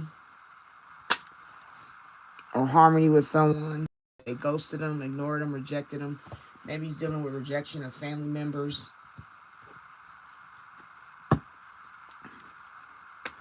A relationship. He's dealing with the anxiety of a relationship or some, maybe proposing, wanting to get married. So right now he's in a place where he's trying to figure out if he's getting married or not, or what he's, what he's doing with making a family, trying to get his family together or create a family. That's where he's at. He's trying to maybe get married.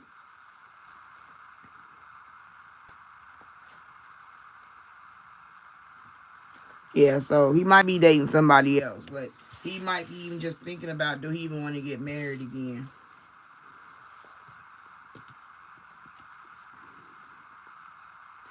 He's just thinking right now. He's in thinking mode. Like his next best move is what he's thinking about.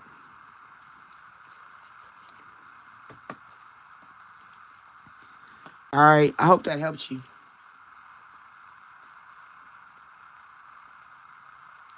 Yeah, like right now, he's just thinking about if he even want to be in that situation. Be in any situation, pretty much. You know what I'm saying? He's just thinking right now. He's not in no kind of state of nothing.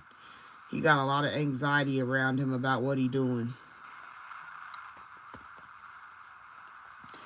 All right, Krishna, you ready?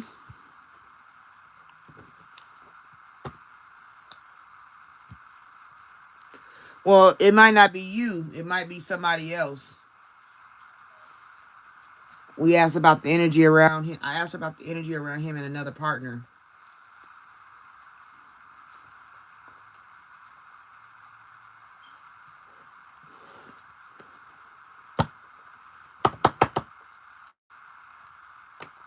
Krishna, are you ready? Are you still here?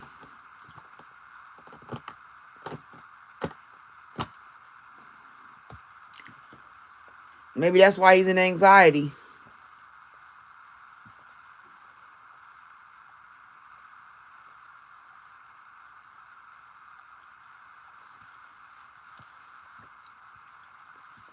Is Krishna, are you still here? That's twice.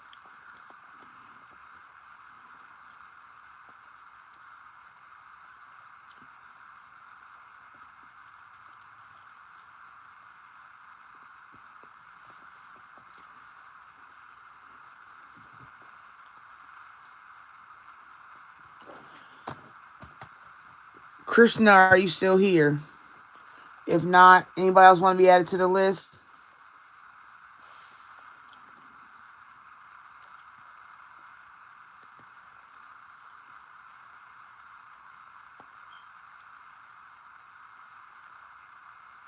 Okay, so Krishna's not here anymore.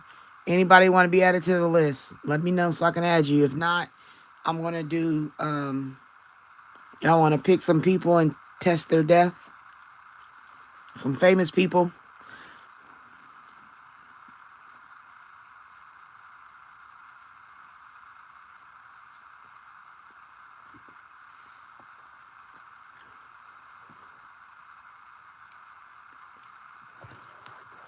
No, not right now. We kind of know Brunswick we already know he's in anxiety. Yeah, death of a famous person. Let's do something fun so I can end it on something fun. Because nobody's wanting to get read, so we can do, you give me a person's name. Because the next person was Krishna, but they're not here anymore.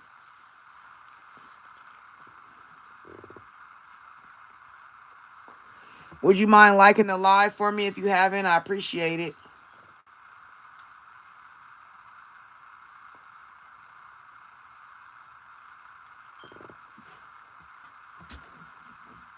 All right. Anybody got somebody they want to do? You can pick anybody. Let's see how they died.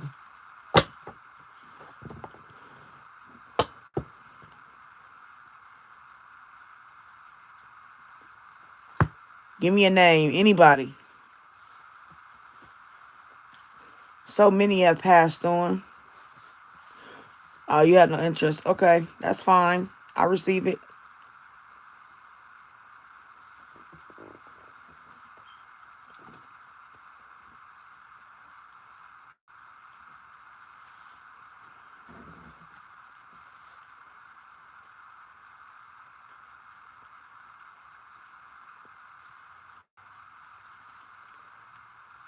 All right. Anybody got anything they want to be on the list? Anything going on in here? Anybody here? My moderator, are you still here?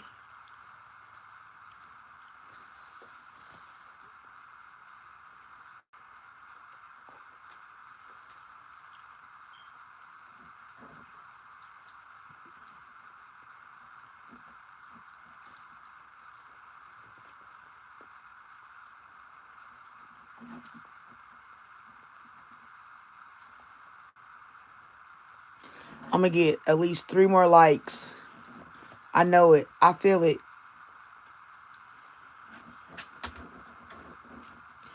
All right. For all those in the room, is anybody wanting a read? I want to keep it moving so we can, you know, get some read. If you want to do a read or if you want to do a famous person's death or anything, just let me know so I can see what we're doing next. Because I can do a general. Toby Keith, he died?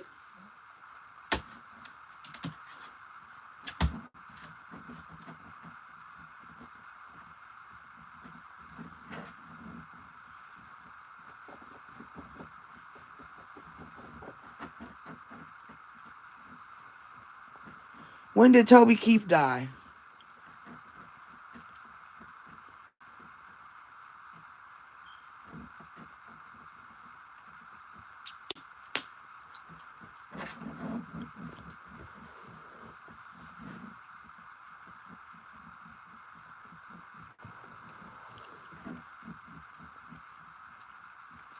Yeah, when did Toby Keith die?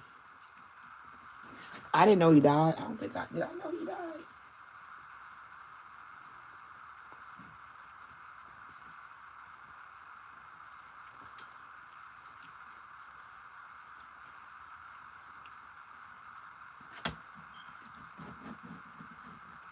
Anybody want to be added to the list? Anybody got a question? He died in 2024. Really? How come I don't remember? Who was he married to?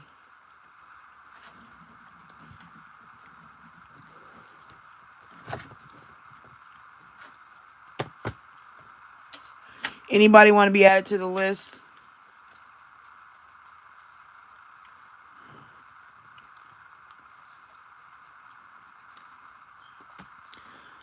Assassination, legal proceedings. A couple. Who was he married to? Who was Toby Keith married to?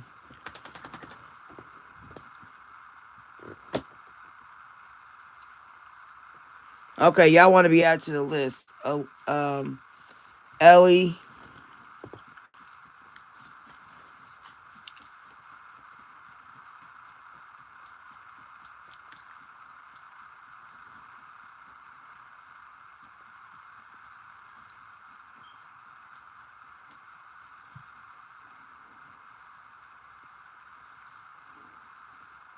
And Victoria.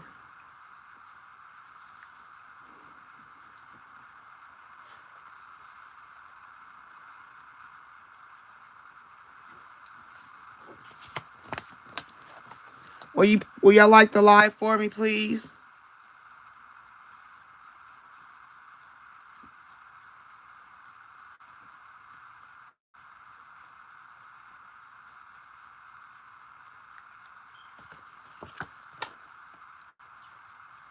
Trisha Lucas.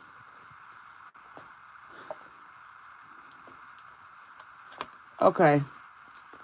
And Ellie, what is your question?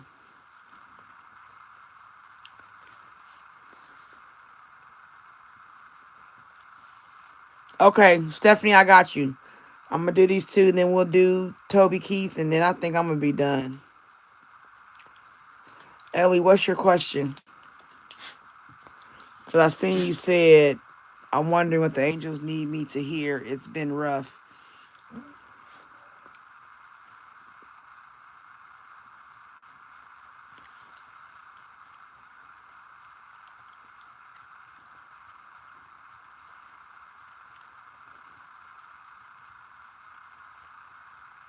Okay, General.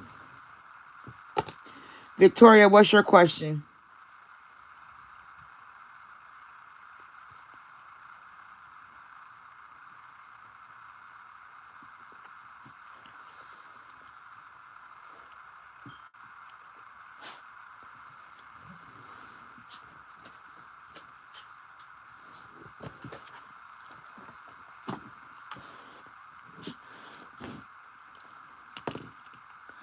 Okay, Ellie, let's go ahead and get yours started. All right, Spirit, this is a general energy read for Ellie. She just wants to know if there's anything you want her to know.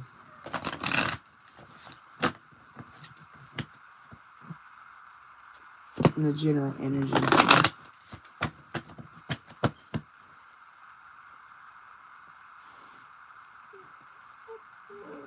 Okay, so you're doing general energy too. Okay.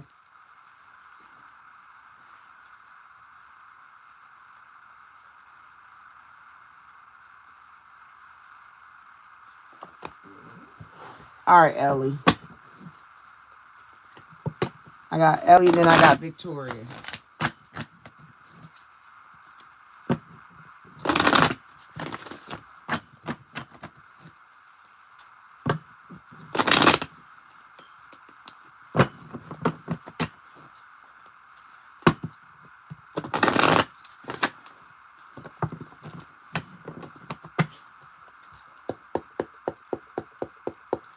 All right, Spirit, what do you have for Ellie? What does she need to know?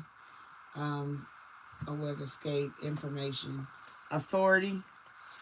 That could be legal matters. That could be you taking authority. That could be you standing in your authority, having balance in your root chakra, having balance in your third eye or your crown chakra. That could be an area that you need to work on. Standing your ground, standing up for yourself, not being afraid to say what you need to say, being balanced. Four is, this is a four, so that represents the stability and routine, having authority in having stability within self, having stability in your life with family, friends, people that you deal with. Standing your ground is a lot because this man is standing up, like standing there like, what you gonna do? And that's green, which represents the heart chakra on his mind, making sure how you think about loving self or how you give love to people could be something you need to work on. Gaining a routine of doing affirmations, doing things that help you gain authority and standing your ground for your future. Also, you have memories of love. Like I said, how you think about love. Because I told you at green, this is confirmation that the memories that you have about the people that you've lost or relationships that's ended, you know what I'm saying? They still are in your heart, but you have to have, be able to let them go. Like this is somebody sitting in the water so they can float off in the emotion. Like the water is emotional. So you're releasing that emotion of love that you have for certain people. Six represents family and long-term friendships and life focuses. So you may want to work on how you feel about the losses, getting through the grief if it was a traumatic loss or unexpected loss, dealing with the grief of that loss. Because you have memories of love, maybe a relationship ended that you wasn't ready for it to end, but it left because it has a purpose for something else. And then right here is spiritual strength. This is like standing in your, this is a 9, which means completion, which means empathy and compassion. Maybe once you stand in your authority and gain your spiritual strength, the memories that you've been through will be released from you, and you'll be able to move forward in a positive nature. But it's all about you balancing. It's about you taking authority, not letting your mind and the love that you have or have not had or you lost or whatever not be in control of you anymore. Let go and let God, basically. This is showing you the hands. It's the hands like Allstate, right? You being taken care of. So you've nurtured this love, but you gotta let it go. So it'll fall, and it'll float in the water. All these are purple candles, which represents your crown chakra, your thoughts. This is memories through emotion. Even though you're emotional about the losses, you still are able to let go and let life go on as it's supposed to. If you lost a relationship or a family member or a friend or somebody, and you're still grieving that, it's time to work on yourself enough to heal the loss, keep going forward to sustain a balance. You know what I'm saying? Work on your spiritual side more. Do more things to help you gain faith over fear.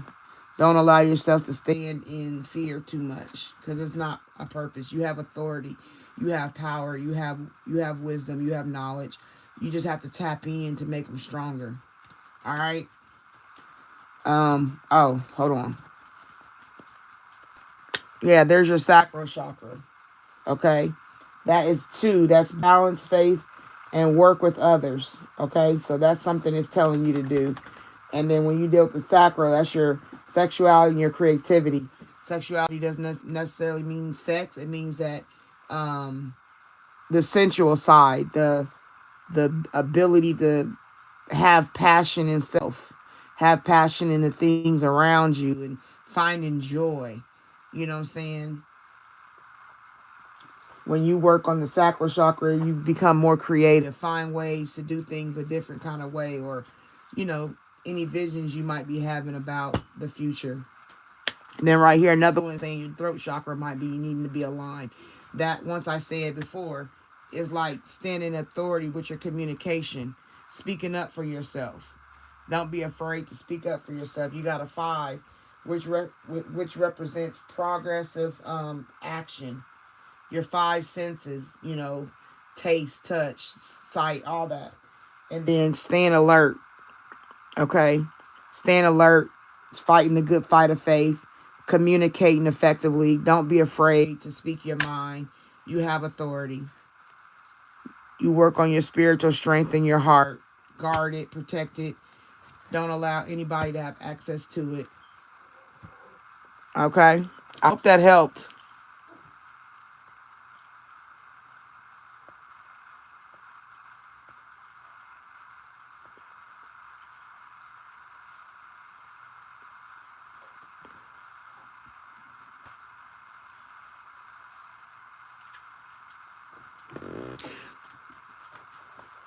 Thank you, Ellie. I appreciate that. And so, since you got your chakras on our line, what Spirit is saying, the 2 that you need to work on is your sacral and your throat.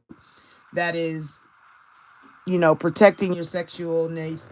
Like, not like I said, you don't have to sleep with anybody or everybody. You maybe practice celibacy or abstinence. And then your throat chakra, communication with people, communicating how you feel, not being afraid to stand up for yourself. So, I hope it did help you. I appreciate that, Ellie. Thank you. Hi, Sharon. Hello. How are you doing? All right, Victoria, are you still here?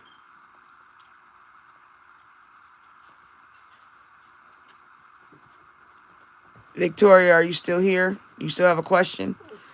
I only got 3 left on the list. Anybody want to be on the list? Okay, Victoria. Anybody? I got 3 spaces left on the list, maybe 4. If I can squeeze it in there, it'll be 4, but you're welcome. Hi, Laura. You want to be added? Okay.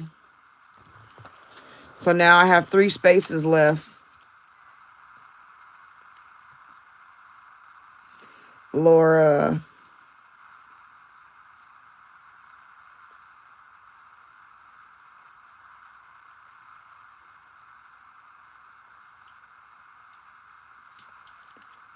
You're welcome. You're after Victoria.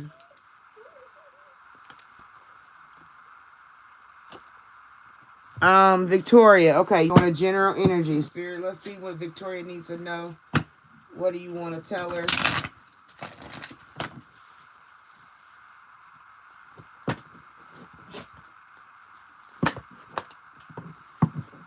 All right, well, right now, the first thing is saying, while I'm still shuffling, that fell out, was this.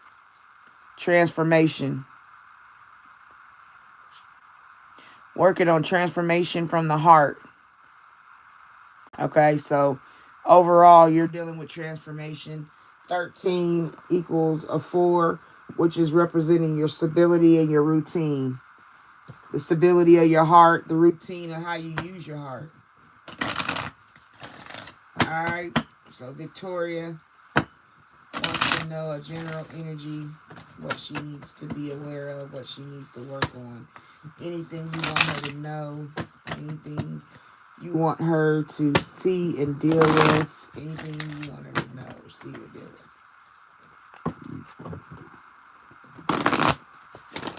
with.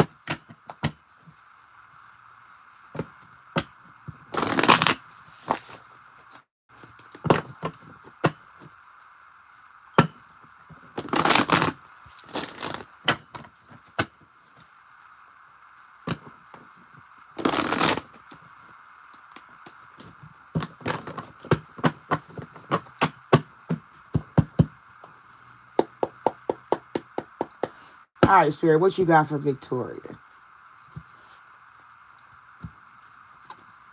Victory and success.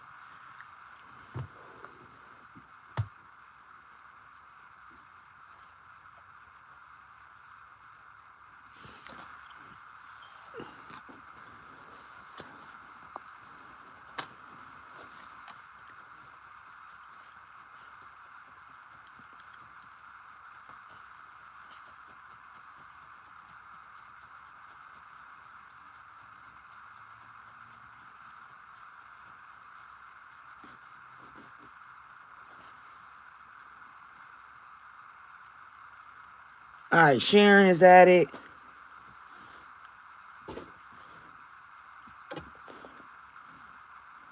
Okay. I'm back out the comments. I'm not in there right now. So anyway, Victoria, you're dealing with victory and success. So it's telling me the transformation that you have to make. The card that fell out was the overall energy that was going to be attached to this. So with you dealing with victory and success, it's saying you got to learn to toot your own horn sometime. Be proud of where you are, where you're going, what you've been through, what you've come through. Establish a rapport with self to be proud of self. Always look at anything you do as a victory and success of completion. Things that are not completed need to be completed. Things that you have left undone need to be worked on, need to be continued on, to lead you to victory and success. The ideas that you've been thinking about. This is the purple, so this is like a crown or a third eye chakra, and this is about thoughts. You have to think it as I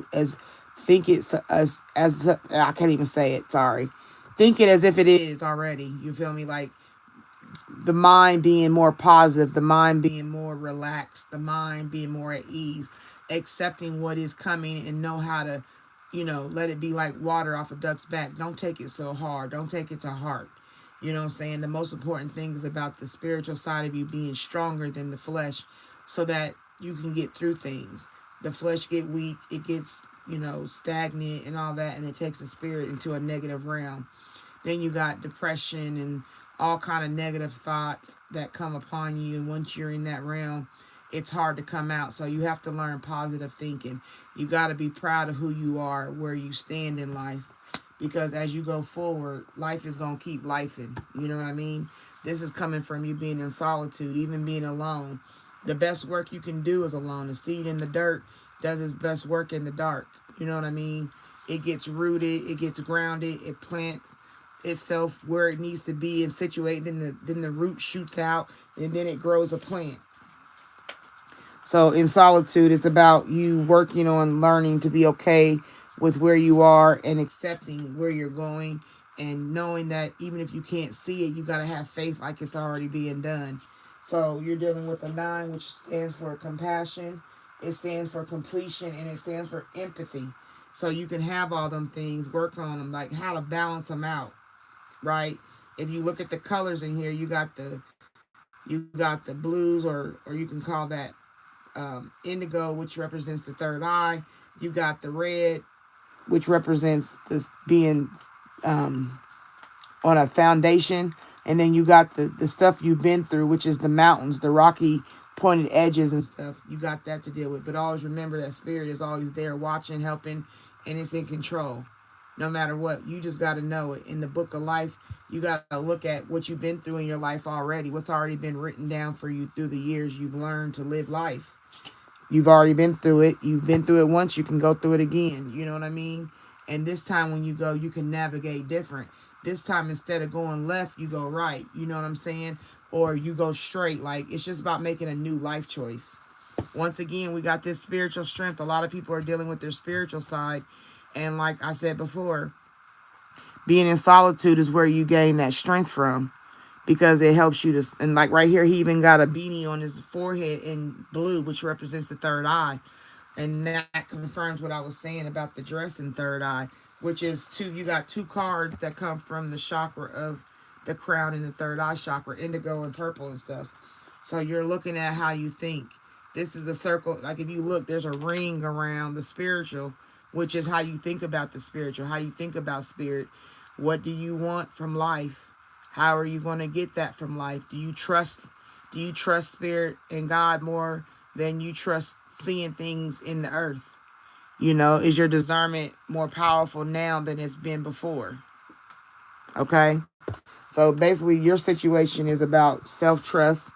It's about seeing things bigger, because that was where your once you get grounded in that red, the day chakra, once again, you see him with the red shirt and a purple shirt. That's still representing the grounding in your thoughts. All back here is all looking over the balcony of what you've already been through, what you've gone through. Seeing the prosperity of all the emotions that you've shot out. Like, the spirit is showing you, like, you've had big instances of emotional upheaval, but they go back into this what is this? This is I'll keep wanting to say spring, but it's like a fountain. There you go, fountain. A fountain of emotion, which is contained. Like, a fountain is a contained water center. That's why they put fountains places, and it's like one spot, this fountain. And these are emotional bursts. So you might have had two situations that came to you that really knocked you off your kilter, but you see he's standing on a balcony overlooking what he's already been through, all the emotional outpour of green, the heart chakra. And then the big sun in the back, that's yellow. That represents your solar plexus. That represents your gut feelings and knowing to trust your gut. And then there, like I said, that's confirmation that the third eye chakra is where you need to work. What you see, your vision, being a visionary. And that takes you to your wisdom. Once again, purple and red. Your thoughts. Being based in your thoughts. How you control your thoughts. And you have to have wisdom when you think about it. That's the yellow. Okay. The yellow is solar plexus chakra that deals with your wisdom and power. But standing in your thought process. Friends that have helped you. Family that have helped you. Looking it all over. Everything has shown me that it's about looking it all over. Look it over. Take your time and learn about being in peace. Because that's the transformation you're about to go through, so you can obtain victory and success. You know, no worries about what is not and what is all you need to worry about. Okay, Victoria? I hope that helped.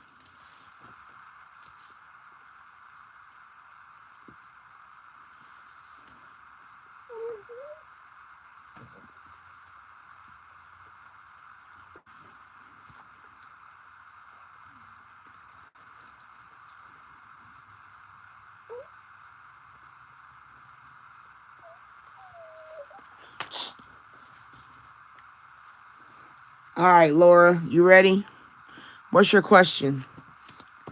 You're welcome, Victoria. I hope it helped you. Hope it resonated.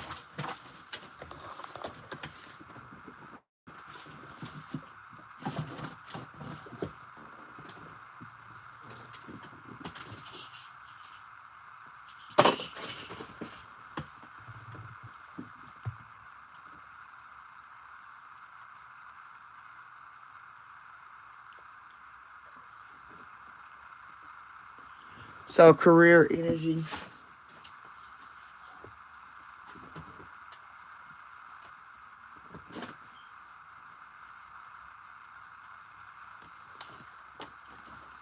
All right, Laura, we're doing general career.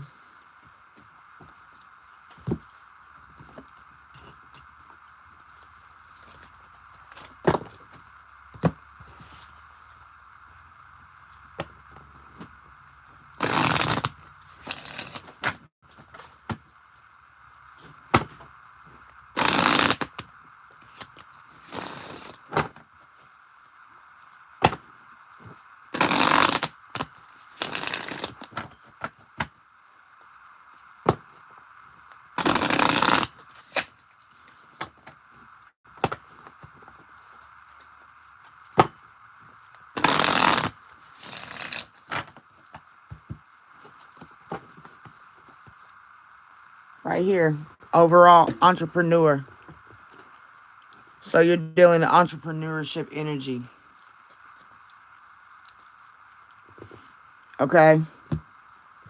So dealing in your entrepreneur energy, that's what it's saying. The ideas, the work, the studying.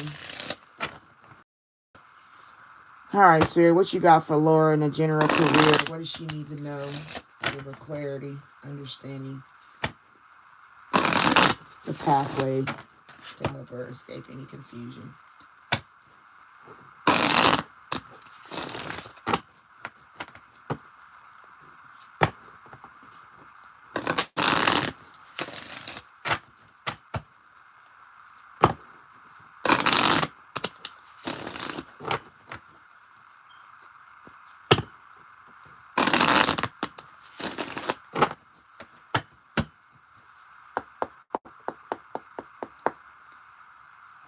All right, Spirit, what you got for Laura's general career information?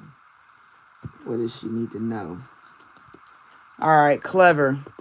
Working smart gets the work done. Focus on the basics to get better solution. Sometimes you just need to keep it simple. Okay? Work smarter, not harder. I guess that's how the saying goes. Whatever ideas you have with being an entrepreneur, just continue on, you know, keep some things simple. Don't make it harder than it has to be. Don't try to find something that isn't there or try to force something to fit that doesn't fit. Keep it simple. Stay on the playing field of what you're on. Follow through with what you're thinking, your visuals. Make sure they're very crisp and clean. Any ideas you come with, make sure you can write them down. Even if you don't work on the idea at the same time you think of it, make sure you got a notebook to contain all those ideas because they may blossom through time as you get to going forward. So if usually if Spirit gives you an idea, he's going to bring it forth. But you got to keep control of it by writing it down. Keep it together. You know what I'm saying? Get you a book of ideas or whatever. Make your own book. Because if you look at this one right here, this card right here, the books are all over here on the side. See all them books? That can represent you keeping the books. Even if you do the accounting, keeping the books. Make sure you stay focused. Don't do no more extra stuff than you need to. And if you have mishaps right here, there may be some minor setbacks, but it's only asking you to review your work and see what you have missed out on. Mistakes teach us lessons. You see what I'm saying? So all that's telling you is write it down. Even if something come up and it's a mishap, just go over what you've already done. Proofread it, read it again. You know what I mean? Like, but don't go and try to mess it up because you're clever enough to know what you're needing to do. And you don't want to overthink yourself or make yourself nervous by trying to overcompensate. It's unnecessary. Amusement. You have a natural talent. You have natural talents that you can share with the world. It's time to make money from them while having a good time just being you. Exactly. That's what I'm saying. Like, you're clever. Mishaps, even through mishaps, you're clever enough to deal with them. Okay? So you just got to be mindful of that. See? Lucky you. This is your lucky time. Things are turning in your favor. Take advantage of the opportunities and make the most out of them. Okay? Like I said, you ain't got to work hard. Just stay smarter because you're clever enough to deal with it. Whatever comes your way, be balanced. There you go. You need to balance your career and personal life. Honesty and business ethics are important to establish credibility in your work environment. Balance is, that's what I'm telling you. Like, don't get overwhelmed by mishaps because you're smart enough to deal with them. Balance out positive. Make sure you play as much as you work. Make sure the work is done and then you go play.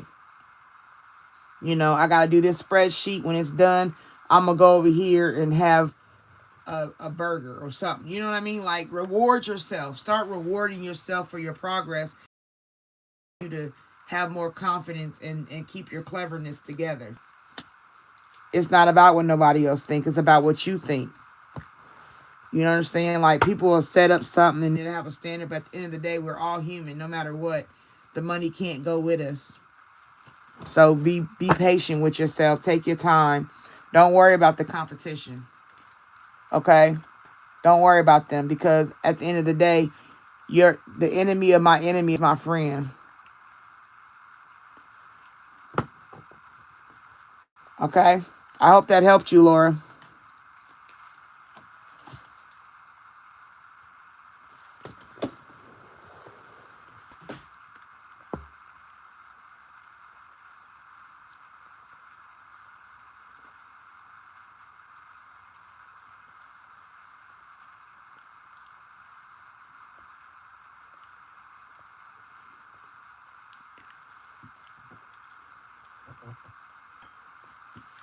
Capon, no, I don't do braille readings, hun. Sorry.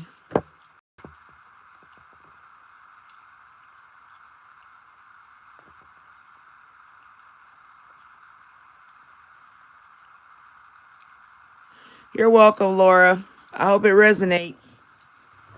All right, Sharon, are you here still?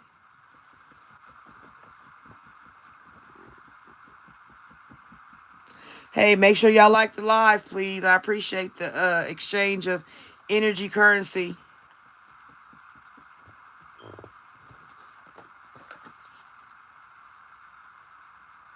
I have 2 places left if you want to be added to the list.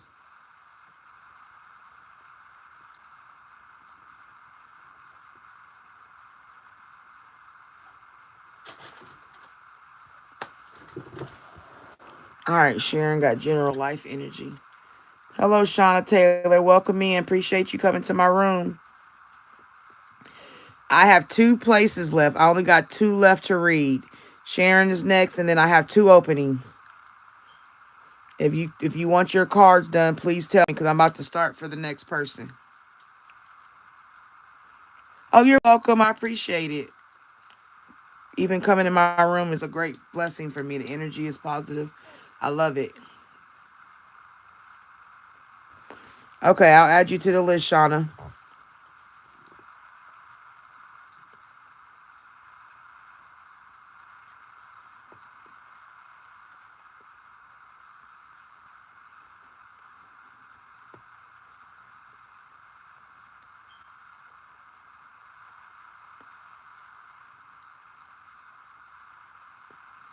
All right, just to notify, I got one less. One left, I'm sorry. I appreciate that. I try to be peaceful.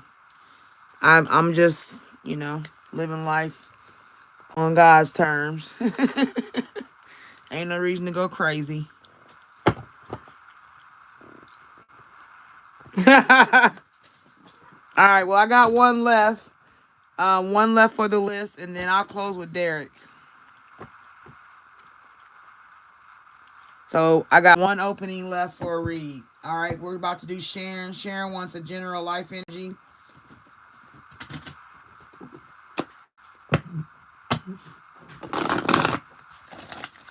All right, Spirit, we're doing this reading for Sharon's.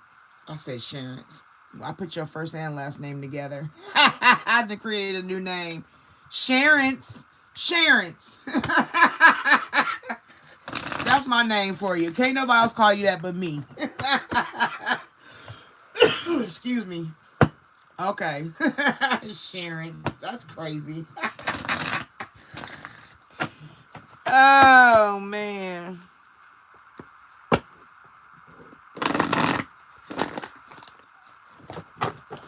All right, Sharon, you ready? All right. Sharon. I can't believe it. I'm so crazy. All right, Spirit, what do you have for her so that she can have some general energy? What does she need to know for clarity? What does she need to know to be able to have a way of escape? For peace of mind? For protection of her heart? What do you need her to know? What do you need her to know?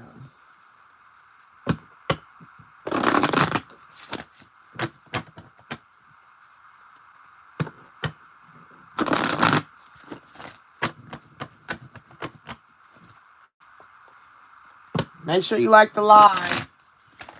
The energy currency is appreciated. All right, Spirit, what you got for Sharon? What do you need her to know? Accelerated motion. Okay. Sharon, things may get to moving fast. You may need to pay attention. You might be coming out of something that was emotional, triggering, overwhelming. You may be coming out of that, but if you keep your head up to the stars, to God, He is going to move things forward for you quickly. You don't have to wait too much longer. It's coming. 8 is prosperity and wealth. Oh, excuse me. It's your personal power and it's financial success. So all that could be coming to you. So if you're worried about a job or a promotion or if you should leave your job or anything like that, just be patient. Just look up from the hills which cometh your help, honey.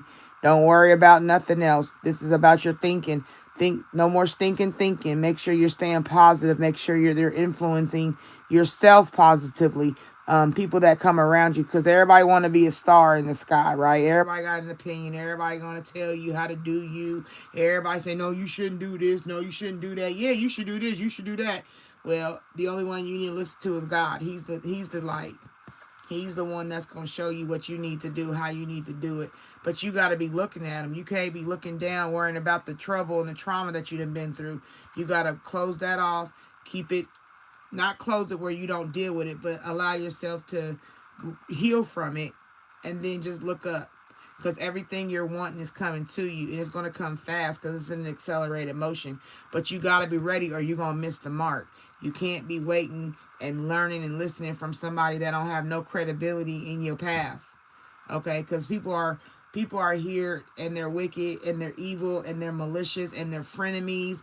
Partners are the same way. Okay? Be mindful of who you got in your camp. Do a inventory. Look at everybody. Look at if they're positive, if they're more negative. If you got to cut off people, honey, don't be scared to do it. If you've been waiting to cut off that one deadbeat friend, then you need to cut them off.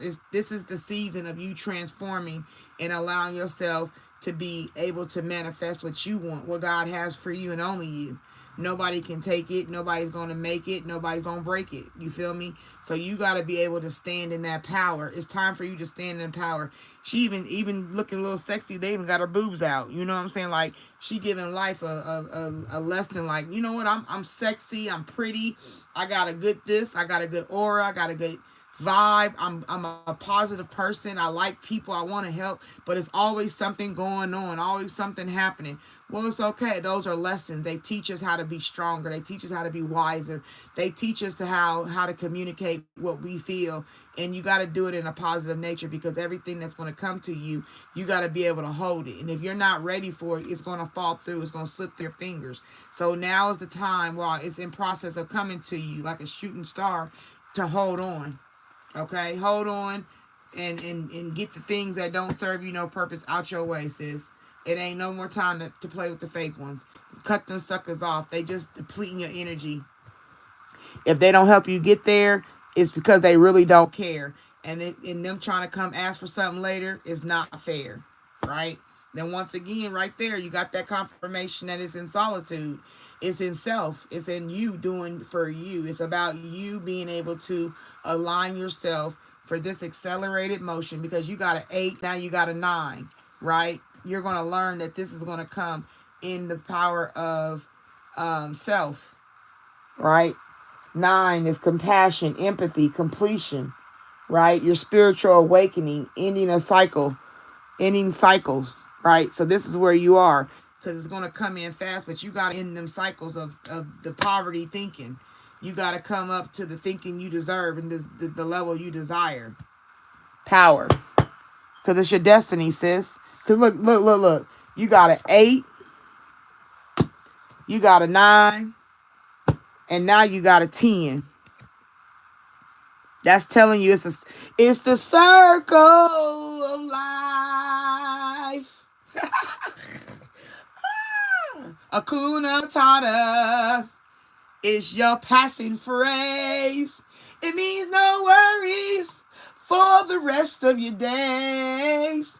It's your problem-free philosophy. Hakuna Matata. Woo! Now that's the song for you. It might be a cartoon, but sis, that is this is what this is telling me. You need to Hakuna Matata some motherfuckers. That's the best way I could tell you. Cut them off. Cut them off. They are blocking your path. Whoever this person or who these people are that's in your path, sis, cut them off. Don't be afraid to. It don't matter if it's family, friends. It's fate. Period. Okay? Because it's your destiny. It's the cycle of life. Like I said, you're completing cycles. And this time is time for you to step in your power. This is a yellow, which is always and will forever be, you know what I'm saying, the solar plexus. That's where your wisdom and your power come from. Trusting your gut. Learning to trust you. Standing on what you believe. Standing on what you know to be true. knowing what's facts, knowing what's fiction, knowing who's for you, who's against you, being able to discern when to go in somewhere and where not to go in somewhere, what to do and what not to do. That's the energy you on right now. You on an upward heel because it's coming fast. You got 8, 9, and then 10. That's telling you that it's time for the cycles to change. What did I tell you? Because once you get that process going, you got prosperity beginning. You will have a partnership with the right people. You have to know, because like if this is your hand, right? Let's look at it this way. If this is your hand on the bottom, you done did the work. You planted the seed. The roots have sprouted. You're growing a tree. This is you. Now somebody comes in that cares about you and care. Put their hand on your hand like with care. So the people have to care. You know what I'm saying? This is where it flourishes. This is getting the apples off the tree, the butterflies, new beginnings, new transformations. That's what butterflies represent, right? Apples is the fruit of life, right? Apples give us nourishment. They give us energy. They give us fiber to be able to poop, right? You eat apples, you know, it makes you poop. That means getting flushed. That's getting it out of your system, right? That's what this is telling you. Spirit is saying it's time to get some things out of your system that ain't no longer serving you. It's time to stand up and get it together, because if not, you're going to fall behind. It's going to be worse, and you're going to keep missing the mark because you're not willing to do the work. You're not willing to get rid of people that don't serve you. You know them people is deadbeats. You know they're leeches. You know that they only come around to see you fail. They like to laugh at you in your face. Subtle shade throwing. They make it seem like they don't mean no harm, but really they really hating on you because they know you got accelerated motion. You got a star coming to you, and if you don't see it, I'm telling you.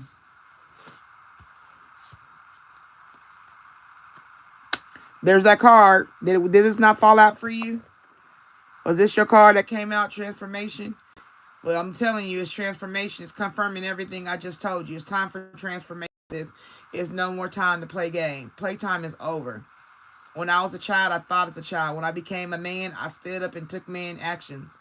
You know what I mean? Per se, man, woman, you know what I'm saying. But, you know, it's time for transformation. This is, so you want a general life energy. The general life energy is for me to tell you, stand up, stand tall, and drop them haters, drop them lames, drop them people that don't serve you. Don't date nobody else that don't have no value for you. Quit giving out your joy and your kindness and your peace to people that don't serve you. Allow yourself to know you are valuable. God loves you. I love you. And you are going to do more than you ever could believe once you start to believe. You know what I'm saying? Once you stand 10 toes about your thing, whatever it is, you going to make it. And it's going to come quickly. It's going to be a trend. It's 2026. It's like a horse. It's the year of the horse this year, right? In the Chinese zodiac. So when you're thinking about a horse, what is a horse doing? It's horse. They call it horsepower for the cars because it's moving. We got to get moving. You feel me? So that's what Spirit is telling me to tell you. Get moving, sis. If you have ideas, get you a vision notebook. Start writing down your ideas. Start journaling some things. Start taking note. Being accountable for yourself. Holding yourself accountable. Setting goals. Short goals. Long goals. Minute goal. Whatever. You feel me? When you feel sad, go get, this is what I tell people. Go get you an hourglass. I got a 3-minute hourglass. You see? This is how I allow myself time. I allow myself 3 minutes because that's the Trinity. Father, the Son, and the Holy Spirit. Things move for me in threes, and I trust threes. When it's time for something, to give yourself 3 minutes of writing, 3 minutes of feeling sad, 3 minutes of idea. You know what I'm saying? You sit it up here and get your journal out and write for at least 3 minutes. Time yourself. Go find you an hourglass because this is how life works. Hours. This is more visual than a clock. This is telling you time is running out. You ain't got time to keep wasting. You ain't got time to keep letting all your good be evil spoken of. You ain't got time to keep wasting on people that don't have no purpose, that's not going nowhere. Because you'll start to look like they do. You'll start to fall into their residue. You'll start to think like them, act like them, be like them, and it steals who you are away. You got a plan in this life. You got a purpose in this life. We all do. And you can't let nobody blur your vision. Take off the rose-colored glasses. Quit thinking people who have value in your life, and you know they don't. In your heart, they don't have no value, but in your mind, you think they do. No, it's time to synchronize. Get your chakras aligned. Get your energy aligned. Get your value in alignment, okay? That's what energy that I'm speaking to you that you need to have. The purpose-driven focus. Because time is running out, sis. Playtime is over. You got a purpose. People need you. There's things you got to do out here in this world. And you can't let nobody else stop you, because them are just distractions. Them are just things that come to steal, kill, and destroy your energy, your mind, your hope, your body. If you sexually active, they come because they're no value. You see they're no value. That's the tears at night. That's laying there crying. That's that why me, or that's what am I supposed to be doing. That's the I don't understand the plan. Okay, why don't nobody love me? Why don't nobody care about me? That's all of that. It's time for you to do it for yourself, because nobody's coming to save you. That's how the rule is in life. The people that come, the hand that was on top, that's when you get to that point of working through it by yourself first. People don't like to pull you up the hill because they scared you'll pull them down. Right? So if you change that thinking for yourself, I don't want to be walking up this hill for somebody to come and pull me down. So I got to guard my heart. I got to guard my mind. I got to guard my actions. Keep my ideas to myself. Keep my visions to myself. Write them in my journal. Right? That's what you got to do, Sharon. You got to make sure that you're protecting all that. Trust God and no one else. God is the lock and He is the key. He will help you transform into what you're wanting to transform into. And it's coming. You've already been confirmed. But you got to do the work. You can't keep sitting idle. You can't, even if you are moving, because like right here, this card came up, disruption. This is what comes when you're trying to move forward every time. And what you got to do is get your sword out and start slicing them down. No. Practice that word every day. Nope. Can I have $5? No. Can you give me a ride? No. Nope. Can you stay over late at work? No. You do things because you want to do them, not because somebody make you or tells you you have to. You know what I'm saying? So, I hope that resonated with you. I hope it did, because time is almost up. There you go. It's empty. That's time. And then, you see what I'm saying? I hope that helped. I hope it resonated. And it gave you some kind of answers and insight. For all those who don't know, you can look in the description. My information is in the description. If you want a private read, you can go to my community page. My flyer is there. You can look at that as well. I do reads Monday through Thursday. So you can book with me and we can go from there. But just if you have questions, you can email me. If you want to know more details, email me.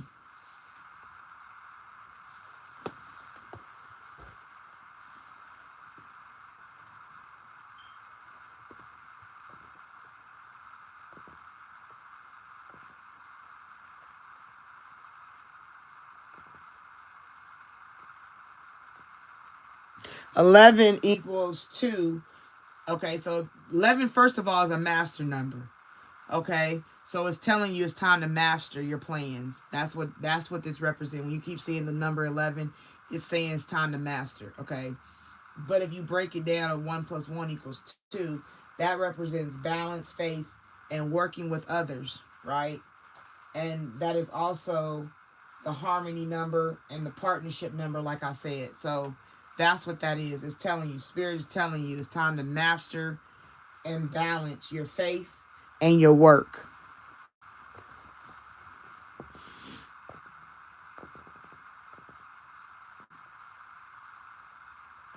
Thank you, Shauna. I appreciate you. Well, Sharon, I hope I was able to, help you with what you were praying for. Hello, Chuck. Welcome in. Yes, they are aligning.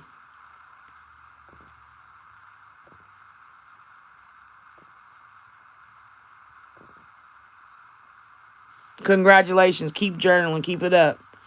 And I'm telling you, write all over that sucker. Make it your home. Release all that third eye energy, all that mental energy in that book.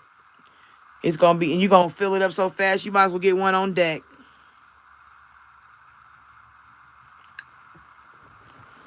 All right, Shauna, you still here?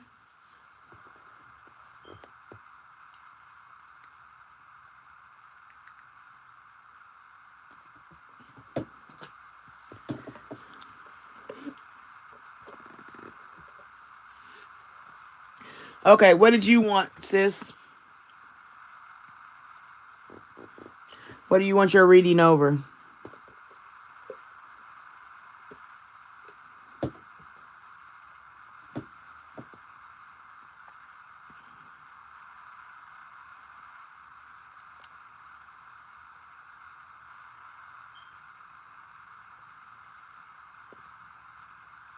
So you want a general love reading?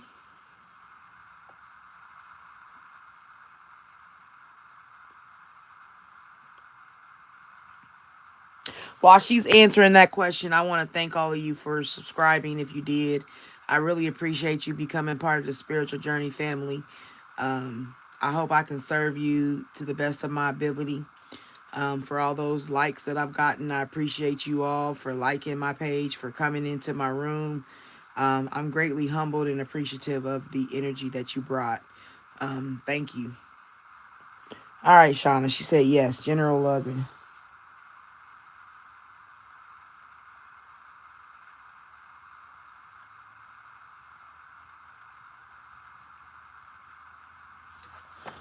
All right, general love energy for Shauna.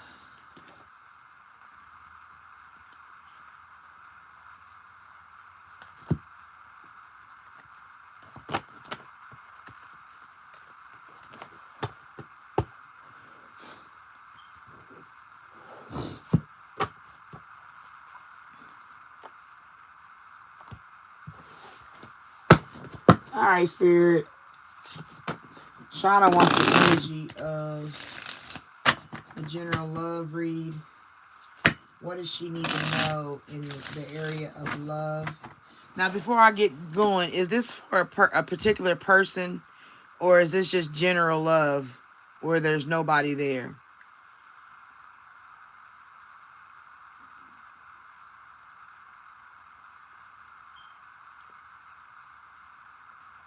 Because I can do... Okay, give me a name or initial of your boyfriend, and I can zone in on his energy.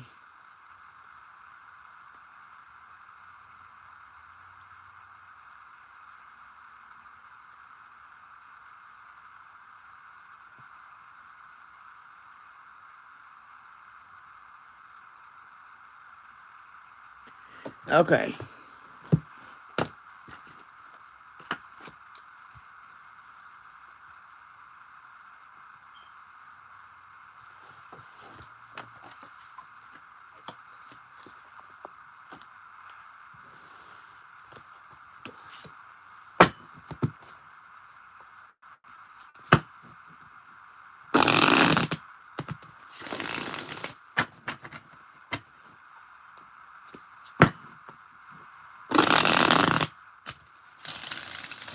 Okay.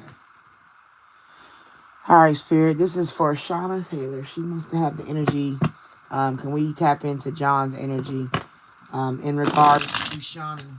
She wants to know if there's anything hidden, anything she needs to know.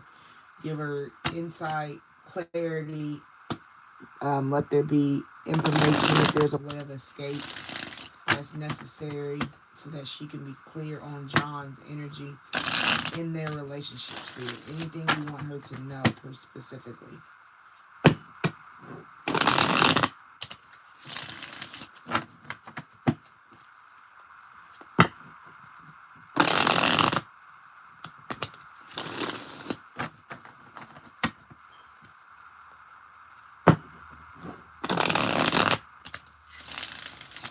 We're on the road to 500 subscribers, and I have to get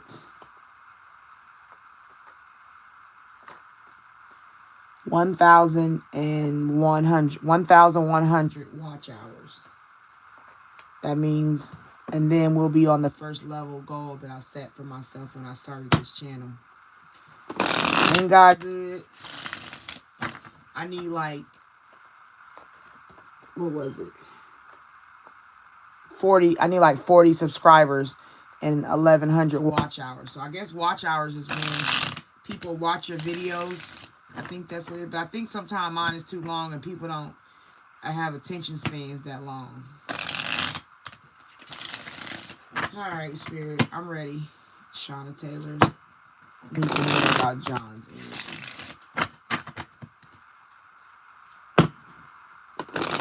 Lies. All right, Spirit. What does Shauna need to know about John? First card, hidden agenda. Okay, so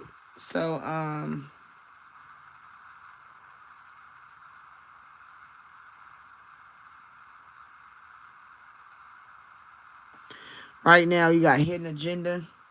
Now everyone's motives are obvious. This connection comes with fine print and hidden clause. So there could be a hidden agenda around John. He has his own purposes for things. May it be, I don't know yet what it could be, but it could be in the realm of what he's got planned for certain things. Maybe relationship wise with an alternate person. May it be financially. He has different things going on, so we're going to look more into that energy. Making peace. Maybe his hidden agenda is to cause peace. After all the drama and side eye, someone's ready to drop their aggression. The energy is shifting from war zone to neutral ground. So he has a plan to make peace with somebody, or maybe he's acting like he's making peace because there's a hidden agenda. Wedding day. So maybe he has a hidden agenda to get married. Maybe that's what he's planning, and he just don't want to let you know. Maybe he's being weird because he's making moves to get married. Okay, so maybe you need to be relaxed. Ease up a little bit. Don't be so paranoid. Maybe that's if he's coming to you in a healing mode. It may be because he's trying to move into the realm of marriage. I mean, we can go negative if you want. You can go, he's making peace with the hidden agenda that he is married. He might be wanting to tell you he's married. I mean, that might be a long shot. It could be possible, but it's just how I'm reading the cards. But for the most part, positively, he can make peace with whatever he's been going through or done in his life. That was a hidden agenda because he knows he eventually wants to get married. So you have to look at it that way. You got envy vibes. And envy wears many faces. Sometimes it shows up as fake support, fake concern, or unsolicited advice. So maybe if you guys have discussed marriage already, he's not really into it. That could be his hidden agenda. It could also be that he's dealing with people that he might be talking to, like, hey man, I might be ready to marry Shauna, and they might be like, you don't need to marry her. Sisters, cousins, brothers, friends. You don't need to marry her. What you marrying her for? You know how people get negative when they trying to talk about it, because it looked like he's having this picture shows that like he's discussing it with a friend or a male figure, like a cousin or something, a brother, and maybe that person is giving the envy vibes, like, no, you don't need to. What? Marriage? Are you serious? Like, boy, like, what are you talking about? Yeah, and that's what's causing him to have inner turmoil. He might be in the realm of wanting to do something positive, but there might be naysayers wanting it to be negative. So it's got him turmoil in, because if it's like let's say his mama is a hater, she don't like you, right? And he like tell his sister, hey, I'm gonna get married to Shauna, and she tell your mama, and the mama like, John, I know you ain't talking about marrying that girl. Go negative when she could go World War III on John, and it has him in an inner turmoil. Okay? They may be smiling on the outside, but they're spiraling on the inside, pretending everything's fine, and has become his own crisis. So maybe he's looking to be better or do better, but then people throw their negative energy vibes in, and it transforms. Or maybe he's doing wrong, and they're like, you need to sit your ass down and marry her. And he's like, I don't know about all that. And it could cause him inner turmoil because he might not even be wanting to get married. Living large, though. Luxury is a new baseline. They're not just dabbling in wealth. They're dwelling in it. So it could be that he want to get married and have a family and stuff and do all that stuff that they have out there that they say is the American dream per se. But he could be getting a lot of slack from people. You just never know who's in his ear talking negatively. because people are envious. If you guys have a good relationship, they want to find something. They want to be something negative. As of right now, I don't see anything that would make me feel like it's time to kick him out or kick him to the curb as of yet. Misunderstood, exactly. People might misunderstand how he moves. He might not move the way people think he should move, but he knows what he's thinking, and it's got him he got inner turmoil going on. The real version never made it past the rumors. Now they're stuck defending what they never said. So maybe he feels like he's been misunderstood because he might be in secrecy about something and everybody's assuming it's negative. It could be positive that he want to get married. You know what I mean? He might want to get to proposing, you know, or like I said, if you want to go negative, maybe maybe he is married and you just don't know, or he's been married. Things like that can come out, and he like, well, I don't want you to misunderstand. I've already been married before or something, you know, because people have histories. It just depends. But you got to do the work no matter what. And it also can represent somebody doing black magic. If there is a person in his life that is negative, that has envy in their heart, they could be doing black magic to separate your relationship, to break the bond, to have there to be misconceptions where he's dealing with being misunderstood. Growth is happening behind the scenes, healing patterns, owning truth, and unlearning survival mode. So, like I said, he may be going through healing. This is showing that he's trying to make peace with maybe who he was. Maybe he was cheating. Like, maybe he went through the pattern of cheating and he was hiding it. You feel me? And then maybe he's growing up. You know, maybe he's learning, like, it's time to do something different. But he's in transition right now. So I would say John is truly in transition.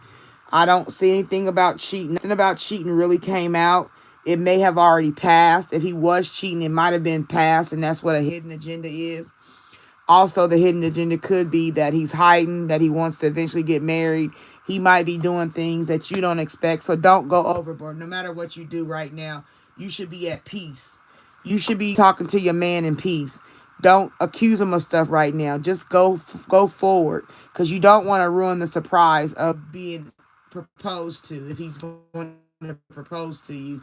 And you don't want to cause a rift in your relationship that makes him not want to even marry you. Okay, so be mindful of that. If he was cheating, I don't see him currently cheating. But I do see people around him that hate on your relationship. I can tell you that. There are people that are envious. There are people that are jealous. There are people that don't want it to happen.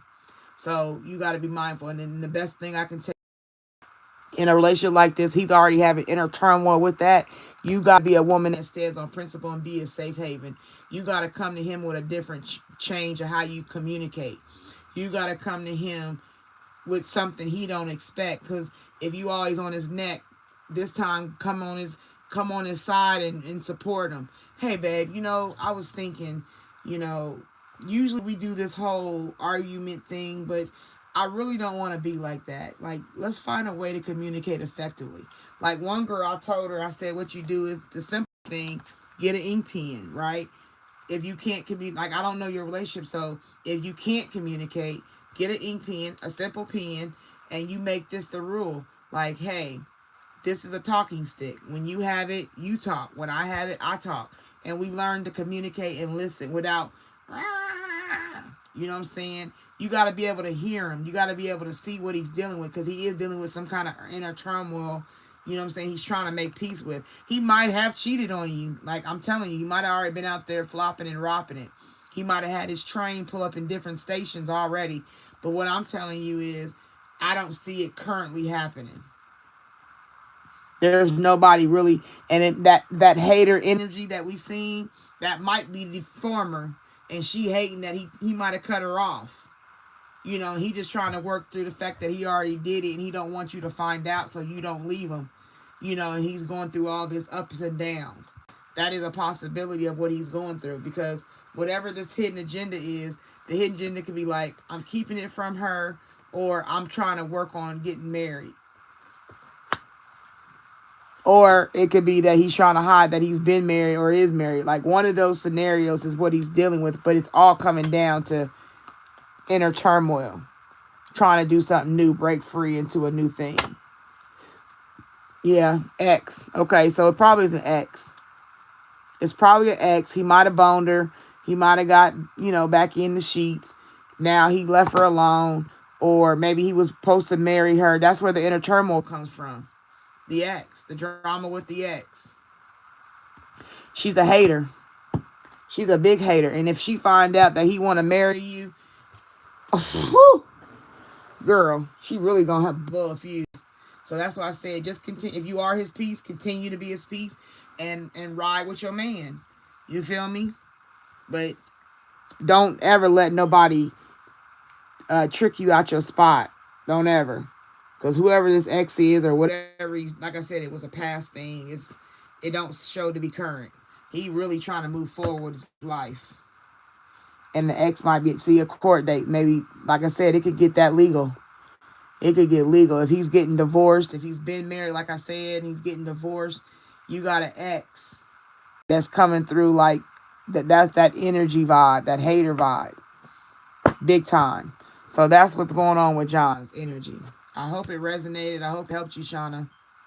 If you want more detailed read, you can look in the description and get my information. We can do private reads. I do private reads as well. And they're more detailed.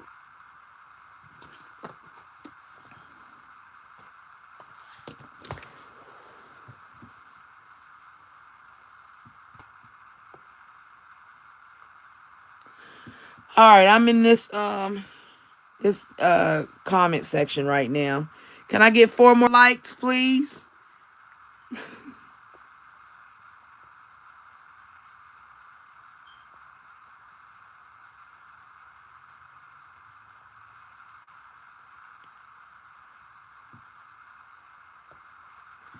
Hey, Pulse Ultra 11 Light, back to you. Appreciate you coming in my room. Thank you for the positive energy, too. I appreciate it. It's greatly received.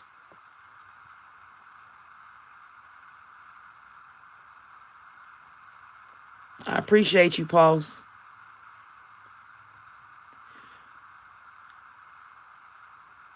Jerry. Hello. What a card, bro. And Shauna. Thank you. That did help. Okay. Long as it helped. I like to help and not hinder. I don't want to tell you like your man bad if I don't see it in the card. But if you still have any feelings, like I said, come to me and we can do a deeper dive and really vibe out. Okay, so I got one left. Anybody want it? If not, then I'm just asking for energy currency, which is a like. I appreciate you. Thank you.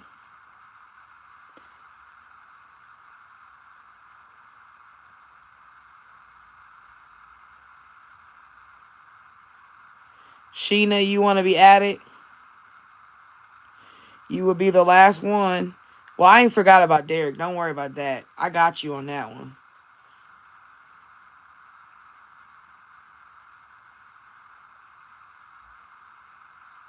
Well, Shauna, you got to come back. I only do one. One per live. Okay, Sheena, you'll be the last one.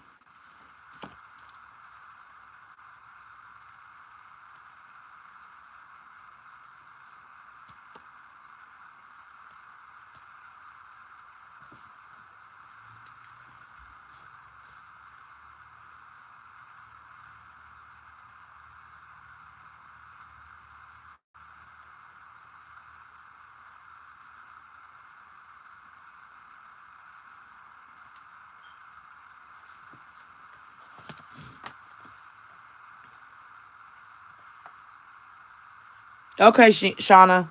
I look forward for you coming back. Okay, well, Sheena, all I need to know is what question do you have? You get one question. The more focused, like love, career, or if it's a person you want to energy read on, then we can do it that way. It just depends on what you want to know. Thank you for coming in, Shauna. I appreciate it. I'm usually here. I do lives on the weekends. During the week, I do readings for my clients Monday through Thursday. I need to get back to putting out some more videos for my actual when I do reads and I record them and then I post them. A person, okay, give me the name of the person and what area you're wanting. The person's career, the person's love, and we can go from there.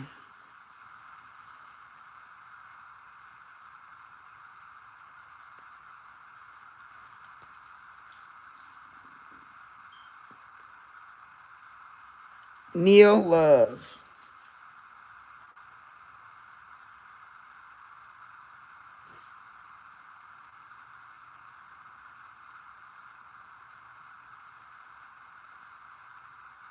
All right, Sheena is.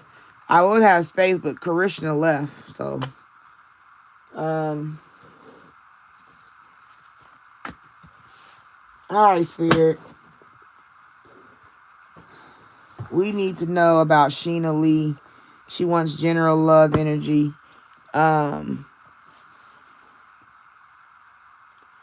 Thank you, Michael. Appreciate you sending love and light right back. Love, light, and hope. Okay, I'm not in the comments. I'm doing this read. All right, Spirit. What does Sheena need to know in regards to Neil? What is the energy around Neil? Give her information for clarity, information for a peace of mind, for a steady heart, a way of escape if necessary. Allow her to understand and be for sure about what she's doing. Yeah, might be, I don't know, we'll see.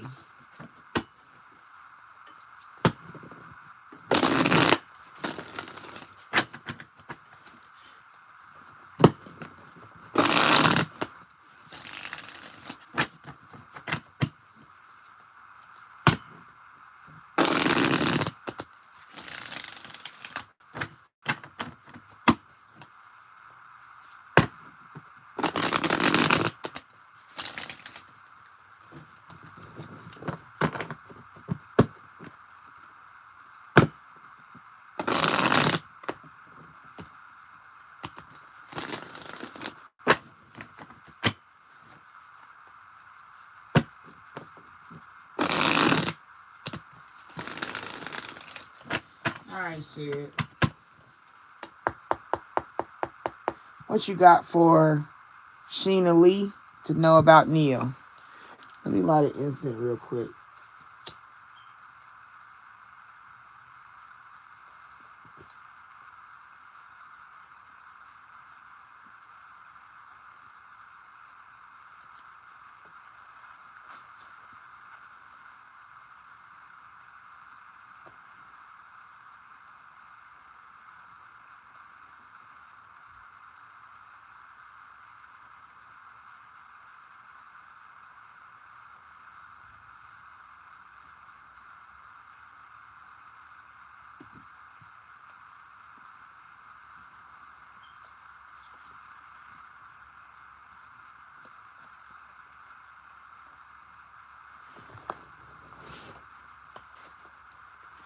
All right, Sheena need to know about Neil.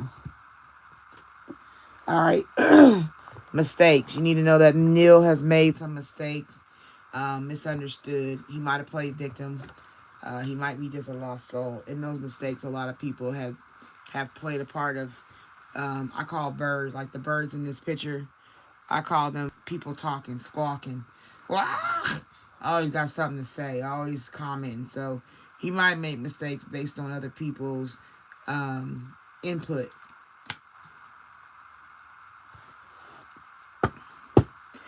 Family, fertility, parenthood, pregnancy. Overall, Neil's love is for his family. He does love his family very much. It's not an issue with him about if you know how he feels about his family. But even in his family, there's been mistakes made.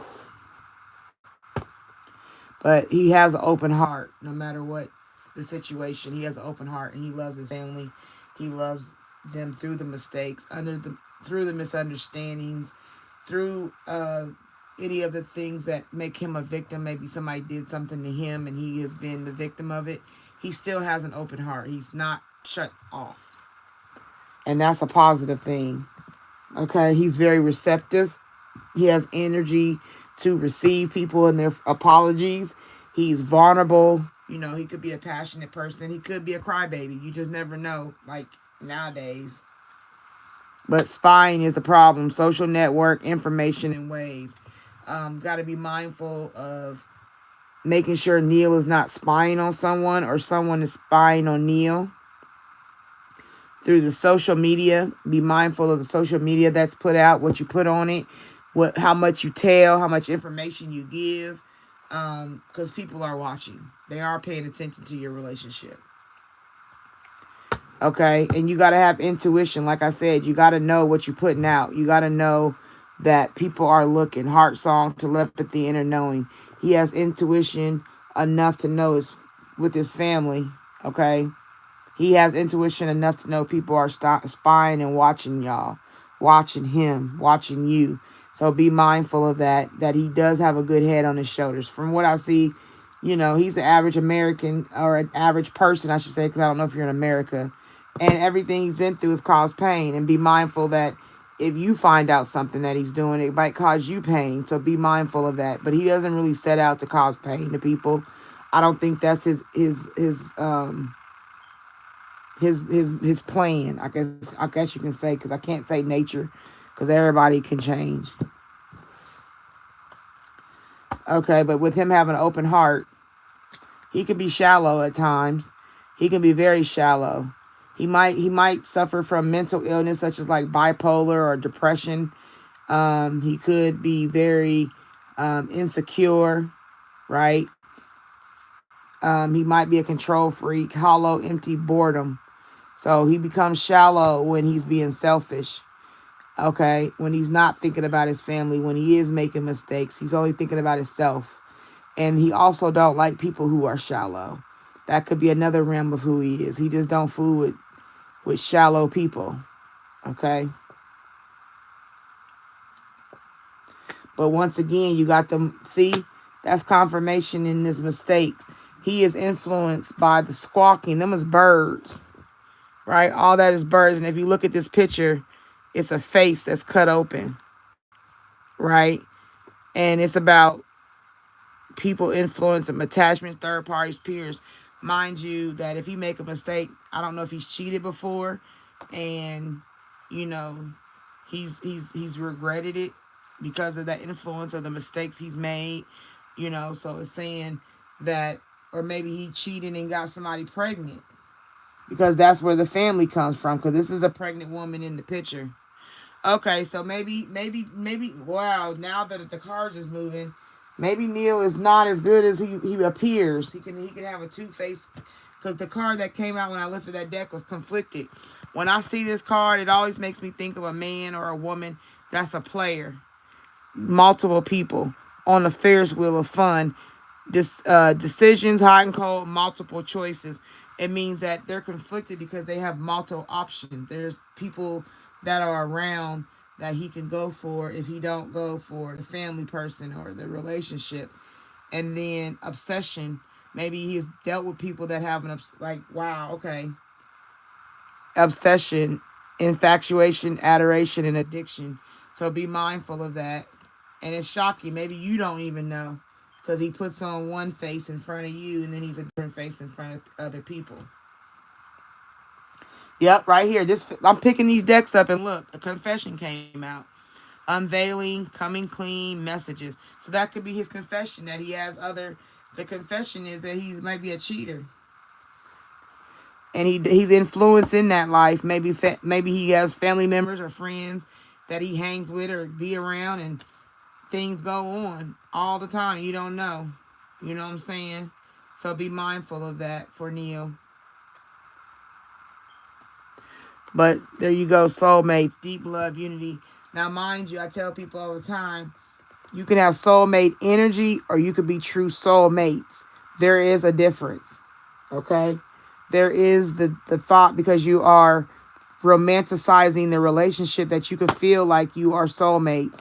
And then there are those who are truly soulmates, okay? Because the definition of a soulmate is a deep and meaningful bond, right? Natural affinity, connection associated with love and romance, intimacy, sexuality, spirituality, and compatibility. It may involve trust and comfort, right? That's the deepness.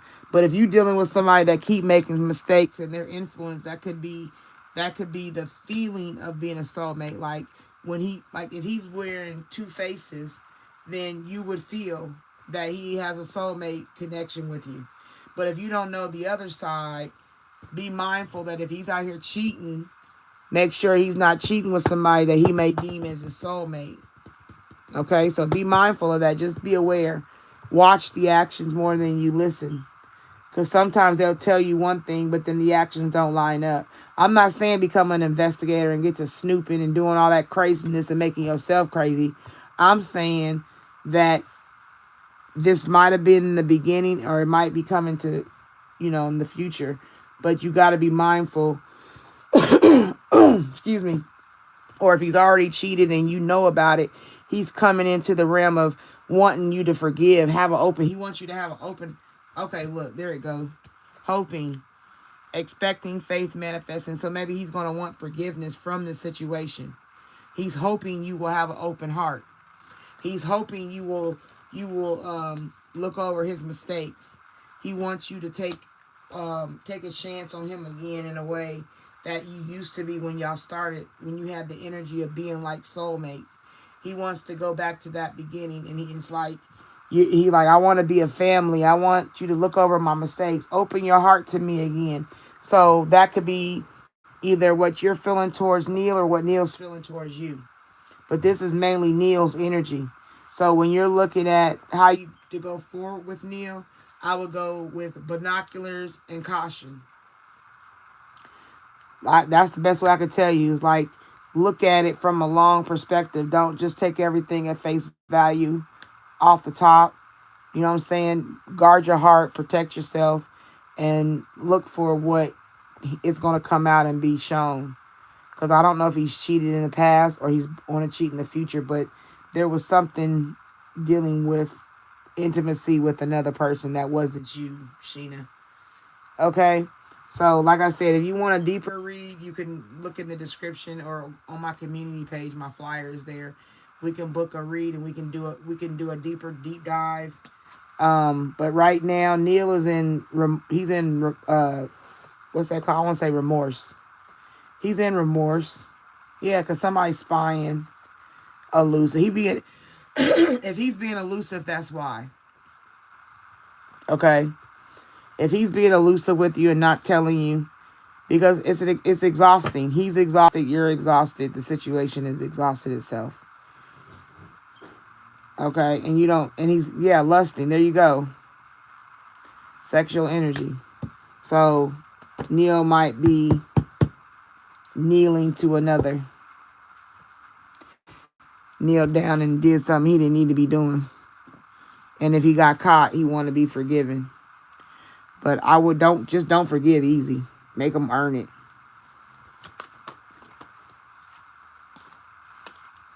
All right, Sheena, I hope that resonated. I hope it helped you.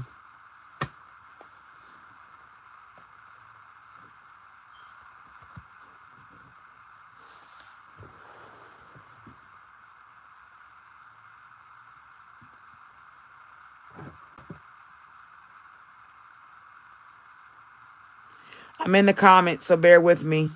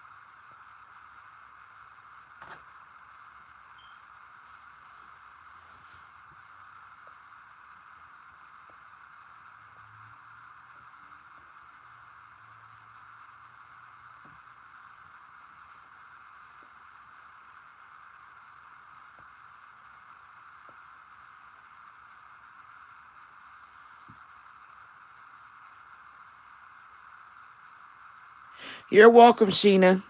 Like I said, if it ever gets too cloudy, I do private. I want y'all to know I can do a private read. Y'all can book with me to do a private read to really dig in and know what you need to do. These are just a portion of what I do. Like email me if you want to know more. You know what I'm saying? Like you got to reach out outside of the live. Ashley, I'm not doing any more questions, hon. We're pretty much about to shut up shop. I won't be back until what is that? Friday, 12:30 Friday.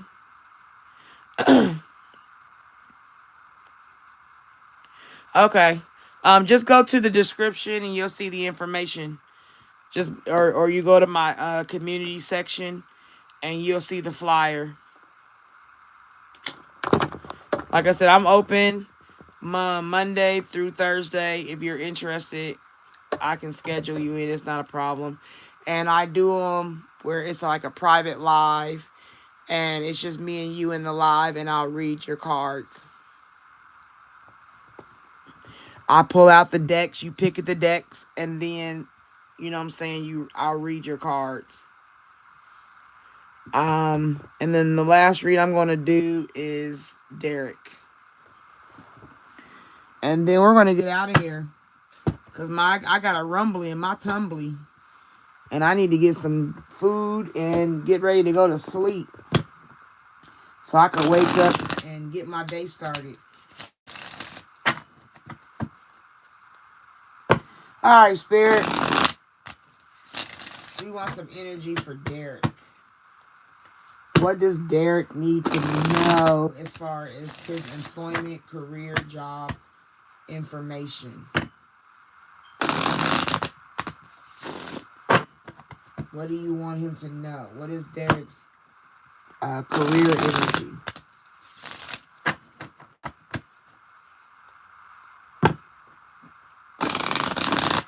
Anything you want him to know so he can make clear decisions, have a clear mind, a clear heart, a way of escape.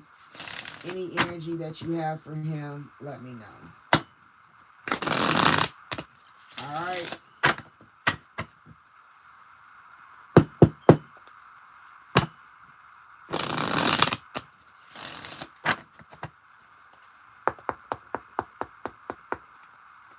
All right, Spirit, what you got for Derek's energy?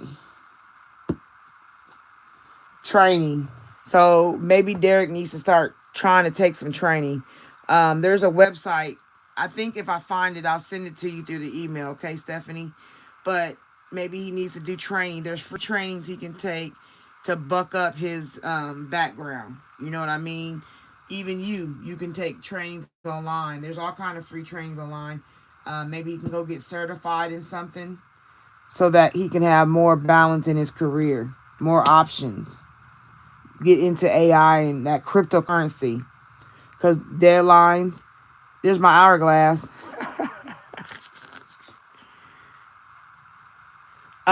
If Ashley, if you want to go into the description or go to my community section, you'll see my flyer in the community, on the community page of my channel. Okay.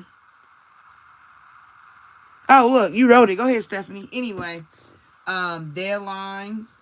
There are going to be deadlines to, maybe you set deadlines, because like deadlines can go for work. There could be, you can go to training and have deadlines to get the work completed. Make sure he stays in the deadlines, and make sure that he's doing what he need to do.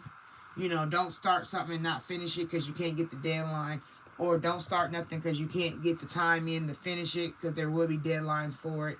But there is also a time that he has to do things different. There is a time he might need to be doing training. There is a time he's going to go to training. If he's trying to start his own business, it would be good to start training in areas that deal with the business. Taking how to do how to run the operations in your state, how to do the books if you're going to do the books, like things like that to have him ahead of becoming an entrepreneur. Okay, and then right there, if you take that training, meet the deadlines, get the certification, there's unexpected income. And once again, it's like stocks. That could be that cryptocurrency I'm talking about. Okay, There might be money coming in from something that you don't expect. You know, maybe maybe the unexpected income comes from training, and you have deadlines to get it. That's a cup of coffee, and coffee is what, a stimulant. So it's saying get moving. There's time is running out, so get moving. That's how I would read that to you.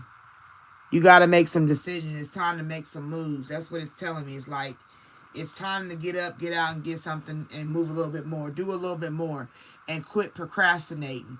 Don't wait till the deadline hit and you don't do nothing.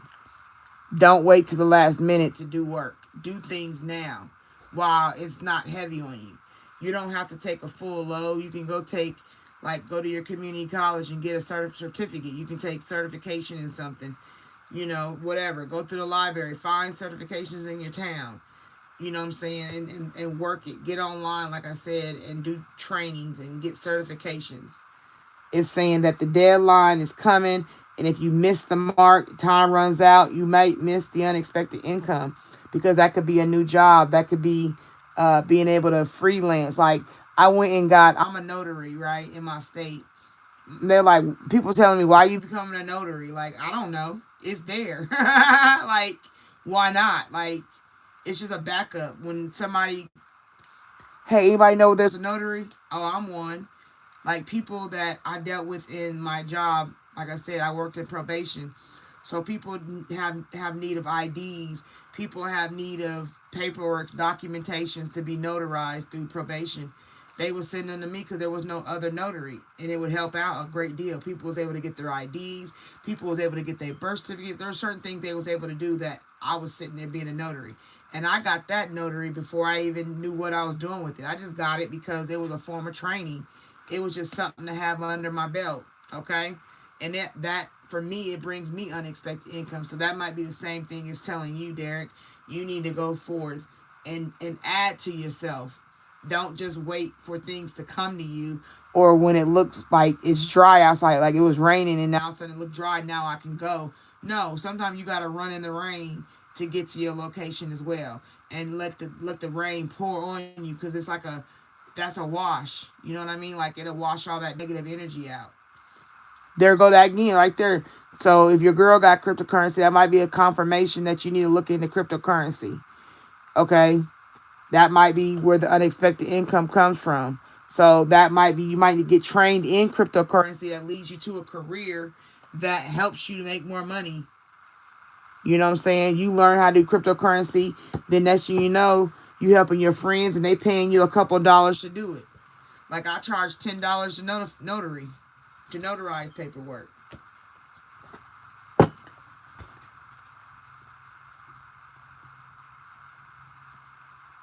Yep, responsibilities. Taking on the responsibilities necessary to do the things that you need to do for your future. It's not about waiting, it's about doing it. Or at least coming up with a vision and writing it down and making goals with each step of the vision. Okay, I want to open an electrician shop. Well, I need to first see about getting certified in becoming an electrician. Okay, now I'm certified. Now I'm going to go work under somebody for about 6 months. So you go get a job as an electrician. You do 6 months. And then now, okay, I'm about to leave this because my mom is giving me money to open up this little building or whatever. Her friend has a building and we're going to use that as my location. So then I set up the building. We got to paint it. We got to remodel it inside because it's all jacked up. So we got to go in and do that work. So it's just like doing things in order, setting a foundation. Yep. Background check. So you can work on seeing what's on your background check. Like, seeing what can be expunged, what can be removed now that time has gone by. Even if you had a history from the past, has the years gone by enough to where you can get it expunged. Or maybe, like I said, if you go and get a job, as for the example of the electrician, they might need to do a background check. But that might be the first thing. The deadline is up for things that's on your background. So now you might be able to change your background and get that stuff expunged to open you up to more options. And while you're doing training, as them expungements are coming off, it opens you up to unexpected income. You see how that go? It's just a matter of doing the work. The deadline of you starting is now. Time is running out. You got to get moving. Okay? You need a jolt to get moving. You got to have a focus. Don't play yourself. Okay? Insurance. You might become an insurance salesman. You know what I mean? Like, sell insurance to your friends. It don't even have to be car insurance. It could be life or death insurance. So many people out here don't have insurance, and it's ridiculous. People be dying. Everybody is guaranteed to die. When you get your taxes, pay off some insurance. Buy some insurance. Why wouldn't you want to have insurance for knowing you're going to die? You don't know when, but you know it's going to happen, right? That's the most wonderful thing you can do for your family. Let me tell you, I had insurance on my son, but then I, being naive, thought I didn't need it. Oh, I don't need that. I don't want to pay that no more. I stopped paying, and look at what happened. We had to struggle, do GoFundMe, do YouTube, not YouTube, what's it called? Facebook fundraisers. We had to raise money to bury my son. So that's another thing. Be wise about what you do with your money.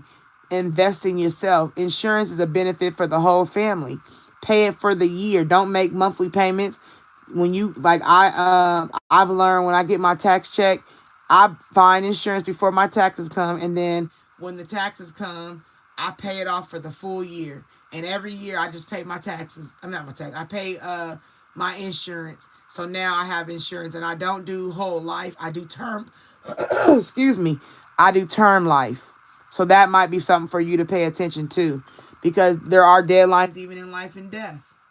Okay? Set your family up so they're not struggling in the end. You got kids, set them up with money to go, at least go to community college and get an associate's degree. Set them up. It's basically saying it's time to train yourself to do better. That's what it's telling you, Derek. You got to get up and get out and get something. It's time to do better. Don't wait for it to come to you. Go get it. And I'll give you a divine door. What door does God want you to go through, Derek?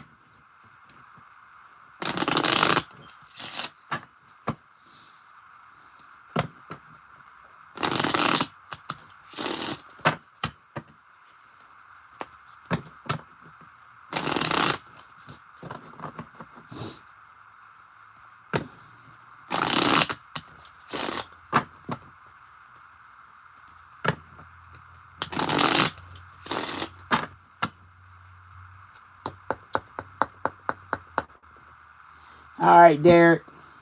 Closing out. It says Jude's song. Jude's song. This is your door. Okay?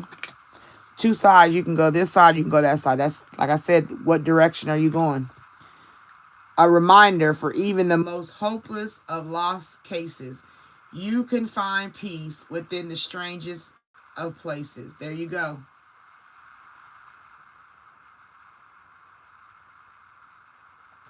That means even if it's a hopeless lost case, or you think you're a hopeless lost case, or any of those feelings at all, or the situations you're in is hopeless of lost cases, you can find peace in things you don't ever expect, which could be trainings of things you don't think you could even do. It's called having faith in yourself, Derek. Okay? Patience. Everything soon will come to light, and then you will see things will be all right. Okay? And this door is like an open door. It don't even have enclosure. It's like just walk the path and you're protected. God got you. And your last one, morning memory. Its healing gift runs a destined course. The morning dawn, our inspired source. Meditate under the sun. Even if it's cold outside, you go sit in the car and just make sure the car is parked in the sun. You see what I'm saying? And let the sun hit you. If you got your bedroom window, you can just open the curtain and let the sun come in. It feeds you. All right. I hope that helped you out, Derek. Gave you some insight. Everything gonna be all right.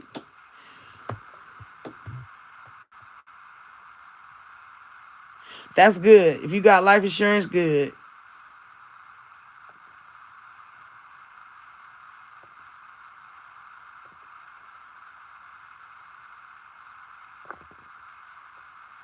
All right, so first of all, I want to thank y'all for coming to Lady T's Spiritual Journey.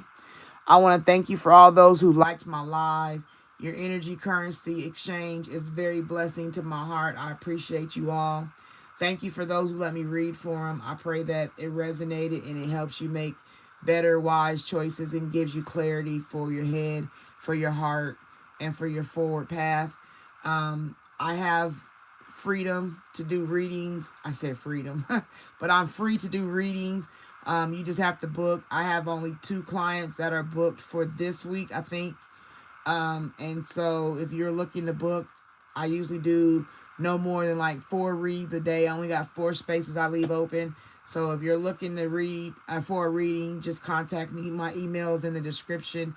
My flyer is on my community page. Go check it out. If you're looking to subscribe because you want to be a part of the spiritual family, I appreciate you. If you look to subscribe and you're going to delete it, please just don't subscribe because it's a waste of both of our energy. It hurts my feelings when people unsubscribe. And that's very truthful and honest. But I appreciate everybody. I thank you for all the people that are allowing me to be in their homes when they watch, or their cars, wherever they watch from the different countries, the different sections. I pray God keeps you covered. I pray God keeps continuing to guide you on your personal spiritual journey and opens your heart and opens your mind. I pray that your spirit is being reconstructed with the information I put out, even if it's not you I'm reading for, but if it resonates anyhow, I hope it heals and leads you to battling the injustice of the traumas you suffered. And I just thank you. I really appreciate your energy. And I thank you for being here. I'll be back on live the end of the week. So be blessed through the week. Be safe. Keep your eyes open. You gotta watch. Pay attention. And don't hang with haters or players. And women, protect your fertility. Men, be cautious of spilling your seed in the wrong people. And all that good stuff. So I'll leave you with that. Okay. Once again, I'm Lady T. This Lady T Spiritual Journey. Thank you for taking this spiritual journey with me. I'll see ya. Peace.